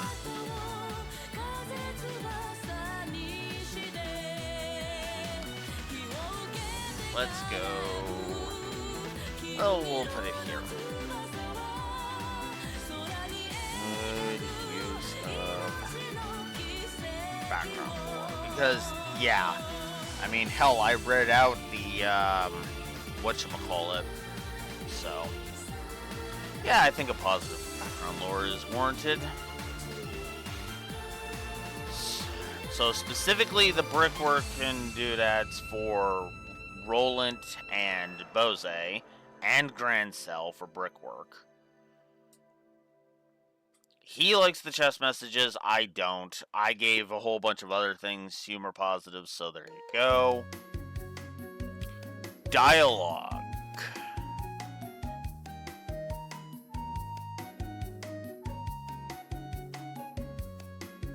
Okay.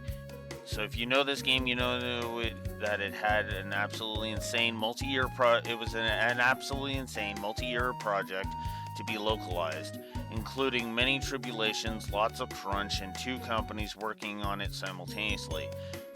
Given that, you think the dialogue and localization would suck, but actually no. Oh. So he's basically saying 2 for dialogue, 2 for localization, with good intonations, structure, word choice, and a lot of things that are well handled to convert it into something more appropriate for English, up to and including using improper grammar deliberately and partial sentences to convey tone. Okay. Yeah, I will defer to that, because okay, so let's take a check. Well, let's check for dialogue then. Really? I didn't give a general dialogue positive. Okay, well, we're fixing that then.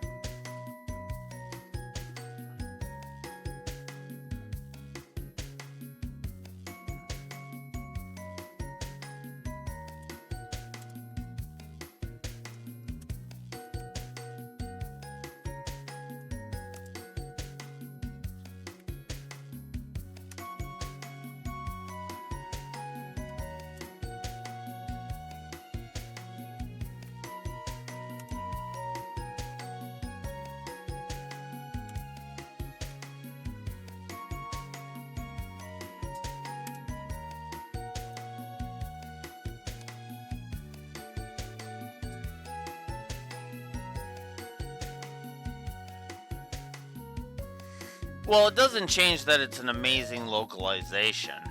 Even if he's still... you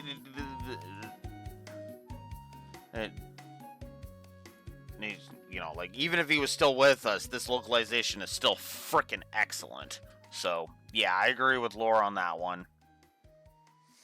Estelle's Freak Out, I gave way more positives than that. Way more positives than just that. Weissman's ability to blur out his face and name in the interface.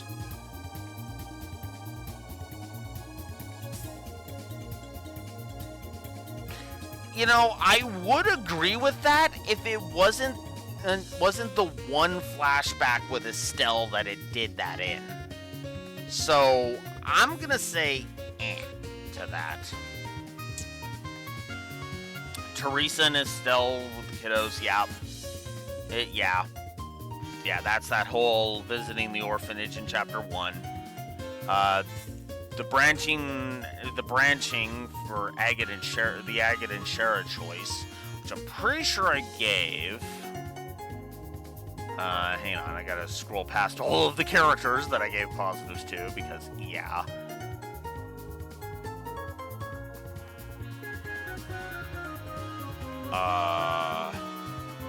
Did I not? Oh, hang on. What? Have I screwed up?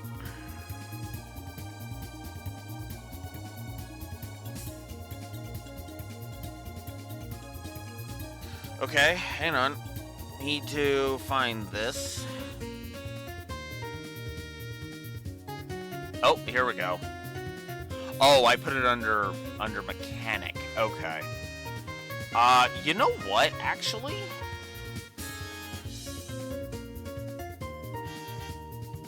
Okay, you know what? No.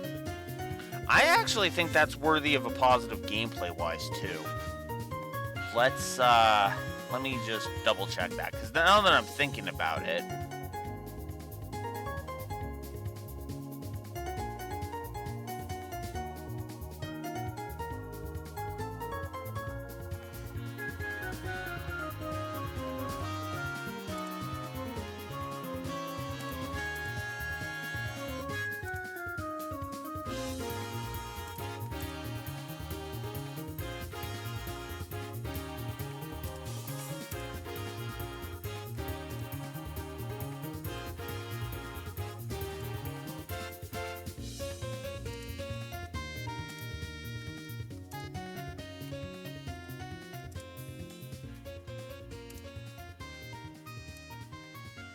Gotta love, always love adding positives with the do I agree with list.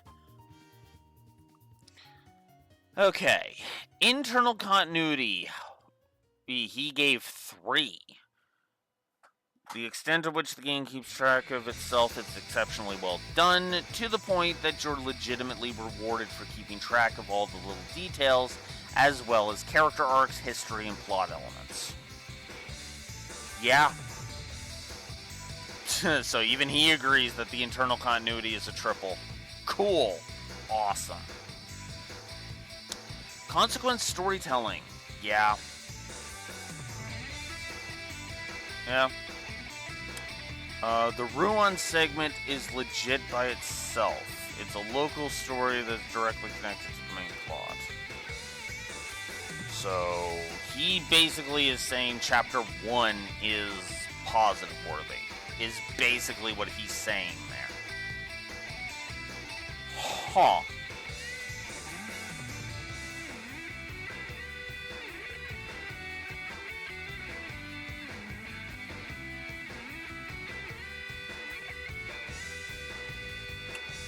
I gave specific moments within it a positive. I'm not feeling a positive for it in general.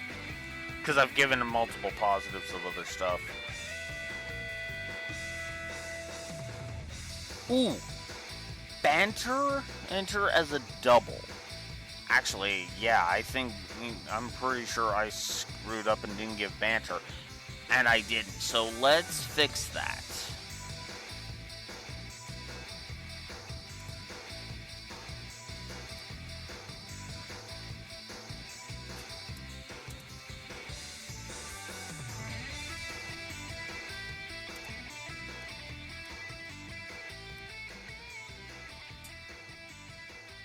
Well, the score has jumped at least like 7 points, Raxor, overall so far, and it's only growing because we're still in the positives of the do I agree with list. Okay, so MSQ, the whole big political plot in Grand Cell, and then Ren's story. Alright. Okay. Yeah.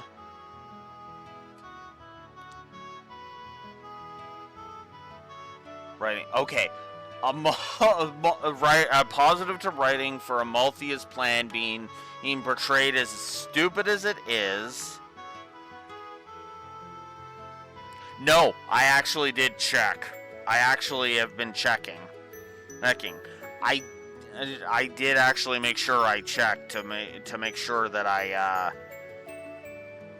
haven't been double dipping, and I haven't been double dipping so far. I forgot to give dialogue. I forgot to give localization. I forgot to give gameplay positive to the Agate Shara choice. Hoist. I have actually been paying attention to that. Because, yeah.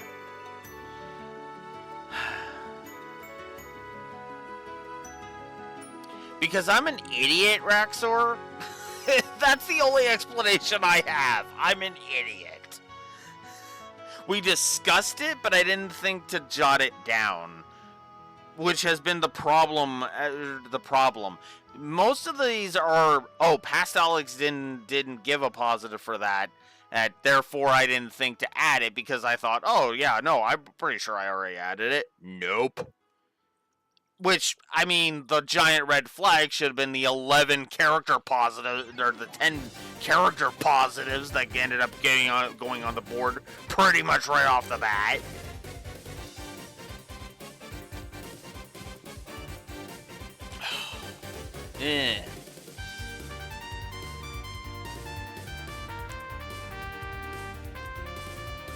A story sequencing positive for the airship bridges. Every chapter is bridged by an airship sequence. I mean, I just gave story sequencing in general, so there we go. Double for Estelle's dream. I gave it a triple. The escalation of getting a dragon involved is reasonably well done. So basically, the dragon attacking Bose.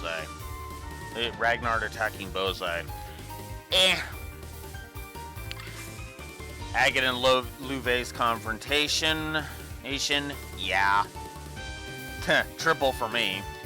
The entire dragon arc in general. Okay. Lila and Maybell. Cool. Positive for them. The infiltration of the first Ouroboros base. The tone is appropriately creepy.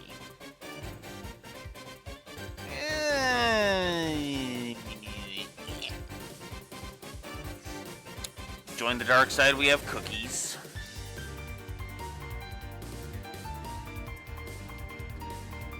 Cookies, yep. The final revelation of the Hummel incident, yep.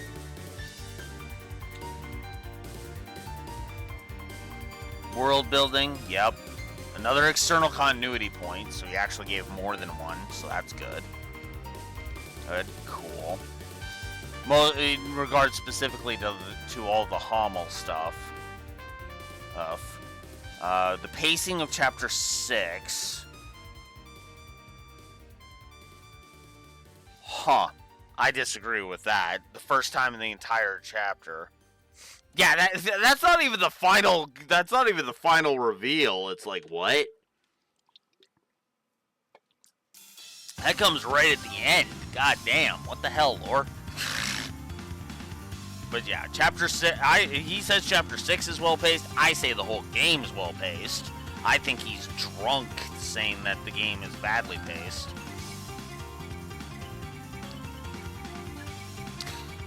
Paced. Oh, it's a whole big smorgasbord of Chapter 6 stuff. Okay. So Chapter 6 is bizarre for the first time. And this culminates in a pacing MSQ, 2 cutscenes, another pacing positive, and then a moment.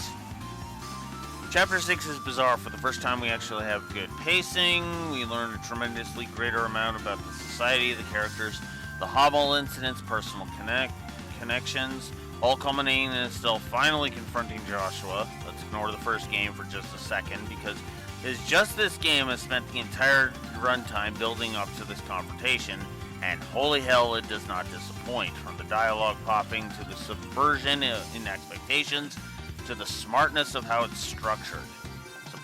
Subverting expectations? The "you're not worthless" scene is a subversion? Oh, right, he hates anime. Right.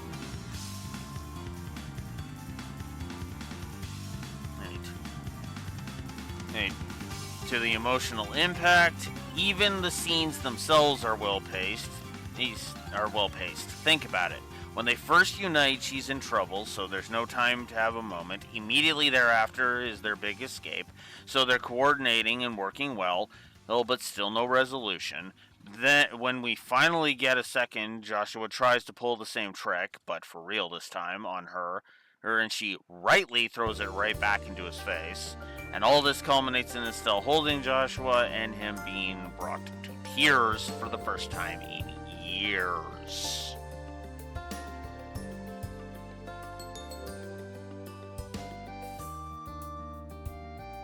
So effectively, he gave the beach scene, well, Chapter 6 in general, really, 1, 2, 3, 4, 5, 6 positives.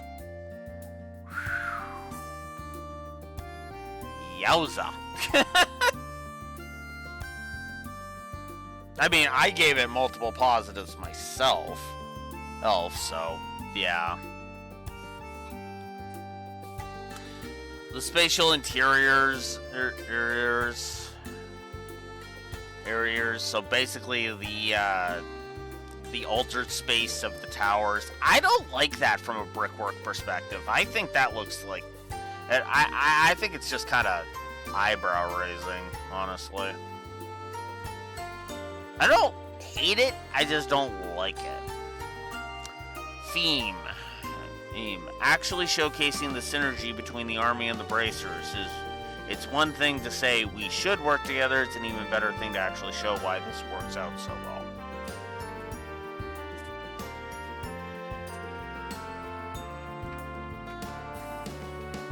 Yeah, I'll agree with that.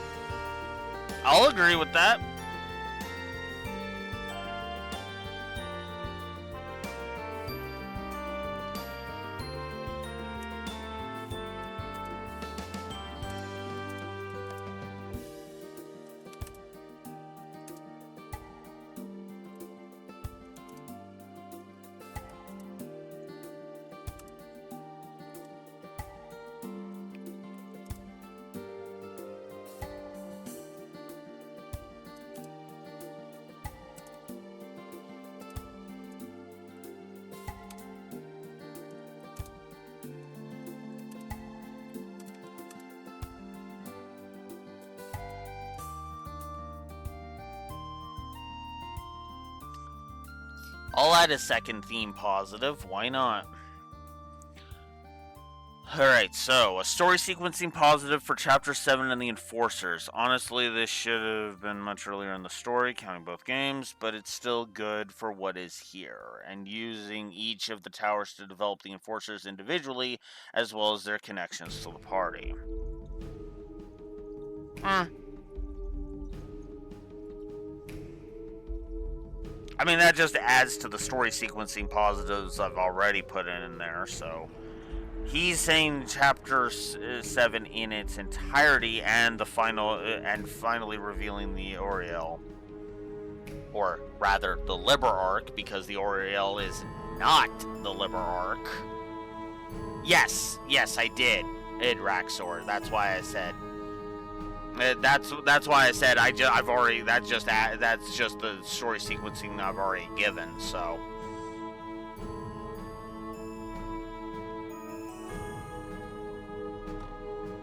Yeah, I mean, this is an outsider's perspective. Let's just be real. This whole review is an outsider's perspective. Hell, even my perspective wasn't that grandiose when I did this initially. You know, the occupation of Janice. Why does he call it Janice? The Janice Academy and Gilbert. Frickin' Gilbert, of all things. Nice callback, too. Okay. Also, that's not MSQ, Lord. That's secondary. What? Zeke swooping in Gilbert's incredibly pathetic special attack. Yeah. I mean, I gave it more positives, but there you go.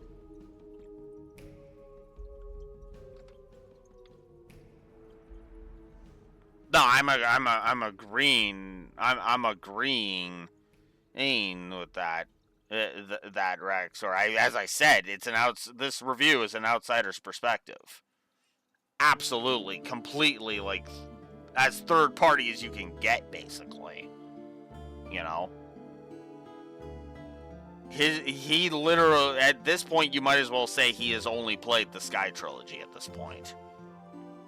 And these reviews were being written as he went through the Sky Trilogy, so. Alright, so a positive for Estelle. I gave her triple. The Ruan supporting cast. The Ruan supporting cast and the Zeiss supporting cast. Nah,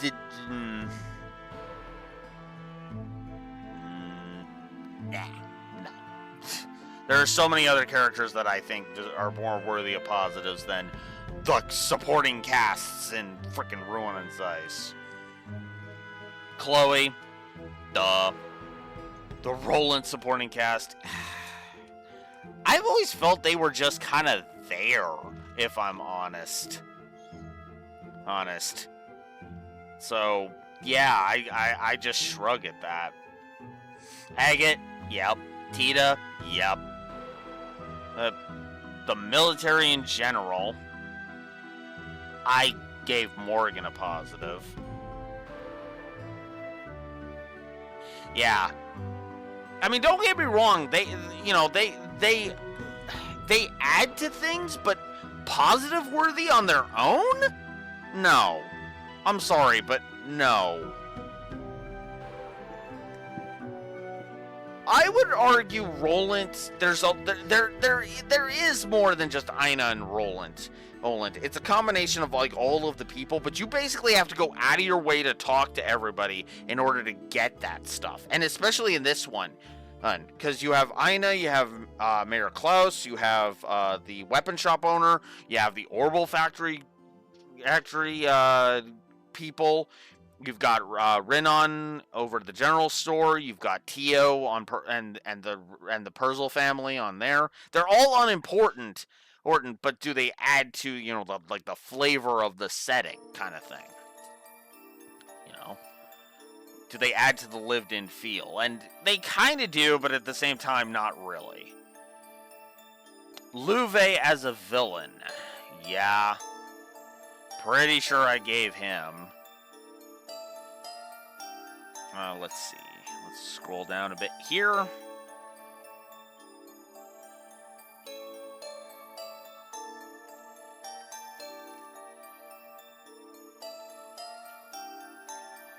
Actually, I didn't give Louve a positive.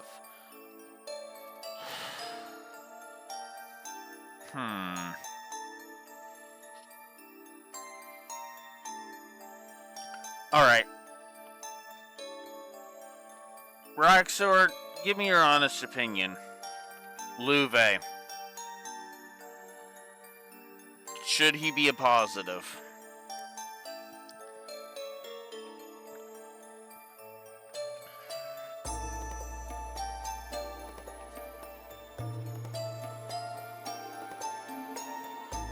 No, apparently I removed it. Cause I'm like I'm kind of like, huh.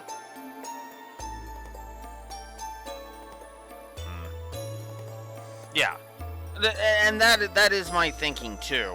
But you know, but if you think he's still worthy of a positive, I'll put him on the board. Absolutely. He's just there for you? Yeah, I kind of agree. I just kind of find him to be there, if anything. I mean, I actually like Walter more than I like Louve. So, yeah.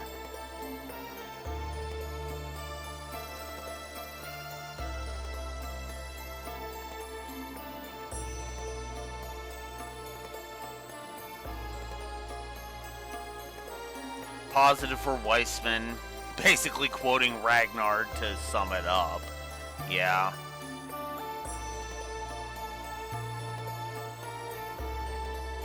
I completely disagree with that. The Kapuas managed to upgrade from Team Rocket to being great supports. Fuck no! Fuck no! Oh, they downgrade to being jackasses that need to fuck the hell off.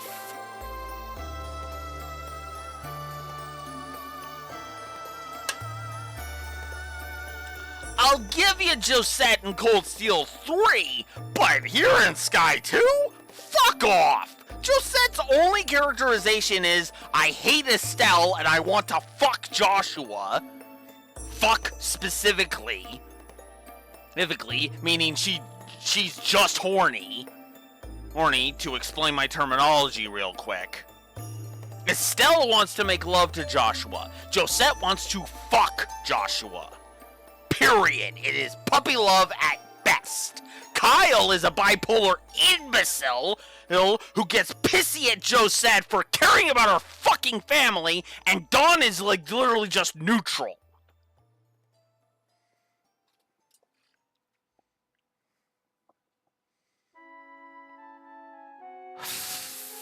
Fuck.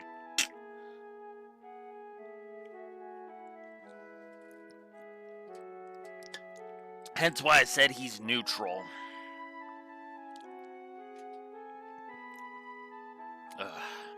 A few issues along the way, but I do like the Grand Cell attack sequence. Yeah, the whole Enforcers attacking Grand Cell. Love that scene. I gave it more. Nice, though, that Laura and I both love Olivier's Secret. Fuck yeah. I feel seen there. Yeah. Honestly, I like the whole thing. Them using their S-crafts on the soldiers, Walter busting through the door, or the frickin' special ops guys showing up. That was all great.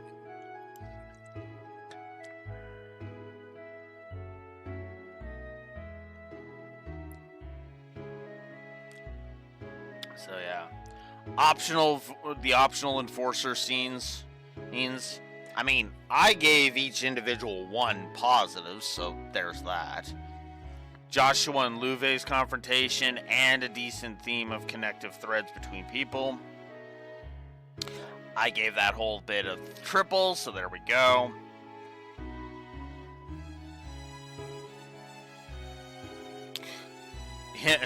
The moment where he takes Joshua away, that moment was just whatever.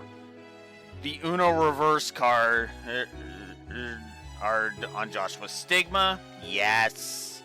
That's a good stuff. Weissman's very thorough death. Salt man. I disagree with this next one.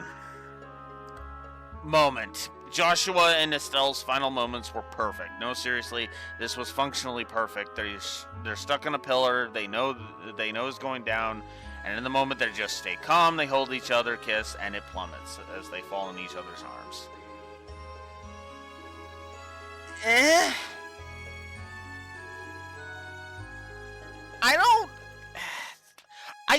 I would be okay with that again if that was like the end of their character arc, right?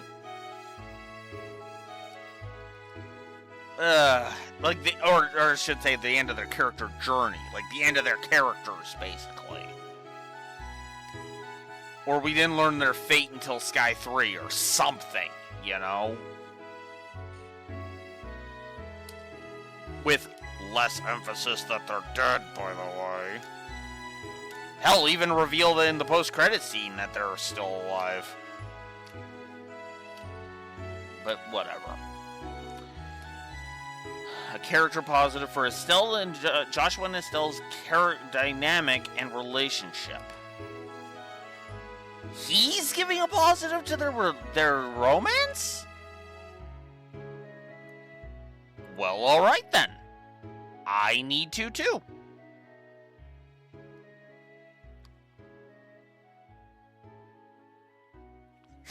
Yes. Yes, Raxor. It is rare. Because I love them as a couple, to be blunt. And you know what? I actually should agree. I do kind of agree with that, now that I'm thinking about it.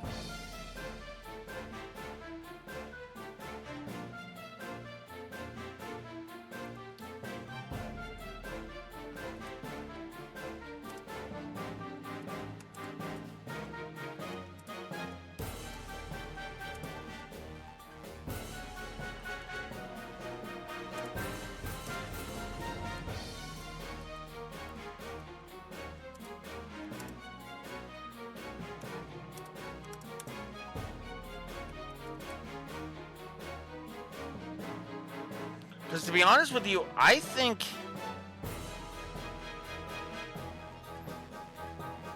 And I always understand that. I absolutely understand that, Raxor. I mean, you know, we all have our hills, right?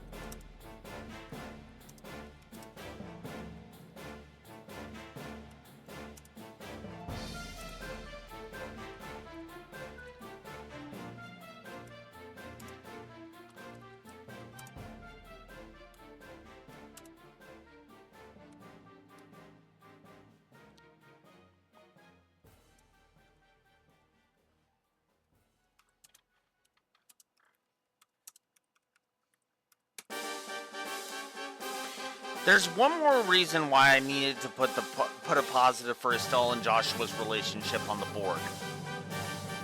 There is zero will they, won't they with Estelle and Joshua. None. It doesn't happen. They don't dance around each other. At most, you can say it happens in Sky 1, but that's because Estelle is trying to figure out her feelings, which makes perfect sense.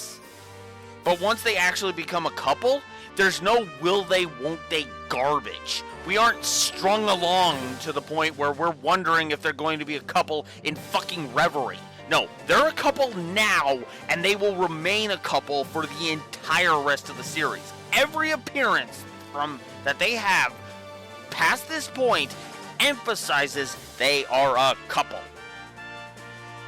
Even Josette eventually fucks off and accepts that Joshua and Estelle are a thing.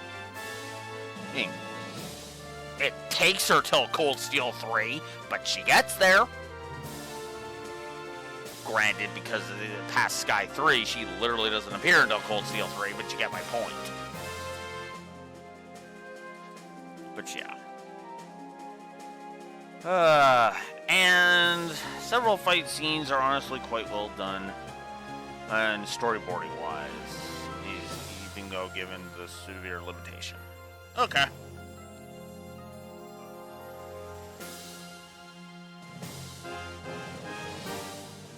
Yeah, fair enough. Just fair enough with all that, Raxor. Alright, let's get to the story negatives, because I have a feeling I'm going to be saying and fuck no to a lot of this. Pacing and padding, I've already said my fucking piece on that. I'm not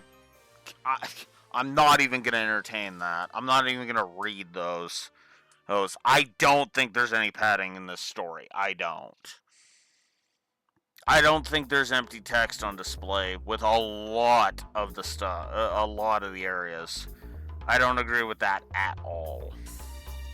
This is actually one of the tightest, I would argue, writing-wise when it comes to empty text. Having analyzed it again, I am not giving the whole we can't beat the enforcers, we beat the enforcers. I'm not giving that a negative. Fuck that. Yeah, and I would argue that's more gameplay than story padding, Raxor.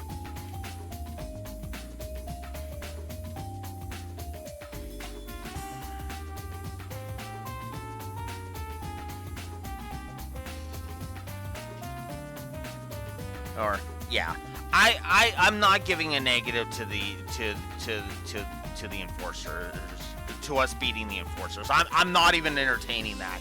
Having seen the scenes at Axis Pillar again, no, that actually makes perfect sense why we're able to beat them. Perfect sense, my opinion. This one actively makes me angry.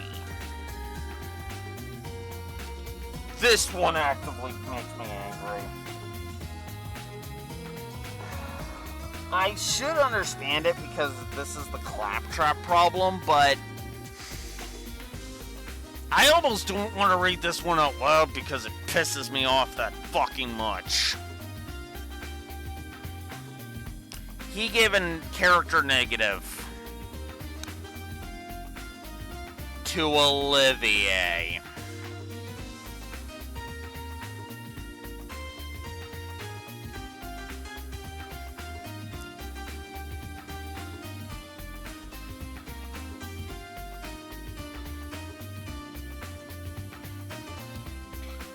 I'll read it out. I know. So this is lore talking here. Quote, I know, but hear me out. His mask persona is annoying, and he uses it constantly. The tiny brief snippets of him actually being himself behind the mask are actually great, but that mask slips so infrequently that the other 99% of the time he's just annoying. That's, end quote. That's why I say it's the claptrap problem. Because if you find him funny, then it's like with me. He's fucking hilarious. But it's like, that's That persona is not the mask. That is the man. And the whole mask slipping thing, that's when he gets serious. Oh my god. I hate that fucking... I hate that. I hate that on principle. That almost felt like a direct insult to me. I know it wasn't, but God. This one I don't know where the hell this is. Estelle spontaneously decides to have a flash of self-doubt, and then it's resolved inside of like 2 minutes. Where the hell did she give up? I don't remember that. Even briefly, I don't remember there.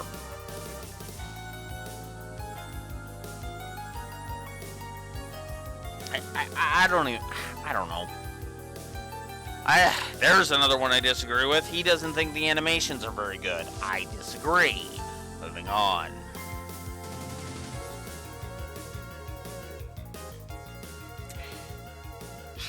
He gave a positive and a negative for the pacing of Chapter 7. What? No. I don't agree with Chapter 7's pacing being wonky. Because it's just go, go, go, go, go, which is the point. Whatever. Storytelling mechanics. Several segments, especially the final dungeon, have entire well-done scenes Oh, this is the BioWare problem. I already gave a negative for that. Fake drama. People need to learn to shut up in crisis situations. This is even worse when they are in just a few seconds too late, because they're yammering to each other about how much of a hurry they were. What? That was the thing I kept looking for constantly ever since I read that, and I'm like, I don't understand that at all. I don't. Ugh. Just what? All right. So actually, I forgot something on the negative, on the story negatives. Now that I'm thinking about it, give me a second.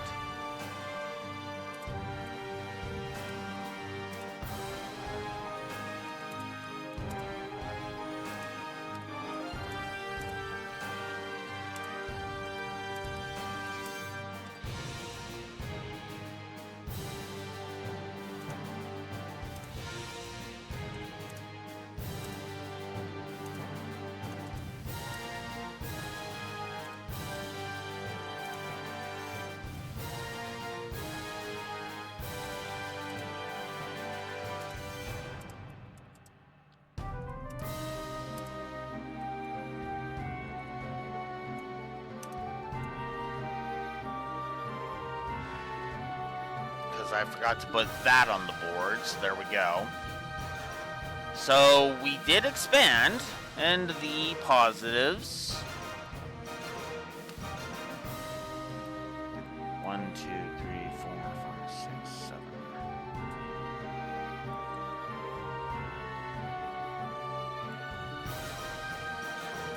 To that. There we go. And I need to add that extra negative for the fake out, because I fucked up. Sorry guys, your boy fucked up. Alright, let's move on to the gameplay positives now. Alright, so a double positive for info in game. Let's see how many I gave that. Let's see. I gave it 2. Alright, cool. Bestuary. Ooh, actually, that's a good question. Did I give a positive to the bestuary?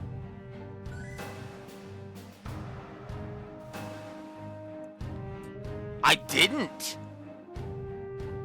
Oof. Oof. Oof, I say. Fail, Alex. Fail. Good question, Rexor.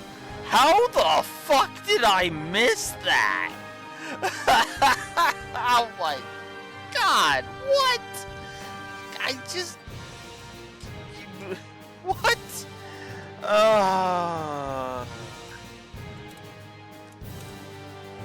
Oh my god, why? Oh my god. What the fuck, Alex? Just what the fuck? Core combat. I gave it a pause. You even mentioned it. I'm not laying excuses, Raxor. I'm calling this what it is, a fuck up. Okay? I'm not making excuses. No. Not making excuses.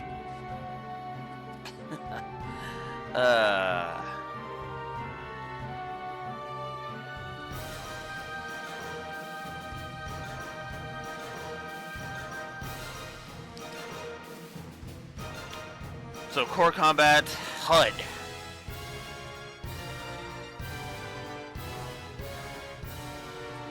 No, not Huff, HUD. What? Oh, you gotta be fucking kidding me.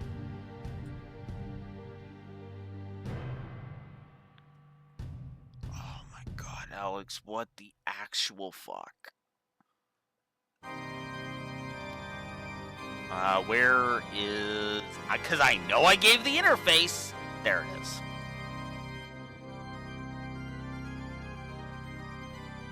Or, oh.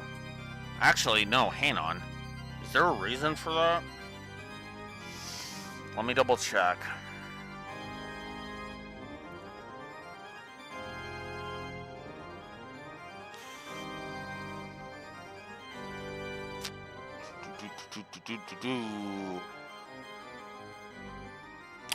Nope.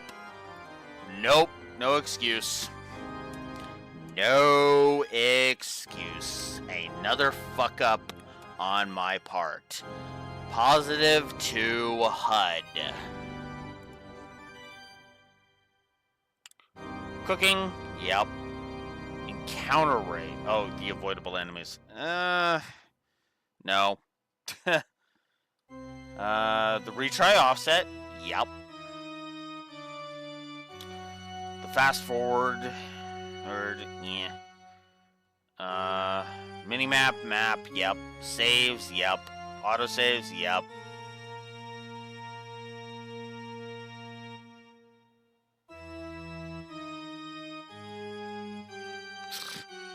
Finicky one. Yeah, it could be that's why he gave it a positive, Rex, or he's basically saying because you can avoid the enemies on field. I'm almost tempted to give the cloak the cloak quartz a positive by itself, but eh.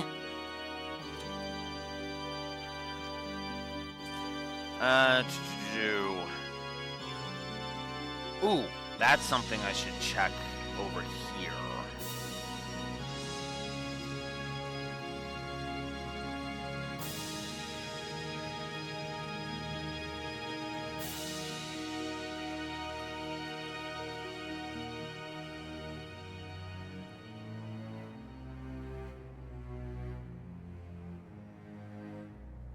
I didn't give...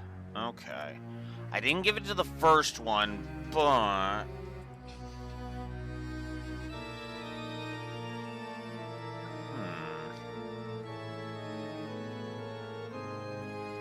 You know what? No, actually, in this one, it's actually more beneficial. So actually, I'm going to give it here. I'm actually going to give it here.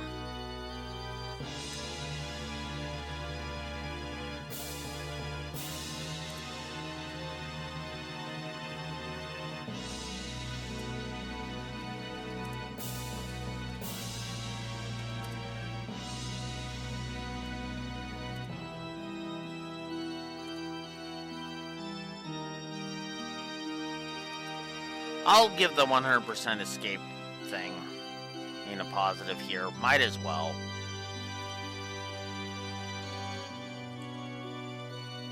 It really didn't in the first game. Not really. Memory cursor is way too finicky for my liking. So basically the lock stuff he gave a positive to. He gave a positive to Stormbringer, as did I.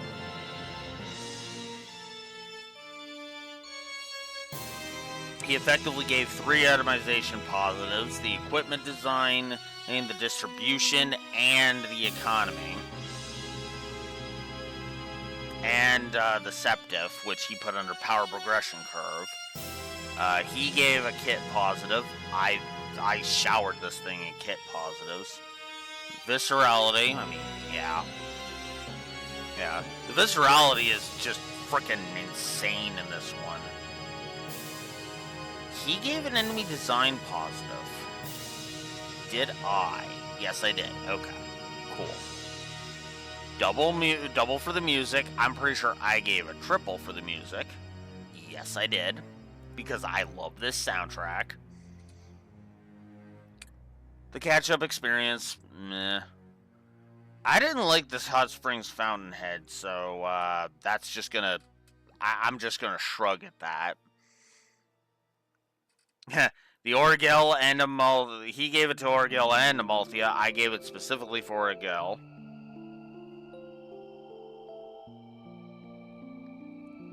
Yeah, exactly. Exactly. The weirdness of the cursor memory was just like, what the fuck? That's like, yeah, no, I can't give it. He liked fighting Ragnord, actually. He liked the Ouroboros base. Nice. Yeah. The the occupation of Genis, and a double positive for New Game Plus. Okay. Alright. That means gameplay went up to... here.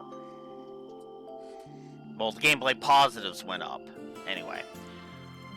Alright. One last set, and then we can move on to the final audit. This will not take me long. There were only 20 negatives that Laura gave the gameplay. Let's check it out. I don't give negatives for lazy difficulty unless it's really fucking stupid. Stupid. See, Dio Field.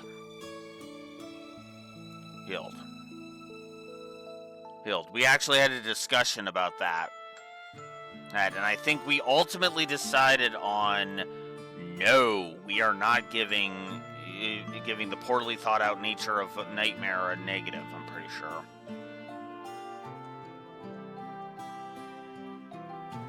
Pretty sure we established that. Let me just look over this real quick.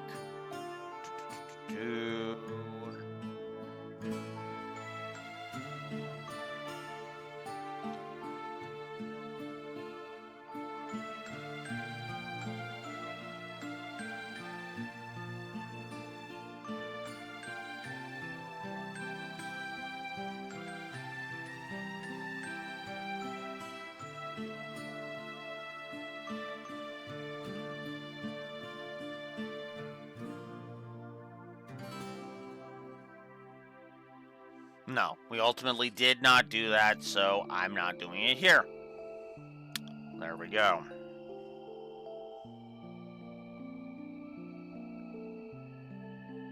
Yeah, it was never intended by the developers, and on top of that, it's like... I mean, granted, you could say it's the English version. This is the English version that it came with, but shrug. Control issues, which he had in the first game too. I'm gonna just not say anything about the controls. I'm just gonna leave that alone. He had several issues with launch issues, resolution issues, and rendering issues. Does he know the configuration menu exists? Shrug is all I can say to that one. Oh, I had several control issues myself. Oh, Fraxor. The control... I was fighting with the controls on and off.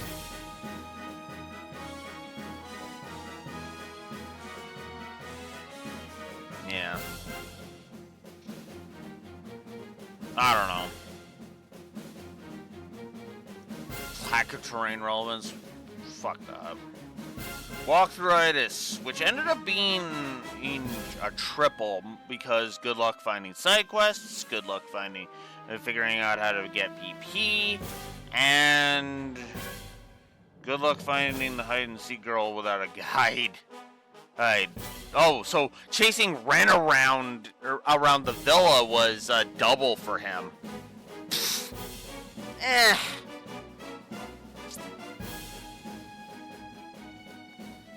I don't agree with the.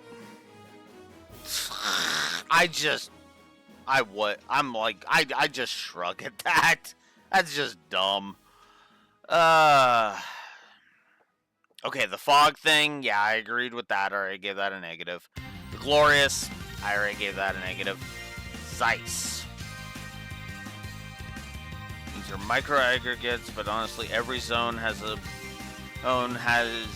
small bundle of bullcrap side quests. No? Like, Chapter 8, maybe? I didn't really have that many problems with the side quests until Chapter 8. Oh my god, whatever. Apparently not, Raxor.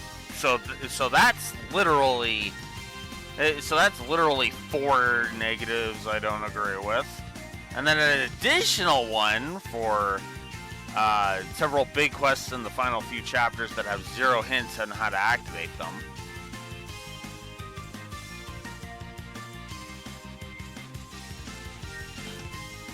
Let me rephrase that for you, Lore. Or the occupation of Genis and the mine extermination being... Actually, no, never mind. All 3 of them. No, all 3 of them have freaking hints in the dialogue as to how to activate them. What? No. What? Oh my god. Whatever. I'm gonna leave it alone.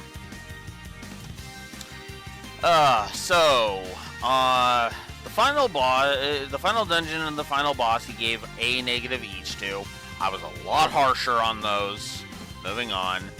Backtracking, I'm pretty sure I was a lot harsher. I never understood his problems with the camera.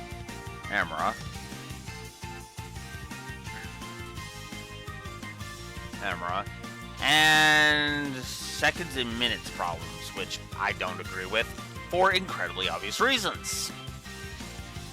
So yeah, the negatives literally didn't move. Because, no. It's just, no. So that's the entire do I agree with list. So yeah, that's where we're going in, heading into the final audit. The final stretch of the audit. Alright, here we go. This will not take me long because, duh. Animation said my piece. Atmosphere and tone said my piece. Babylon 5 effects said my piece. Background lore and banter were added by the do I agree with list. Branching narrative said my piece. Brickwork, camera work, characters, all said my piece. Doodads, empty text, external continuity, intro, lighting, localization, moments, music direction, pacing patterns, sprite work, themes, storytelling. Yep. Nothing to add. Absolutely nothing to add. For that, and I'm leaving both of those final rounds at 1 on the gameplay, so that's that. Which means, yes, the story is ending exactly where it is. Easy enough to parse what it is, though, because the story is ending with 196 points on the board, and for the positives, and 26 negatives. Fuck. Constantly impressing me. You constantly impress me. That's me, Sky 2. You really do. Alright. Gameplay now. All roads lead to Rome. Animations. Audio spam is non-existent in this one. I don't think so, anyway. I mean, unless you're fast-forwarding through the S-crafts, no. Backtracking, estuary, which I missed. Bosses, we've given several. Bugs, builds, core combat, cosmetics, crashes, durability. Ooh. Enemy variety. Did I give enemy variety? I did. Okay, cool.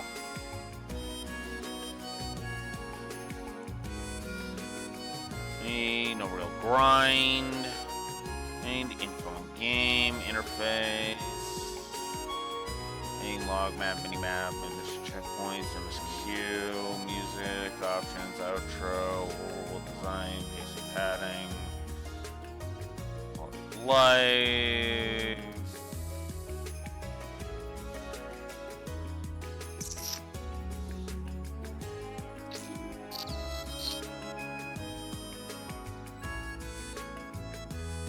I don't really think we're gonna get quality. Yeah, I don't think we'll really get quality of life until, at bare minimum, the crossbell games. But yeah, replayability I gave a double because I upped it. Respecs, realization. No one's giving more cutscenes because I refuse to give that, and I won't be giving it in 3. Ugh! We'll get there. Viscerality, visual continuity, visual distinction, walkthroughitis, and Yoshi drums. Okay. And the gameplay didn't move. I knew that wasn't going to take me long. So yeah, it's ending exactly where it is. It did go down. It did, the gameplay score did go down. I'm not going to lie about that.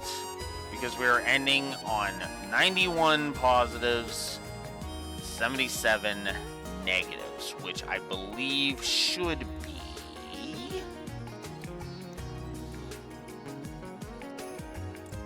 Yes.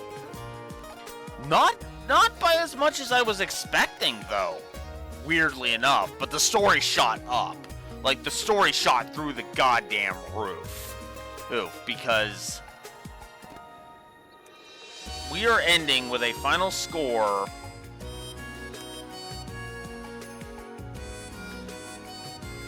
of 170. Whoop. Hang on. 170 to story. And plus 14 to gameplay. Which leaves us with a final score. Final score. If I can find the thingy, there it is.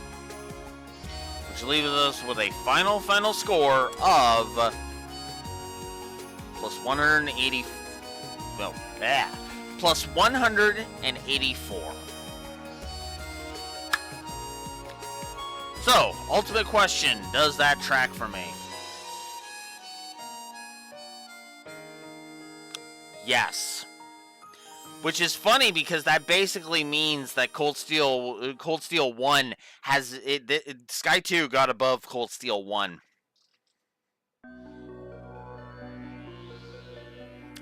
It's in 4th place now.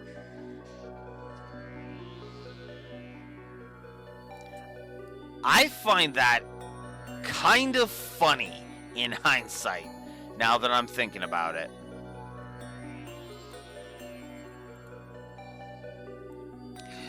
Oh, that is actually great.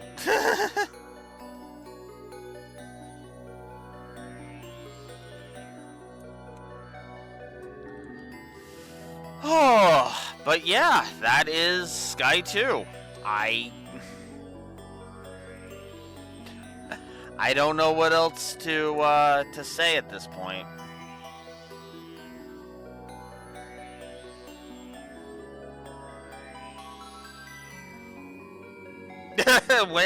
When's the last time I said no to that? Never, honestly. But that's the goal, right? Am I happy with this review? is the idea. At the time, I was happy with the original Sky 1 score. I'm much happier with this one, admittedly. But yeah, no. Sky 2 just continues to impress me. I still enjoy. I do think the gameplay would not get really good until the Cold Steels. I stand behind that much. But this was always kind of the outlier of that assessment, because I don't enjoy Sky 3's gameplay. I'll just go ahead and admit it. Not really. Maybe that'll change on this run. Maybe it won't. The Crossbell games need a re-examination for the gameplay for me, but I really didn't enjoy my time with the Crossbell games. Gameplay-wise. Story-wise, I enjoyed Azure. I'll say that.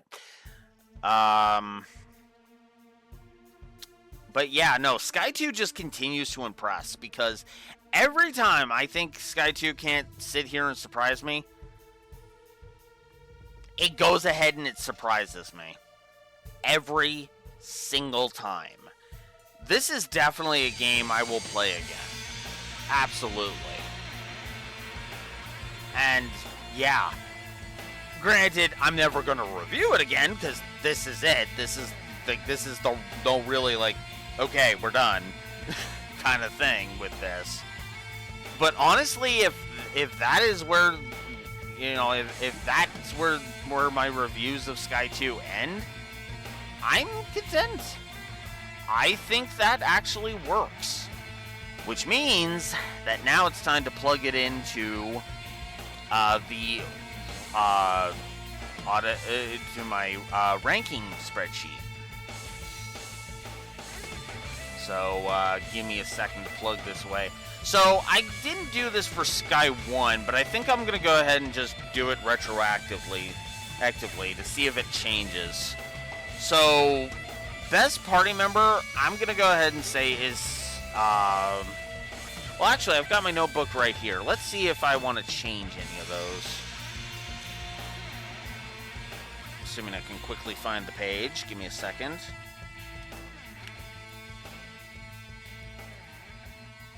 Ah, here we go. Perfect, I found it. Let's see. So for Sky 1, I gave Excalibur Award to Tita and Excalibur to Agate. I'm going to say for the original version that holds true. But for the remake, I'd have to think about it, honestly. Hey. Golden Masamune for best villain. Yeah, that's Weissman. Even with how little he's in there.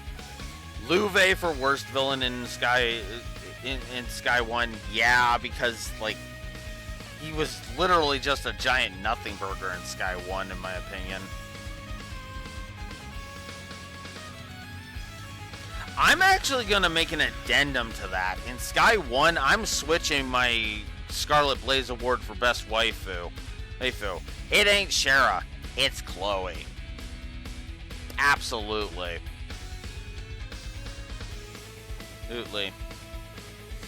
Amalthea being Sky 1's worst waifu? Yeah, considering how much of a simp she is for that, yeah. Jay Dragoon for Best Husbando? Yeah, Olivier. And I'll stick to Cassius as the Toothless Lion. Because, Sir not appearing in this film.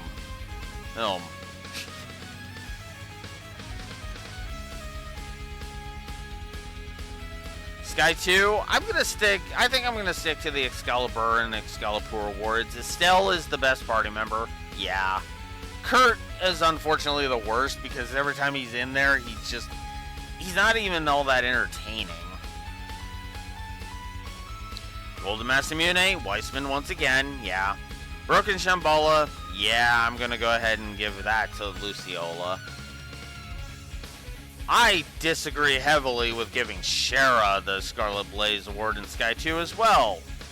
Gonna shift that over to Chloe as well. I'll stick to Amalthea for the Crimson Flower. I will also stick to Olivier being the Jade Dragoon for Best Husbando. Toothless Lion, though.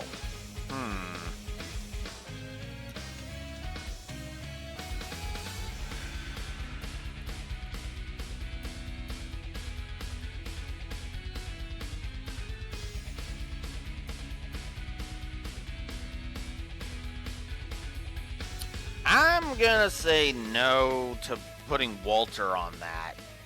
Yeah, I'm gonna give it to Gilbert. Fucker gave me a nosebleed. He gets the Toothless Lion Award. So, yeah.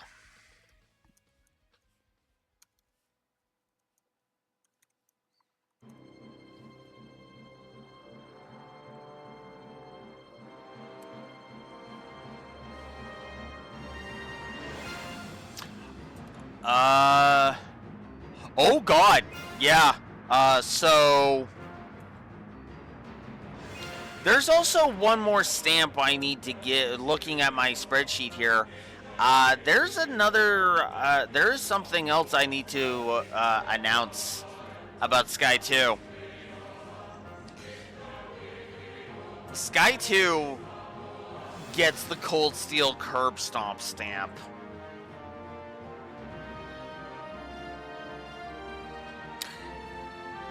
Sky 1 is 61, and Sky 2 is 184. Yeah, as we established, anything over 100 points more is a Cold Steel Curb Stomp. And that is a hang on. Oh no, I'm wrong. Sorry, 78, but that still qualifies.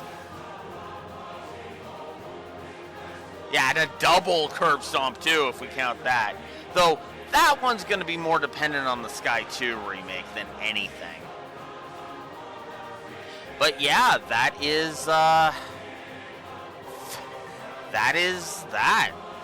Like, wow. So that puts it... Oh, no, I'm actually wrong. Holy crap.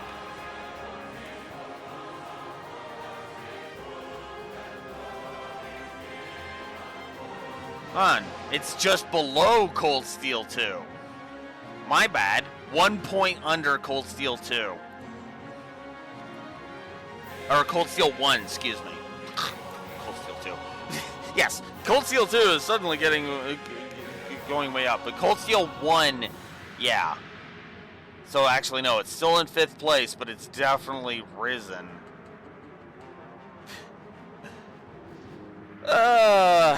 Good old Daybreak 2.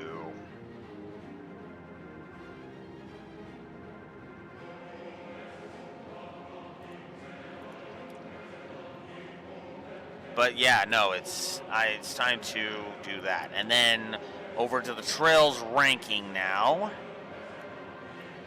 Come on.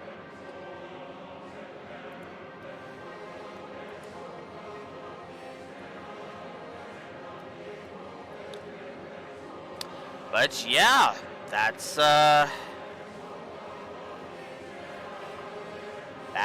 crazy. Does it move in terms of story? Yes, it does. Oh, wow. Oh, that is hilarious. So overall, in my overall rankings, Sky 2 is in 5th place. If we count just story, though, it's in 2nd place right now.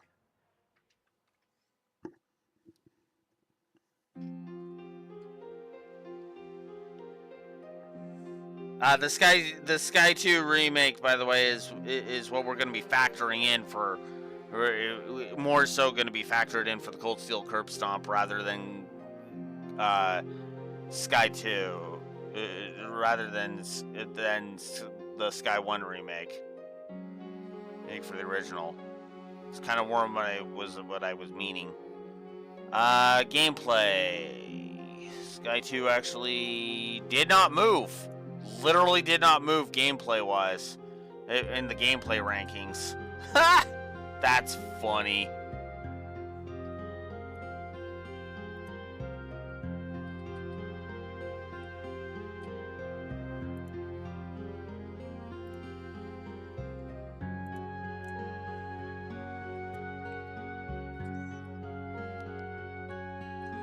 But yeah, so not much else I can say on that front, except that's it. Sky 2, ladies and gentlemen. 1, 2, 3, 4, 5. Wow, took us more sessions this time. Took us 15 sessions to finish Sky 2 this time.